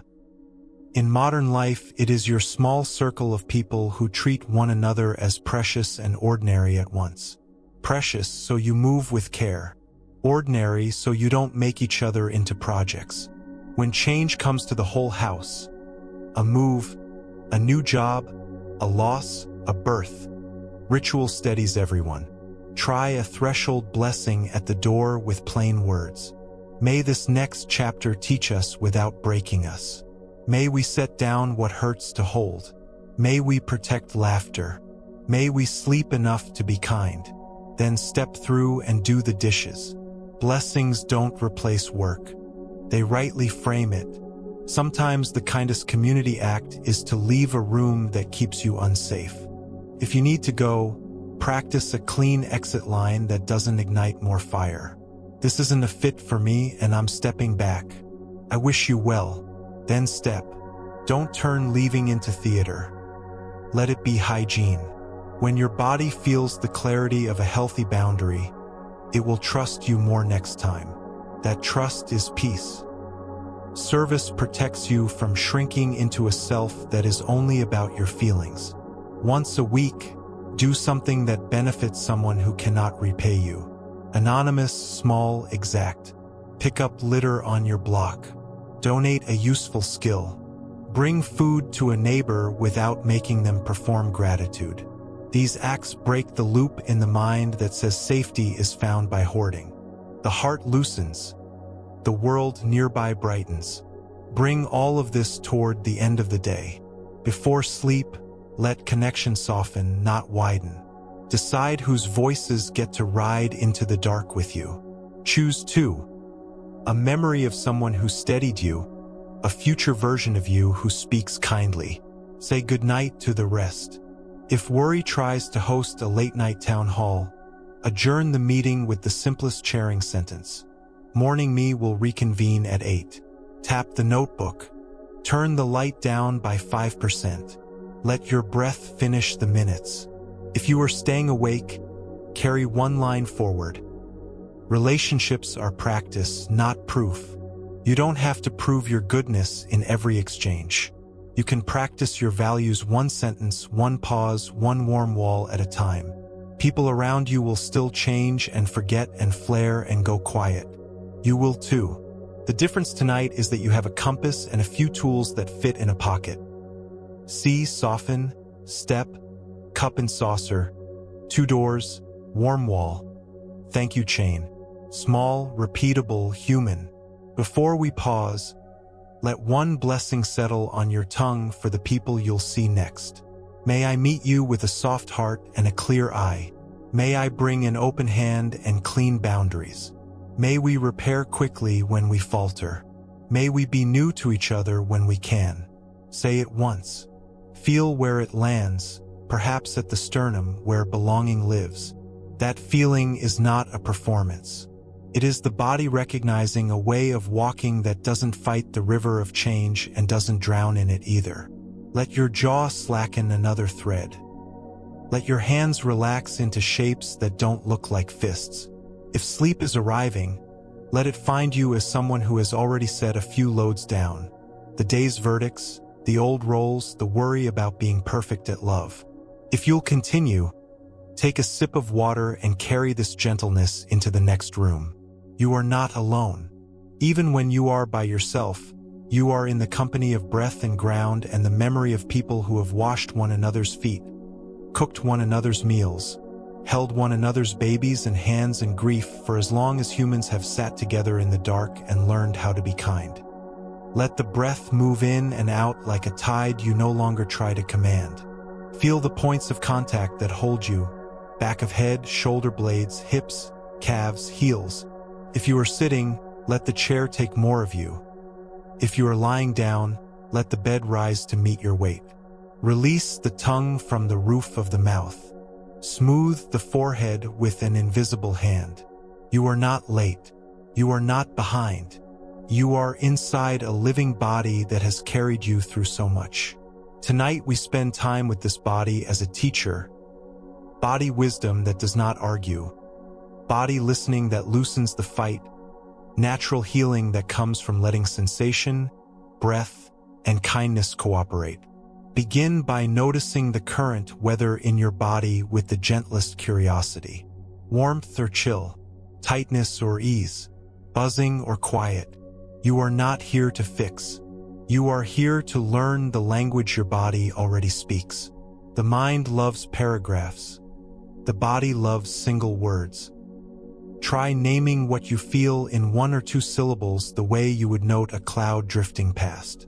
Heavy, soft, tender, tired. When you name gently, the nervous system hears, I am not alone in this. That alone is medicine. There is an old scene from the early community that I love for its humility. The Buddha often taught while walking, but there were days when even he said, my back is aching. I will lie on my right side and rest. The students sat quietly while he rested, and then they continued. No drama, just a wise body listened to. You can adopt that posture of respect for your own limits, not as surrender to fate, but as alliance with reality. If the body asks for a different position, a gentler pace, a sip of water, a stretch, it is not disobedience. It is guidance. Try a plain practice called the 4 postures, updated for your room. Sit for 3 breaths. Stand for 3 breaths. Walk for 3 breaths, even if it is only 2 slow steps and back. Lie down for 3 breaths. In each posture, ask the body, what is it like to be me right now? Not why, not how long, simply what is it like? This rotation tells your whole system that you are willing to meet life in more than one shape. The fight often shrinks when posture is allowed to change. Pain, when it arrives, can make the mind clench and the heart feel cornered. We are not pretending away pain. We are learning how not to add a second layer of suffering to it. Try this. Locate the pain precisely with 2 fingers of attention, as if your awareness could touch the exact borders. Then widen the frame to include 3 neutral or pleasant sensations: the cool of air at the nostrils, the weight of the blanket, the faint sound in the distance. Let your attention alternate. Pain for 1 breath, neutrals for 2. Not to distract, but to remember that the body is a country with many provinces. One province is loud, others are quiet. When you remember the map, the loud province does not rule the whole land. Fatigue speaks a different dialect. It says stop with heaviness rather than with heat. The old fight argues, push, prove, perform. Tonight, practice what we'll call intelligent pacing. Identify the smallest unit of rest that shifts your climate by a degree. 30 seconds with palms over closed eyes. 1 minute with legs up on a cushion. 3 slow exhales longer than your inhales. A sip of water with both hands around the glass. Choose one now. Let the body take it without asking permission from the schedule in your head. Then notice if the degree shifted. If it did, you have evidence. If it didn't, you still sent a message. I am listening. That message accumulates. Bodies begin to cooperate when they feel respected. There is a story of a physician named Javaka who treated the community with herbs and ordinary kindness. He learned to diagnose by listening more than by speaking, by watching how a person stood up from sitting, how their eyes moved when they were trying to look brave. You can practice Javaka mind with yourself. Watch how you rise from a chair. Do you brace your breath? Notice how you reach for your phone. Do your shoulders lift? Catch these micro movements without blame and let them be bells. Lower the shoulders before the screen. Breathe out before you stand. These tiny edits save energy like small leaks patched in a boat. The body is not a problem. It is your oldest ally. To befriend it, give it simple sensory rituals that signal safety. Warm a washcloth and press it gently over your face for 3 breaths. Rub a drop of lotion into your hands slowly enough to feel temperature change. Place 1 hand on your heart and 1 on your belly. Breathe until both hands rise and fall by the same small measure. These aren't luxuries. They are cues. Nervous systems learn by cues. The cue we are teaching is you can stop bracing now. Appetite is another weather system we've been taught to fight. Reaching shows up here as the urge to fill emptiness with speed. Bracing as strict rules that punish. Fog as grazing without tasting. Bring clear seeing to one bite, one drink, one cup. Taste it fully without a speech about it. When the mind starts the speech anyway, smile and taste again. Gratitude does not require a performance. It requires presence. Presence is gentle medicine for digestion, mood, and the quiet part of you that wants to know someone is home while you eat. Movement can become a refuge instead of a chore when you ask the body what it wants rather than dictating what it must do. In this exact weather, what would be kind? A slow walk with eyes on the horizon. 10 minutes of stretching while you breathe audibly like waves. 3 gentle squats and 3 gentle shoulder rolls. If motivation is thin, promise yourself 5 minutes and keep the promise. The small kept promise changes more physiology than the big broken one. It also changes tone. You stop being the coach who yells and become the one who can be trusted. Try a micro practice I call the cat and the bell. Picture a cat stretching after a nap, spine articulating, shoulders and hips moving as one long wave. Now add a soft bell in your mind that rings each time you transition from one task to another. At the bell doorway, send end call. Let your spine lengthen for one breath like that stretching cat. Takes 3 seconds. It tells your animal body that the human part of you is willing to move in a way that makes sense to bones and fascia, not just to calendars and clocks. Breath is the hinge between mind and body. We've lengthened exhale before. Tonight, let's explore the pause. Breathe in through your nose for 4. Gently pause at the top for the length of a soft nod. Not holding, just hovering. Breathe out for 6. Pause at the bottom for the length of a soft nod. Repeat for 1 minute. These micropauses are not about control. They are about reminding your nervous system that you are not being chased. The body stores that reminder in subtle places. The back of the tongue, the space behind the heart, the small muscles along the spine. Over days, the stored reminders add up to ease. Sleep begins long before the pillow. It gathers from 100 messages you send your body during daylight. The way you let a red light be a bell. The way you washed one bowl with presence. The way you took 3 breaths before you replied. The way you let your eyes rest on distance for a minute so your vision didn't live only 1 arm's length from your face. If your nights have been hard, don't scold. Add 1 daylight message of safety and repeat it for a week. Then add a second. A body that trusts the day sleeps easier at night. If bedtime is near, craft a small runway of cues that your body can learn. Lower 1 light. Rinse your face slowly, not because you have to but because warm water on skin is an ancient kindness. Place a note on the bedside table with tomorrow's single first step so your mind can stop guarding the gate. Touch the table and whisper, "Morning me will pick this up." If worry demands a hearing, give it 2 minutes on paper with a strict ending bell. Then close the notebook and put your palm on it for a breath as if you were closing a door. You are not solving, you are sequencing. Bodies love sequence. When aches or restlessness visit the dark, meet them with posture and phrase. Lie on your side with a pillow between your knees to soften the low back. Place the lower hand under your cheek and the upper hand over the heart. Breathe until the hand on the heart rises and falls in a small, steady tide. Pair it with words that carry weight but no edge. Let the ground do the holding. Or I am safe enough for this hour. Or sleep will come when it comes. Rest is already here. If sleep refuses, you can still rest. Rest still heals. Some nights ask for the long kindness of being awake without a fight. On those nights, befriend the ceiling in the dark. Follow the imaginary lines where the walls meet, tracing with your soft attention while you breathe. Name 3 sounds in the room or outside of it. Taste the neutral taste in your mouth. Notice how much life happens without you controlling it. The hum, the night air, the breath.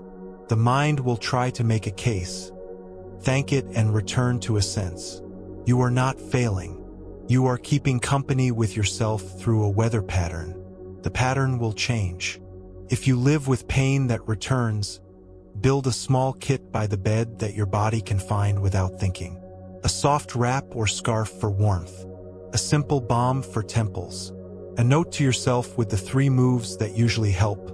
Drink water, adjust pillow, longer exhale. Put a second note that says, no heroics tonight. We begin again in the morning. Your future midnight self will feel cared for by your daylight self. That continuity is a medicine of its own. The fight with change often hides in our relationship to aging. The body shifts, abilities move, the mirror tells stories. Let's practice a tenderness that doesn't insult your intelligence. Place a hand on a place you criticize, neck, belly, skin of the hands, and thank it for what it has carried. Not in grand phrases. In one line, thank you for holding me up today. Thank you for digesting the meal. Thank you for touching the person I love. Notice the emotion that rises. It might be grief. Let it be grief without drama, like rain on dry ground. Grief waters love when it is allowed. You are not required to adore every change. You are invited to stop insulting a body that never stopped trying. Another story, quiet as a lantern. A farmer learns to read the seasons not by arguing with clouds, but by touching the soil and noticing the smell after rain. Some years are lean, some generous. The farmer does not shout at the field. The farmer tends, rests, rotates crops, trusts time. Your body is such a field. Tonight you can begin crop rotation where you have been planting only one thing, maybe effort season after season. Rotate to rest. Rotate to pleasure in small, wholesome forms, warmth, slowness, light. Rotate to connection. Fields heal when they are not forced to do one job forever. Anxiety lives in the body as a speed that outruns breath. When it spikes, try the staircase. Inhale for 4, exhale for 6, 3 times. Then inhale for 4, exhale for 8, 3 times. Then return to 4 and 6. The point is not numbers. It is the felt sense of walking down to a quieter floor. If the numbers feel like pressure, swap them for words. Inhale, here. Exhale, now. Inhale, meet. Exhale, let be. The body responds to rhythm more than to ideas at midnight. Sometimes the kindest physical move is choosing a smaller, warmer room. If your mind is large and echoing, take a blanket and sit in a corner with your back against 2 walls. Rooms like that tell animal bodies, perimeter watched, less to defend. Let the breath widen slowly. Stare at one simple object, a candle flame, a cup, a dark window where your own outline returns. Not to drift into a trance, to give attention a single safe perch. In 5 minutes, your edges often soften. You can return to bed or to the next small thing. If you wake early, before light, there is a kind magic there. Sit for 2 minutes and ask your body one question. What do you want to remember today? The answers are not slogans. They are textures. Slow shoulders, honest mouth, warm eyes. Choose one. Let it ride with you into the tasks ahead like a small, steady flame. When change shows its weather, you will have a hearth to return to inside the ribs. I want to give you one more ritual you can practice anywhere without anyone knowing. It is called the gentle bow. When you feel a surge, a craving, a flinch, a fog, drop your chin a centimeter as if bowing to an elder in you. Not a performance, just a nod. The elder is the part of you who remembers nights like this one and mornings after, who has watched hundreds of storms and hundreds of clearings. Bow to that witness, then let them bow back. Continue. Before we close tonight, Scan again with the single word vocabulary. Head quiet or buzz. Eyes soft or tight. Jaw loose or held. Throat open or guarded. Chest wide or narrow. Belly soft or braced. Pelvis grounded or hovering. Legs heavy or restless. Feet warm or cool. Whatever you find, greet it with one line. You can be here. Then add the second line if it feels right. And we can soften by a degree. Degrees make seasons. Degrees make healing. If sleep is near, let the animal body take over. It knows how. Put the mind on the smallest job it can do well. Count breaths. Note rising and falling. Repeat your chosen phrase until it dissolves into the ocean of night. If sleep does not come, let rest be enough for now. You will begin again in the morning. The body you inhabit will still be your ally, still teaching you without scolding, still asking for small, honest things.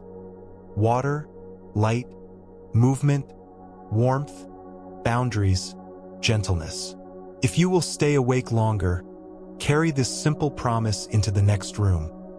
I will treat my body like a wise companion, not a project. You will move with life rather than against it. You will hear the whisper beneath the noise.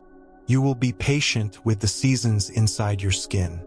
And you will discover, perhaps to your own quiet surprise, that a body listened to tends to the mind without fanfare. That tension loosens when it is welcomed and named. That healing often begins where the fight ends. Let the shoulders drop by one more thread. Let the jaw slacken. Let the breath lengthen on its own. You are not required to earn your right to rest. You are invited to live in a way that makes rest possible. The night is wide. The ground is steady. Your life is here, moving, softening, learning how to stop wrestling with what is already holding you. Let the day recede the way a shoreline softens under evening tide. Feel the exact places the body meets support. Invite gravity to take a little more of you. Release the tongue from the roof of the mouth. Loosen the tiny muscles around the eyes. You have come far with these practices. Tonight is the evening wind down, a gentle way of closing your accounts with the day so your body can rest and the mind can stop keeping watch at every window. No perfection. Only sequence, kindness, and trust. Begin with 3 slow breaths that mark the shift from doing to being. On the first, whisper inside, I am here. On the second, I am safe enough for this hour. On the third, I can let the ground do the holding. Let the exhale be a shade longer than the inhale. That length is not a trick. It is a message. The body hears it and lowers the lights. We'll gather the day the way you might gather fruit from a tree, gently, without tugging. Remember 3 small alignments. They can be quiet as a glance you offered with warmth, a moment you softened your jaw, a pause you placed before a reply. Name each with 1 plain sentence. Let the body register the truth that you showed up. Now choose 1 steer for next time, also a single sentence. Next time, I'll drink water before opening the feed. Next time, I'll ask for listening before advice. Next time, I'll set 1 boundary sooner with warmth. This is not a ledger. It is a gardener's note for tomorrow's soil. Let's practice a soft forgiveness ritual that does not demand feelings to arrive on cue. In your own words, speak 3 short lines. First, to yourself. If I fell short today, I forgive myself and I will repair where I can. Second, to others. If others fell short, I release the job of replaying the scene and I will protect what needs protecting. Third, to the day itself. Dear day, I set you down with thanks. Feel how the chest changes as you say them. You are not excusing harm. You are closing the courtroom so rest can enter. Now we loosen identity for the night. You wore many roles today. You don't sleep well in a costume. Stand, sit, or lie by an imagined doorway and hang each role on an invisible hook with a small bow. Worker, caregiver, partner, patient, friend, neighbor. Then hang the meta role that tries to keep all the roles perfect. Thank you for your service. Rest. If a role clings, hang it twice. In the morning, you can take down what fits. Tonight, you get to be a human animal in a safe room. Bring your attention to the 3 frictions that like to ride into the dark. Reaching, bracing, fog. Reaching says, one more check, one more fix, one more scroll. Answer with rhythm. Write a single line about the first action you will take in the morning and place it where dawn will find it. Tap the paper. The tap is the bell that says, delegated. Bracing says, review everything that went wrong so you're not surprised tomorrow. Answer with warmth. Place one hand on your jaw, one on your belly. Breathe until both hands soften by a degree. Tell yourself, I will repair in daylight. Fog says, I'm tired but wired. Let's drift in place. Answer with a lantern. Darken the room by 5%. Lower your own volume by 5%. Let the exhale lengthen by 1 count. Small degrees change climate. The bed can be a small monastery. Create a bedside bowl in your mind or with your hands. Into it, speak the 3 bowls you know: reach, brace, fog. Into reach, one thing I want and one kind step I'll take tomorrow. Into brace, one boundary I'll hold with warmth. Into fog, one unclear knot and the time I will revisit it. Tap the rim of each bowl once like a bell. Bells tell communities when to stop and when to start. Your nervous system learns to trust the bell. We'll do a gentle body scan in plain language. Not to make anything perfect. To invite the night to meet you where you are. Back of head heavy and aloud. Brow smoothing like a hand over still water. Eyes resting in their sockets. Cheeks soft. Jaw unhinged by a thread. Tongue wide and loose. Throat open like a quiet hallway. Shoulders melting toward the mattress or chair. Upper arms, forearms, hands warm and easy. Chest widening on the inhale, softening on the exhale. Heart space held in a bowl of kindness. Belly loosening like warm dough. Hips spacious by a degree. Thighs, calves, feet receiving, not gripping. If you notice a place that stays tight, give it permission to be tight and soften the skin around it. You are not pushing a river. You are making room for the banks to rest. For scattered nights, a counting breath can be a thread you hold in the dark. Inhale to 4, exhale to 6, counting down softly from 10. If you lose the count, begin again from 10 without commentary. Beginning again is the practice, not the failure. If numbers feel sharp, use words. Inhale, here. Exhale, now. Inhale, meet. Exhale, let be. We are training tone more than technique. Let's bring a small story to the bedside. Simple as a lantern in a window. After a long day of teaching, the Buddha and a few companions slept in a grove. A wind moved the leaves. A jackal barked far off. Someone in the village laughed late. A young monk whispered, "I can't rest with so much noise." The Buddha did not scold. He invited the monk to listen closely. They named each sound as it arose and faded. Wind, bark, laughter, silence, breath. In a few minutes, the monk's body believed the truth that sounds are visitors and the night is a host. He slept. You can do the same. Name the nearest sound and the farthest sound. Let each teach you impermanence without words. If worry wins a second round, write 3 lines on a scrap. What I fear. What is fact? What helps next? Fold it once. Place it under a book or the lamp and say, "I'll meet you in daylight." If the mind argues, answer once, "You've been heard." Then return to sensation. Fabric on skin, air on the lip, the weight of the blanket, the rise and fall of the ribs. Meeting sensation is not denial. It is shelter. Shelter allows repair. Bring the three inner powers to bed as companions. Clear seeing. Name this moment with a single adjective. Safe enough, quiet enough, soft enough. Compassion. Rest one hand where the heart beats and say, "You can be tender here." Letting go. Picture the hand that gripped today, opening palm up on the sheet. The hand does not have to release everything. It only has to open. If images help, see leaves loosening from a branch into night air. If words help, repeat, "I can set things down." We'll craft a brief closing ritual for the nervous system. Call it the 4 lanterns. Lantern 1 is breath, 4 in, 6 out for a minute. Lantern 2 is eyes.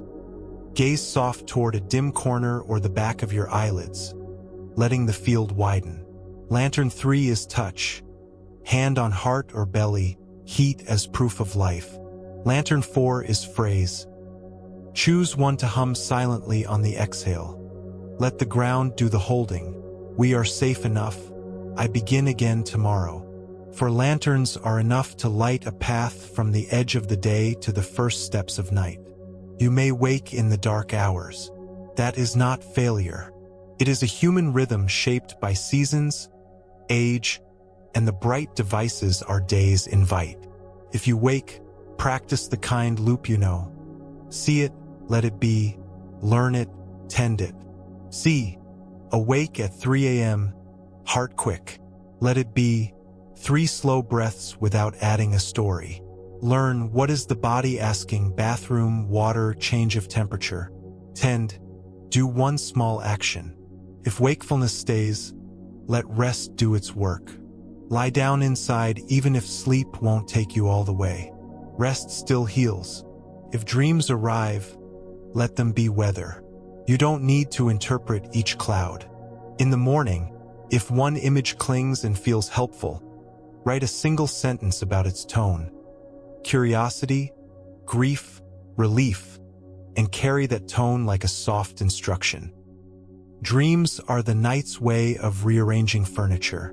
You are the daylight custodian who decides what stays and what rolls back into the closet. For nights of grief, we'll add a gentler step. Hold a small object that carries love. A photo, a scarf, a stone. Name aloud one thing you miss and one way that love is still alive in you now. Example, I miss your laugh. Your kindness moves through how I speak to strangers. Then place the object where it can watch the night with you. Grief does not block rest. Wrestling grief does. When it is named and held, the body often loosens by a degree. If the house is not quiet, neighbors, newborns, city, build a pocket of quiet inside the noise.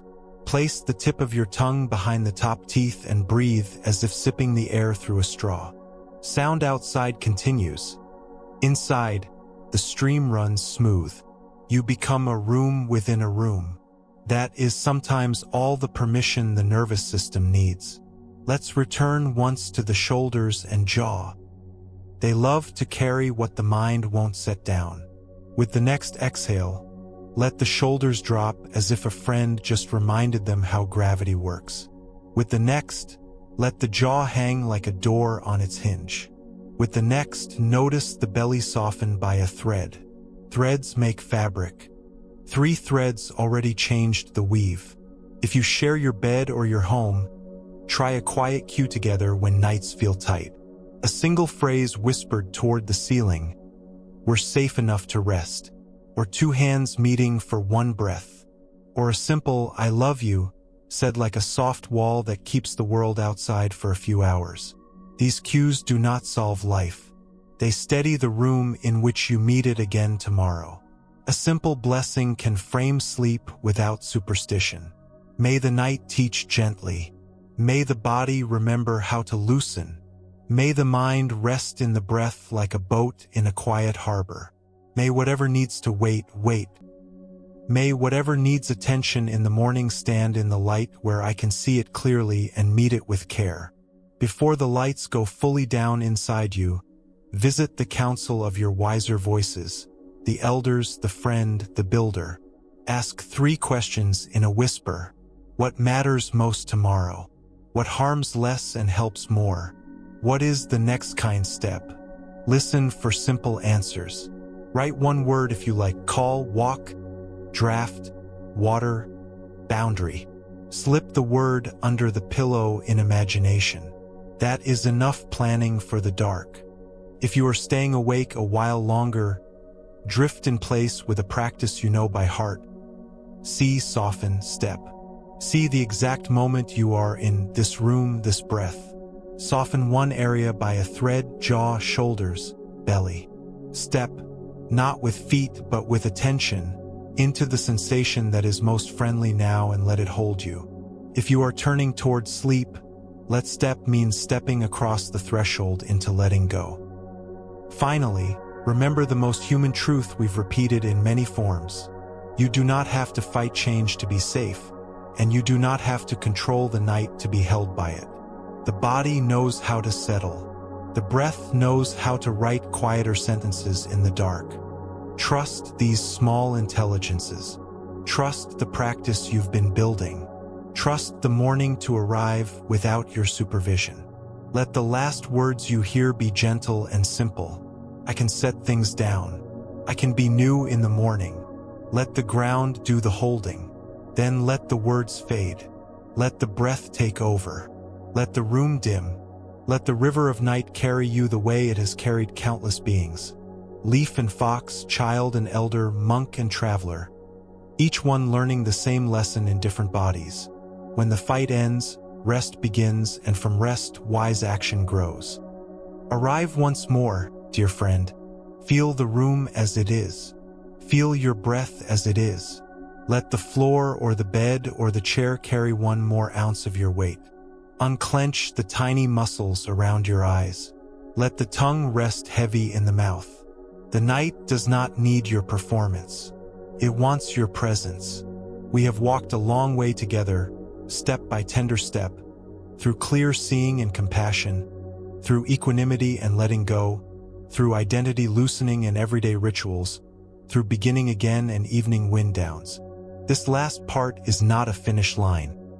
It is a soft turning toward the life already waiting for you. With a steadier, kinder posture inside, take 3 simple breaths, and on each breath, let a phrase rise like a small lantern.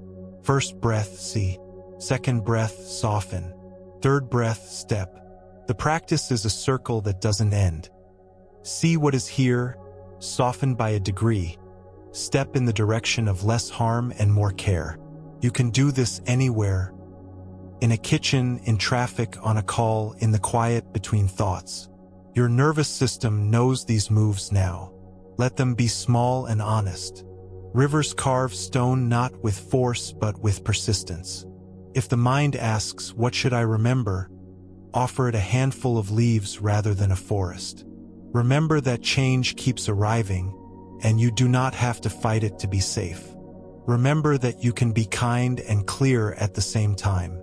Remember that letting go is not throwing love away. It is holding with an open hand so love can breathe. Remember that identity is a jacket, not your skin. You can hang it at the door and put it on again when it fits. Remember that you return. This is who you are. The one who returns to breath, to ground, to values, to warmth. There is a story I want to leave with you, simple and bright. A woman walked each evening to a well with a clay pot. A hairline crack ran along the side. By the time she reached home, the pot had leaked a ribbon of water on the path. She felt ashamed of the flaw until one day she noticed a thin trail of wildflowers blooming where the water had fallen over weeks and months. The crack had been watering a garden she couldn't see while she focused on what she thought was broken. The pot did not become perfect.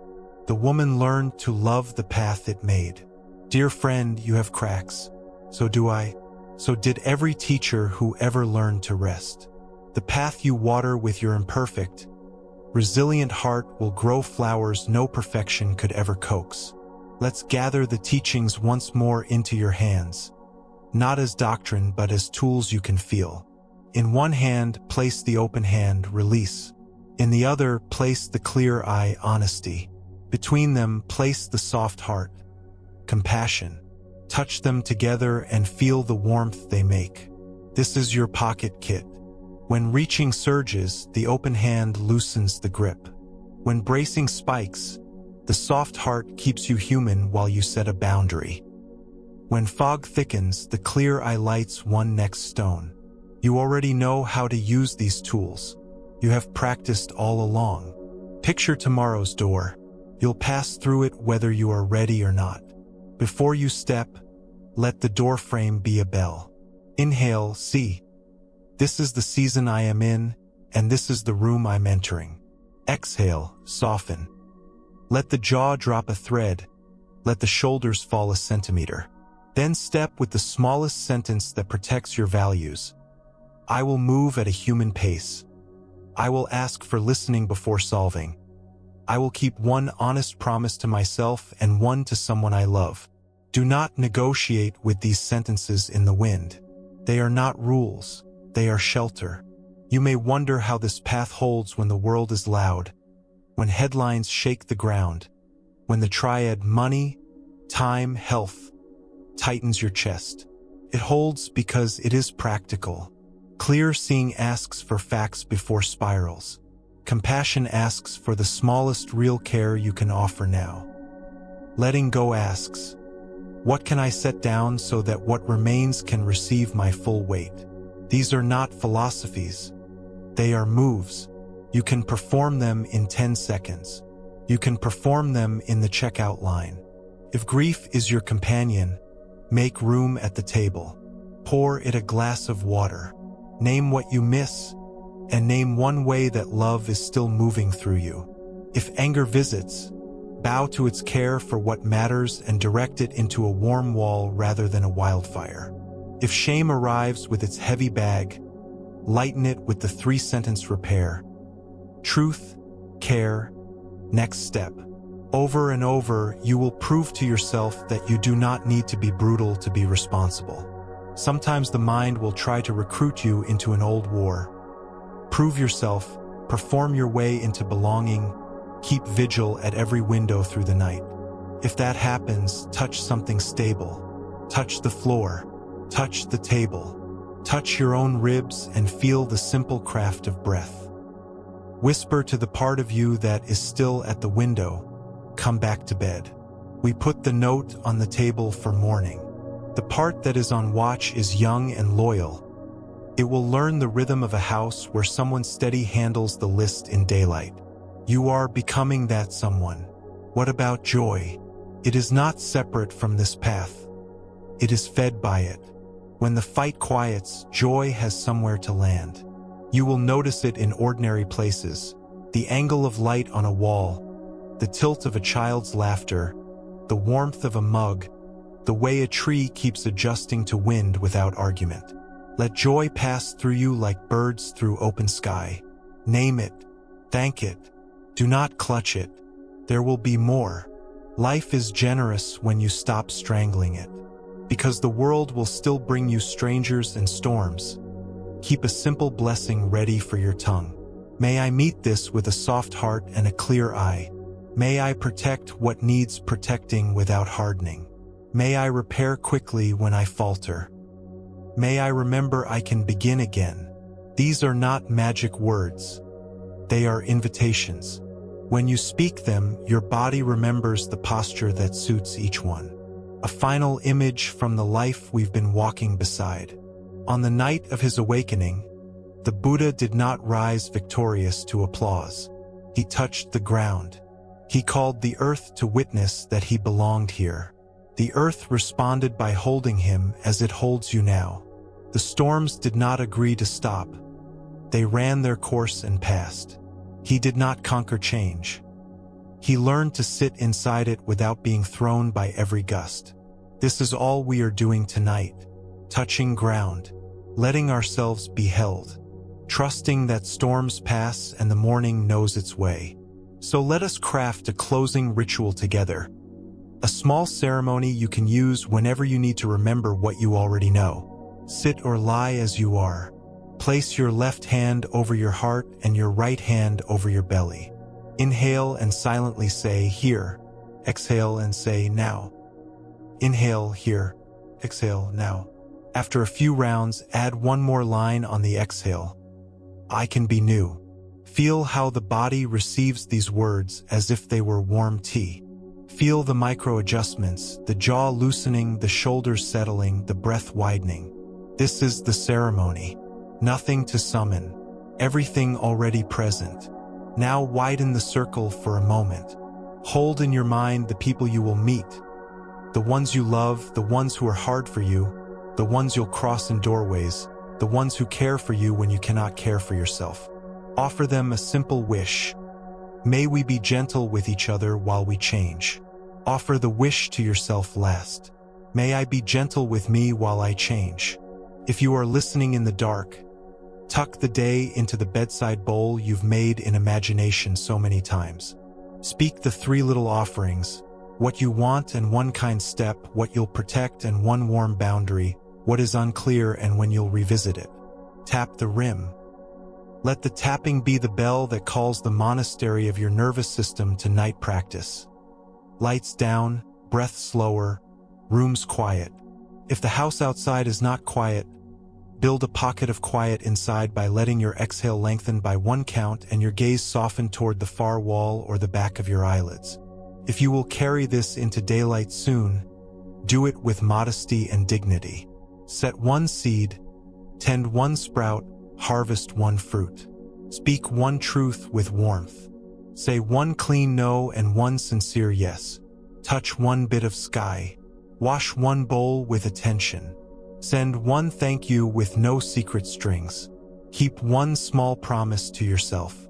Then, when you review the day, notice how much a life can shift by degrees. There will be days you forget everything. All of it. You will snap at someone you love. You will race the red light. You will rehearse a speech to a ghost. And then you will remember. You will drop your shoulders as if someone tapped them and said, "Love, come home." You will feel the chair, the breath, the ground. You will see, soften, step. The day will move 1 degree toward grace. This is the real miracle. Not that storms stop, but that you become a person who returns without drama, who mends without whipping, who accepts without collapsing, who loves without gripping. Before we close, let me speak directly to the parts of you we've met along the way. To the part that wants everything fixed now. Thank you for your energy. Help us begin wisely and rest when we must. To the part that braces against pain.